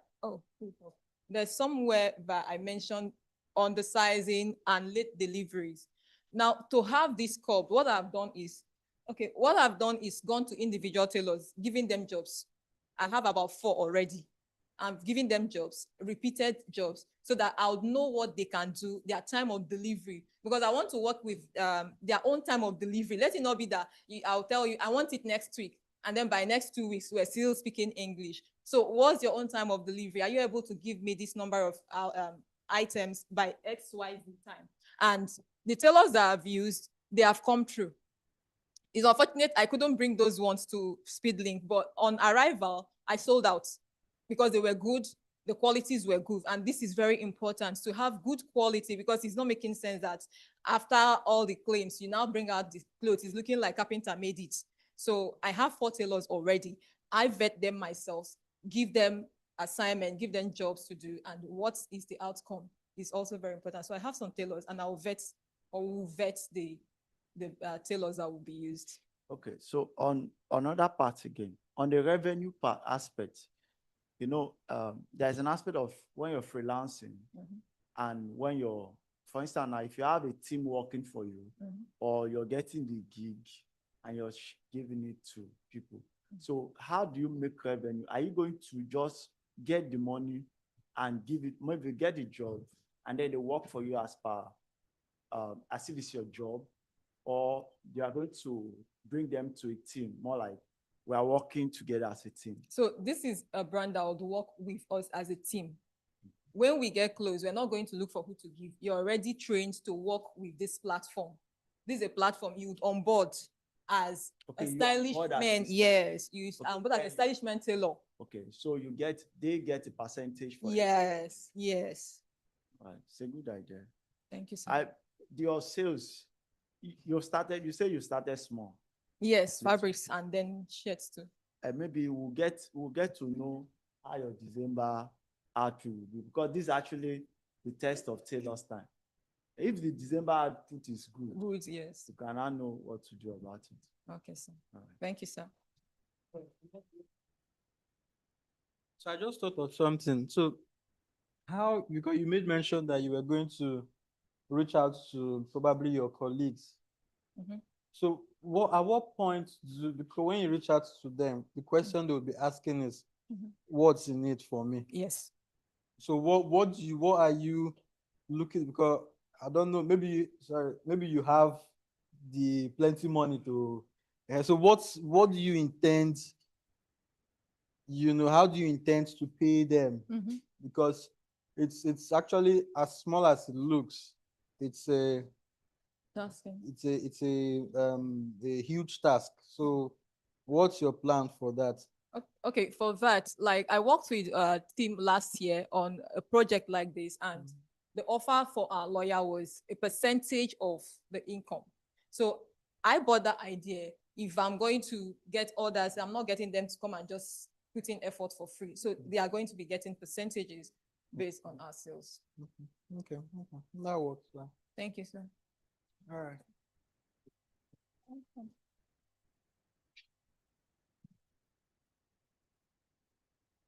Thank you for that wonderful presentation. Now we'll be inviting the last presenter, Miss Mirabel. I don't know how to pronounce her surname. So, okay. Miss Grace Ugochi Oyemelam, thank you, Oyemelam, and she'll be presenting her business topic, Chimai's Foods and Patisserie. Thank you. Good afternoon, everyone. Good afternoon. I am Onyemalem Grace Ugochi Mirabel. I'm the one presenting for Chimai's Foods and Patisseries. Please pardon me, I lost my voice. So, Chimai's Food and Patisseries has always been in business. And the motive behind this business is for people to be free to come, experience your taste, just order for whatever it is you're craving for. And that is why the motto is your cravings parlor. Feel free.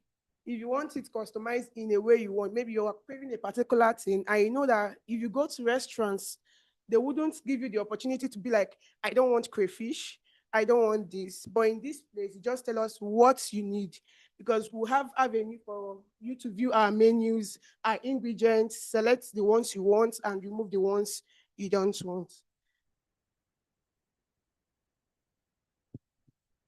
Okay. So Chimai's Food and Patisseries is a tech-enabled food brand that blends culinary creativity with digital solutions. We prepare and deliver meals and also pastries, chops, catering activities using online ordering, cashless payments, and data-driven operations. This sponsorship will help us support our automation and digital innovations. Our business overview, the name is Chimai's Food, which we've already said. The industry is a food tech industry, which covers both culinary services and online presence. So our mission is to provide convenient, delicious meal through technology and creativity. And our vision is to become the leading food tech brand in Nigeria. Our business idea is tech enhanced. We order smart online ordering using your WhatsApp. You can just at the comfort of your home, because now in Nigeria, you know that most of the persons here are urban, like they are workers. Most people won't have the chance to come and start going to one restaurant or the other to place orders. You might be working and you feel like, I want this. You can easily just place an order even ahead of time with our online bookings, because we have many plannings, online bookings, where you can just easily click and say, I need this, and it's already there. So our weekly meal subscription options, our cashless digital payments, future development of an app. Now, this app and order tracking, it's to enable us know what you want from us. In this process, we know the menus that move more and the things people order for and request for more, and it will help us serve the general public, the general better. AI-driven customer insight, and this our future plan, because now. So the next one is market analysis. Nigeria's food delivery market is expanding, and you can believe with me that it is like tech is all over the world now, especially here in Nigeria. And with the adoption of mobile phones, people now don't even bother doing a lot. They don't want to go through the rigorous process of trying to get something they can get at ease. So with this, we are targeting customers like the workers, students, business families, offices, event planners. Chimais fills the gap in online ordering, reliable deliveries, and consistent qualities. Our market potential, high scalability through digital channels, like our websites and other things, our Telegram and other spaces. Then you talk of your Instagram shops, your WhatsApp shops, your Facebook. So these are the ways we intend to build our online presence. Then subscription plans, corporate orders, and pastry wholesales. Strong repetitive customer potential. Then our innovative strategy, digital menu hub and menu web platform, which is our website and our online presence through Instagram shops and the rest. Then the smart inventory tracking using our Power Query to enable us know the menu, know the food people want more, know what to create for our customers, our consumers. Eco-friendly packaging, which entails a lot, because if you can agree with me that there are some packaging that isn't good and conducive for consumption, they are not held for human consumption. Future physical dining space, which is a physical shop we are planning on putting in place. And sustainability practices, use of recyclable packages, waste reduction via digital forecasting, local ingredient sourcing, because we intend using real ingredients, not artificials. We intend both the herbs, everything is local. Then you employ the youths and make affordable meals for everyone. Then this is our financial plan and capital allocation. Our kitchen equipment, bakery equipment, catering tools, initial ingredient stocks, packaging, marketing. Our marketing, we intend to make preparations for 3 months ahead since we are starting up. And the delivery setups, salary staffs, and everything. It's a total of 7 million naira. Then these are the expenses, our operational plan. Please, let's clap for Our revenue growth. So any question? Any question?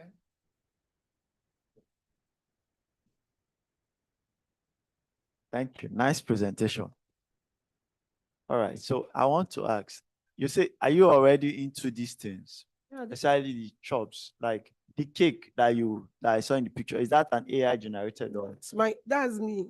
Okay, like is it a picture and AI generated? No. Okay, it's a is my- picture. That's my No, I know it's your face, but AI can do a lot of things. Yes. works. Okay, so These are my works. all right. So I was thinking, maybe in case of next time when you're going for such presentations, I think there are times that you bring, the packaging also matters. So some people don't buy things, not because it's not nice, but the packaging, how it is packaged. So at times when you want to vet too, you want to check, okay, how did this person package things? If you're going for an event and then you want to bring something like this, the way you serve dignitaries are different from the way you serve everyone. So I would have loved if you had come with a package to get the taste and also the packaging of your this thing, not waterproof wrapped. You get what I mean? Yes. So then that's one. Then these other expenses, Okay. what you're doing as per food is good. It's more like what Glovo does, right?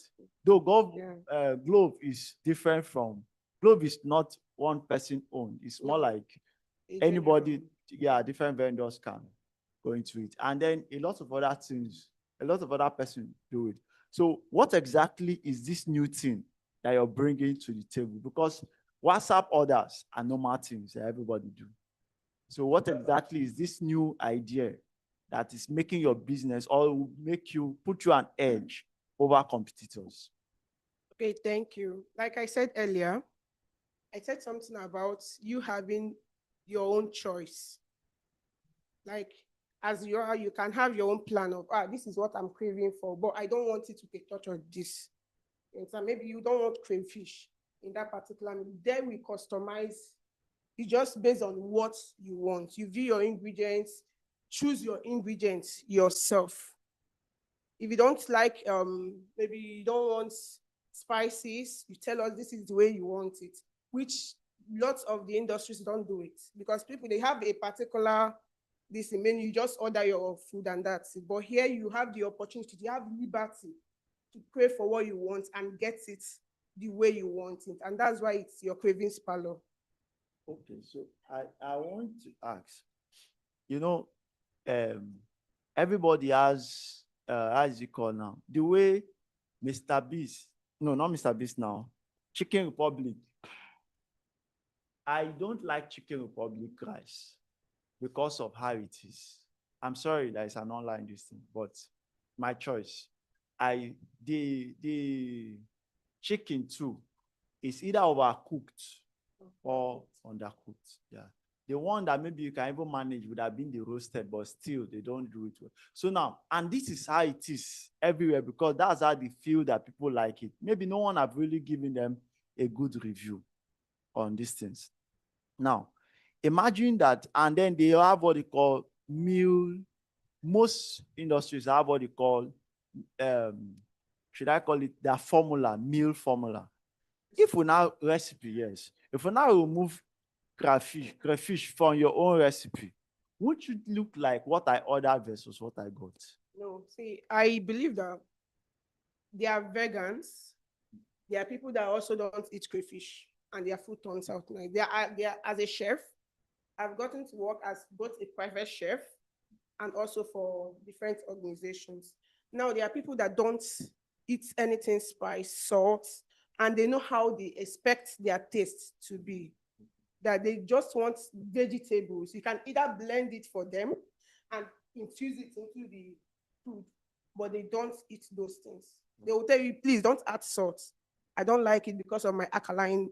People have their own expectations of food, and that's why we come in. So for you to be like, I don't want this, you should know how to expect the taste of it to turn out. All right, that's fine. Any other question? Can you go to the slide for this? The one before.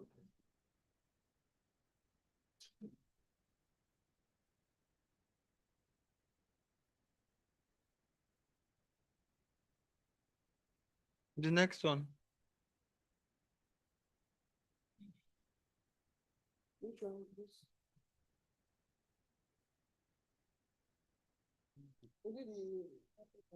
What's the next? No, like to the right.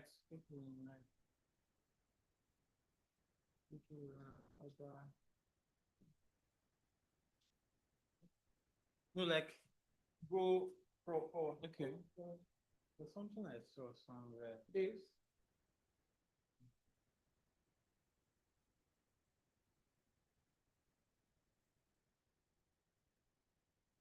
I have to do with employment or something. Youth employment and Youth employment, something like that. So Yes. how do you see me? I'm a youth. So how do you intend to? Because I'm interested. How do you intend to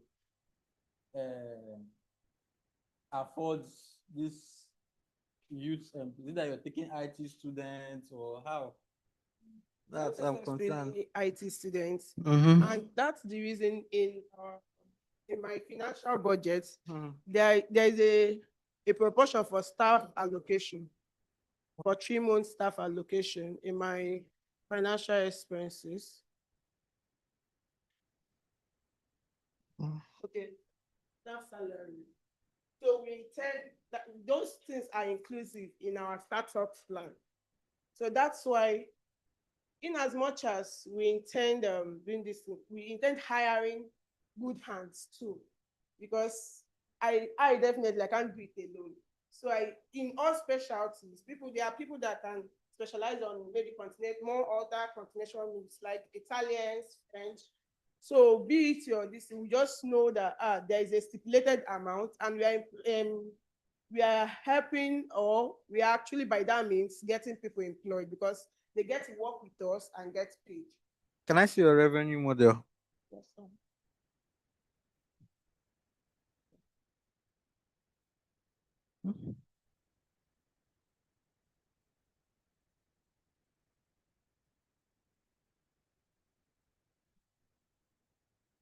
A plate of food will be how much? So I calculated, we use average, and the average is 2,500 for the least thing, at least. So if you calculate this 15,000 times 2,500, then you check it for 26 days, because probably in a week we'll take a rest. So if you check it, it will give you this. So let's assume in the first month we have 15 orders. We plan on making growth. The second month, there should be a growth. Third month, so consecutively, in 7 months, we'll be able to get back our revenue, our capital.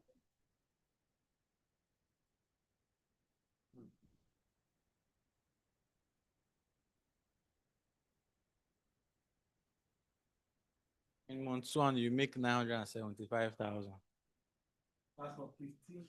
for daily orders, averagely, on the average. With a physical shop.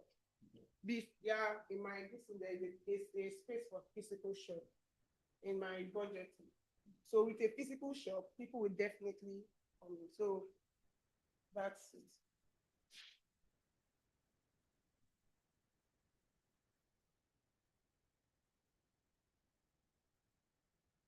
So what you are saying is you just need 7 million for 7 months. To realize it. I need 7 million, then I will realize it in 7 months. It's looking very straightforward though. It is straightforward.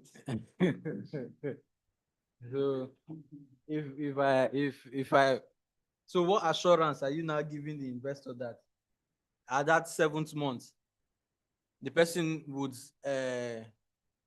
get this 7 million, because 15, that's your daily order. It's I don't know. It's not giving that, because I'm trying to imagine something. You said in the first month, your average order is 15. Yeah. And in the second month, 15 daily on the average. Then the second month, you said 20. So that means you increased the orders. Is it same your 3 staff that will still? You said you're employing 3 persons. I didn't say Okay. I made 3 months 3 months allocation. to allocation. Staff payment, that's what I said. So if at if at the 3rd month that money has elapsed, because say it's only 3 months you want to pay them. So how would you cater for 4th month, 5th to the From last this month? now, there is daily expense.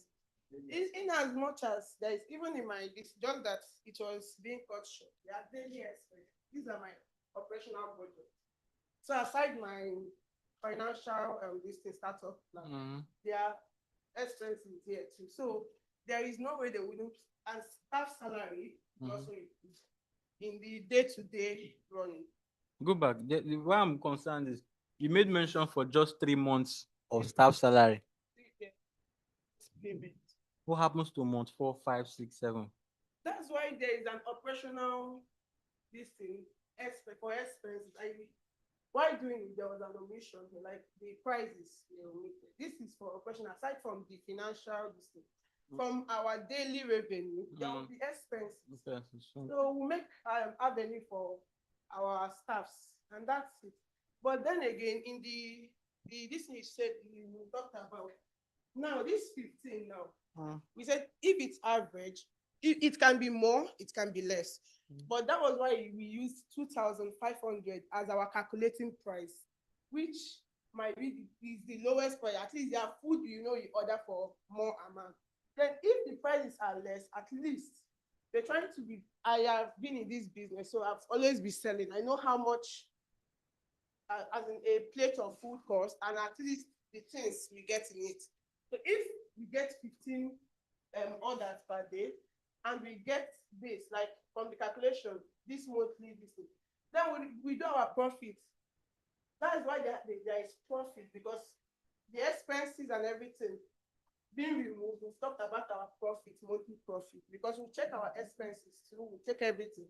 Then if this is our profit, see our profit for the month. This can be our profit for the month. If this is our profit for the month, this is what we expect to get at the end of 7 months. At the moment, how many customers do you have on the average? I don't have a stipulated on the average. At Mhm. least I don't have an online off-site shop. You understand? So it's online. It comes in. It can be massive today. It can be slow today because there is no online shop where they come to pick up, where they come to do other things. Okay, might as well. So why I'm asking these questions, in as much as it's very sweet to punch in figures, we need to be very, realistic. When you say 15 daily for your first month, okay, I hope so. Go ahead. 15 days, see the monthly profits. No, me, I'm concerned about the 15 others. Now, without this shop, I know how much I get on a monthly basis Okay. for myself, aside my capital. Okay.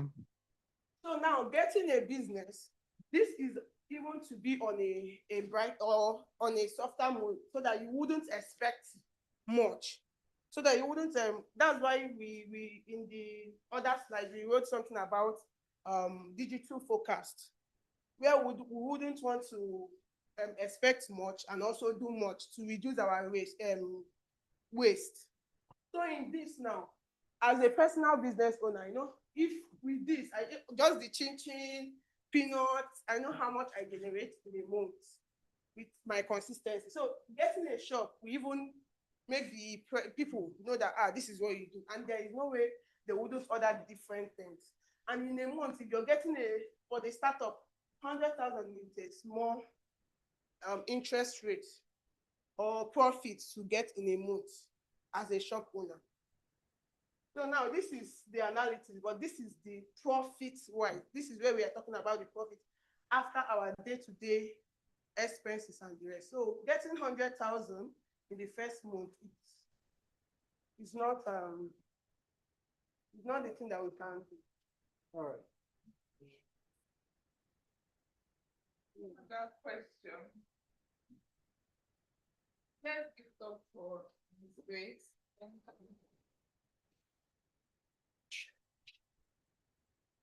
Thank you all for your wonderful presentation and business ideas and pitching. Please give a round of applause for yourselves. We really did well. And also, let's clap for our panelists and their wonderful feedback to each of us. I hope you've learned something and also gotten something valuable, even those of us that weren't able to pitch today. So, please, do we have any question or answer generally or anything at all? Okay, in the absence of that, we'll be going over. You have?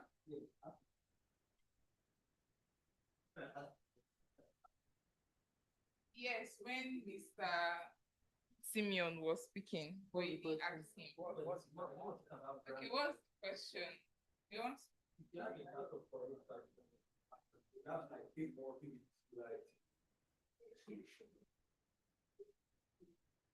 Like you have people working with you, maybe co-founders or thereabouts, and then you don't want to start it as a company initially. Like, at what time will you? Is it necessary that you have to just go into an agreement and begin to strike out deals on how much ownership stake each person has, or do you wait until you already have you have users and you're having traction before you go into the agreement? At what time do you necessary to do that? So, the way this works is for those people to actually be involved fully, they need to have something in it for them. And as a startup, I don't think you have that money to pay them. So the only thing that would keep those people with you is that agreement. So you actually need that agreement to kick off running. So from the very onset, and it's very good, documentation is very, very key.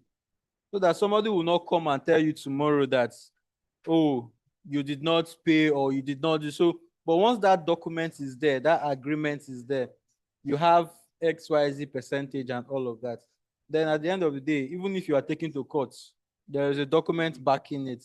So from the very onset, it's very key. As long as you have a structure on how the payment, how it should be shared, then the document should start from the onset. Yeah, it should start from the onset. So any other question? In the absence of none, please.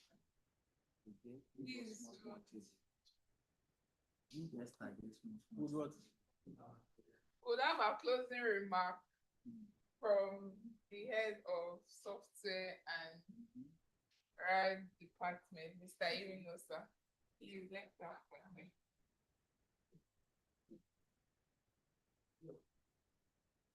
All right. Is it evening? Yeah, evening. Good evening, everyone. I must say, you guys have done a lot, and it's very, very commendable. And yes, we are going to be picking some, some winners after now.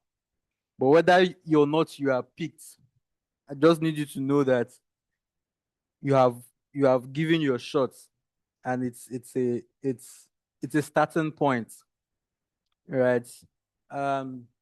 However, how many of us have watched or we've heard of The Lion's Den before?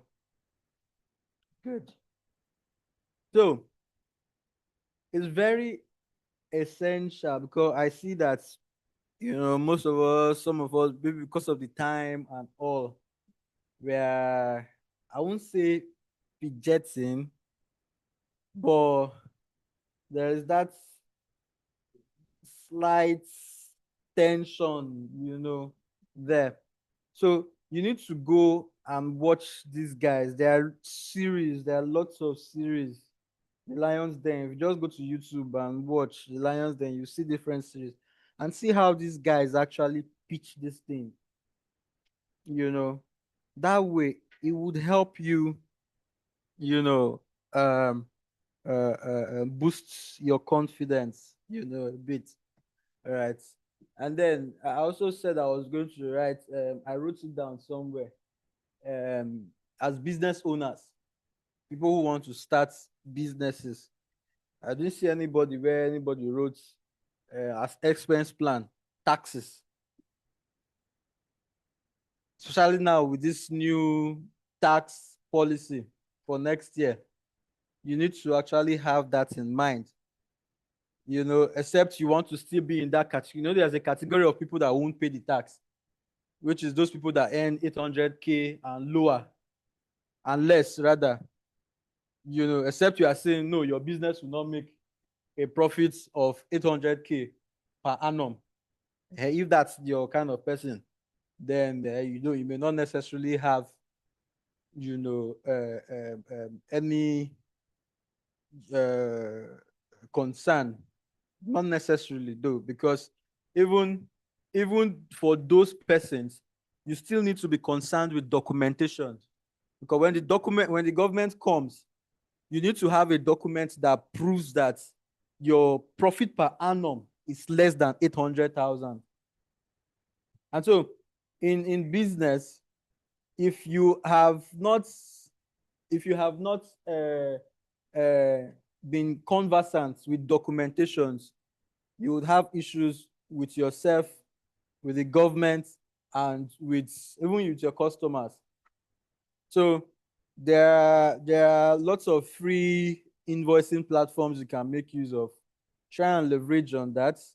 You know, you necessarily may not start off with an ERP software, but they are free. I know Zoho Books has a free option for invoicing, you know, and then receipts too. I use Wave Invoice. You can also check them out. So all of these are that would help, you know, you as a business, because the truth is, whether we like it or not, this whole, not just the tax, but the tax thing has come to stay for next year, January 1st. And so if you do not have proper documentations, you may be, like they say, ignorance is not an excuse. So so far, I think you guys have done very, very, very well. I think that's all right. And yes, okay, one more thing. There's something I wrote down somewhere. So apart from funding, I know a majority of us here were like, we need funding and all. Aside funding, we should try to think about partnerships. And that's why the projects that were currently your people are working on for your presentation, it's a partnership project. We want the situation by now. I was hoping to see somebody come up here, about 4 persons from different teams, to say, oh, this person is in full stack, this person is in the UI UX, this is the solution we have come up with, this is what we want to do. Let's say if you want to run fast, you can run alone. But if you want to go far, you need to go with a team. You need to go with a team. Even, for example, now, the Chimais, the eating, you know, whatever. For that to happen, you could have, I mean, you spent about 6 months together. Reach out to, oh, you're in full stack. This is what I want to do. This is how, that's how you keep growing up the ladder. Oh, this person is in UX. Alpha, I have this plan. I want to do this. You bring your expertise, you bring this, and everybody shares the you know, the idea. At the end of the day, it becomes because for you to pay, if you want to say you want to hire or bring in somebody you may not have known, you know, it may cost you more. But owing to the fact that all of you are students, everybody's trying to start off, you know, and all of that. It's a lot easier than when, you know, you try to bring in, just like Mr. Dan, while I was online, when Mr. Dan said, the rich guys, they patronize their own people. The rich patronize the rich. Whether it's sweet or not, they don't care. As long as it is it's their circle. they will go for it. Right? So now that you've had this opportunity to have a community like this, leverage on it. Leverage on it. Leverage on it. It's community is one thing that you're necessarily not paying for anything for you to have access to your colleague at this time. But outside, if after speeding you meet one person outside there, person may say, okay, he's not a big boy, so you will not bill you for whatnot, you know. So you should have leverage on this community. We have over 11 tracks: digital marketing, cyber security. I'm sure most of us, the only people's phone number we have is just our colleagues here. And that's very bad. Very, very bad. So please, by all means, try as much as possible to leverage on community growth. All right. No man is an islander. Right. So I think that will be all from me. Thank you. Please let's give it up for our successful help. Can you give us the closing prayer? Then go out for the group photo session. Okay, let's pray together.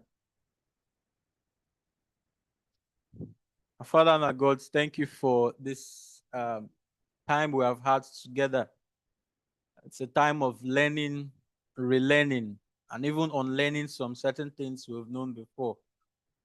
We want to pray and ask that all that we have learned today, that we will not just allow it to, oh, I have done it and it's past, but we'll actually go back and, put into practice all we have learned so that we will get better tomorrow. Pray and ask that as we try to close out now and go back to our various homes, safe journey you grant unto everyone in Jesus' name. Thank you, Father, for answering our prayers. In Jesus' name we pray. Let's go out for the photo session. Thank you all for coming.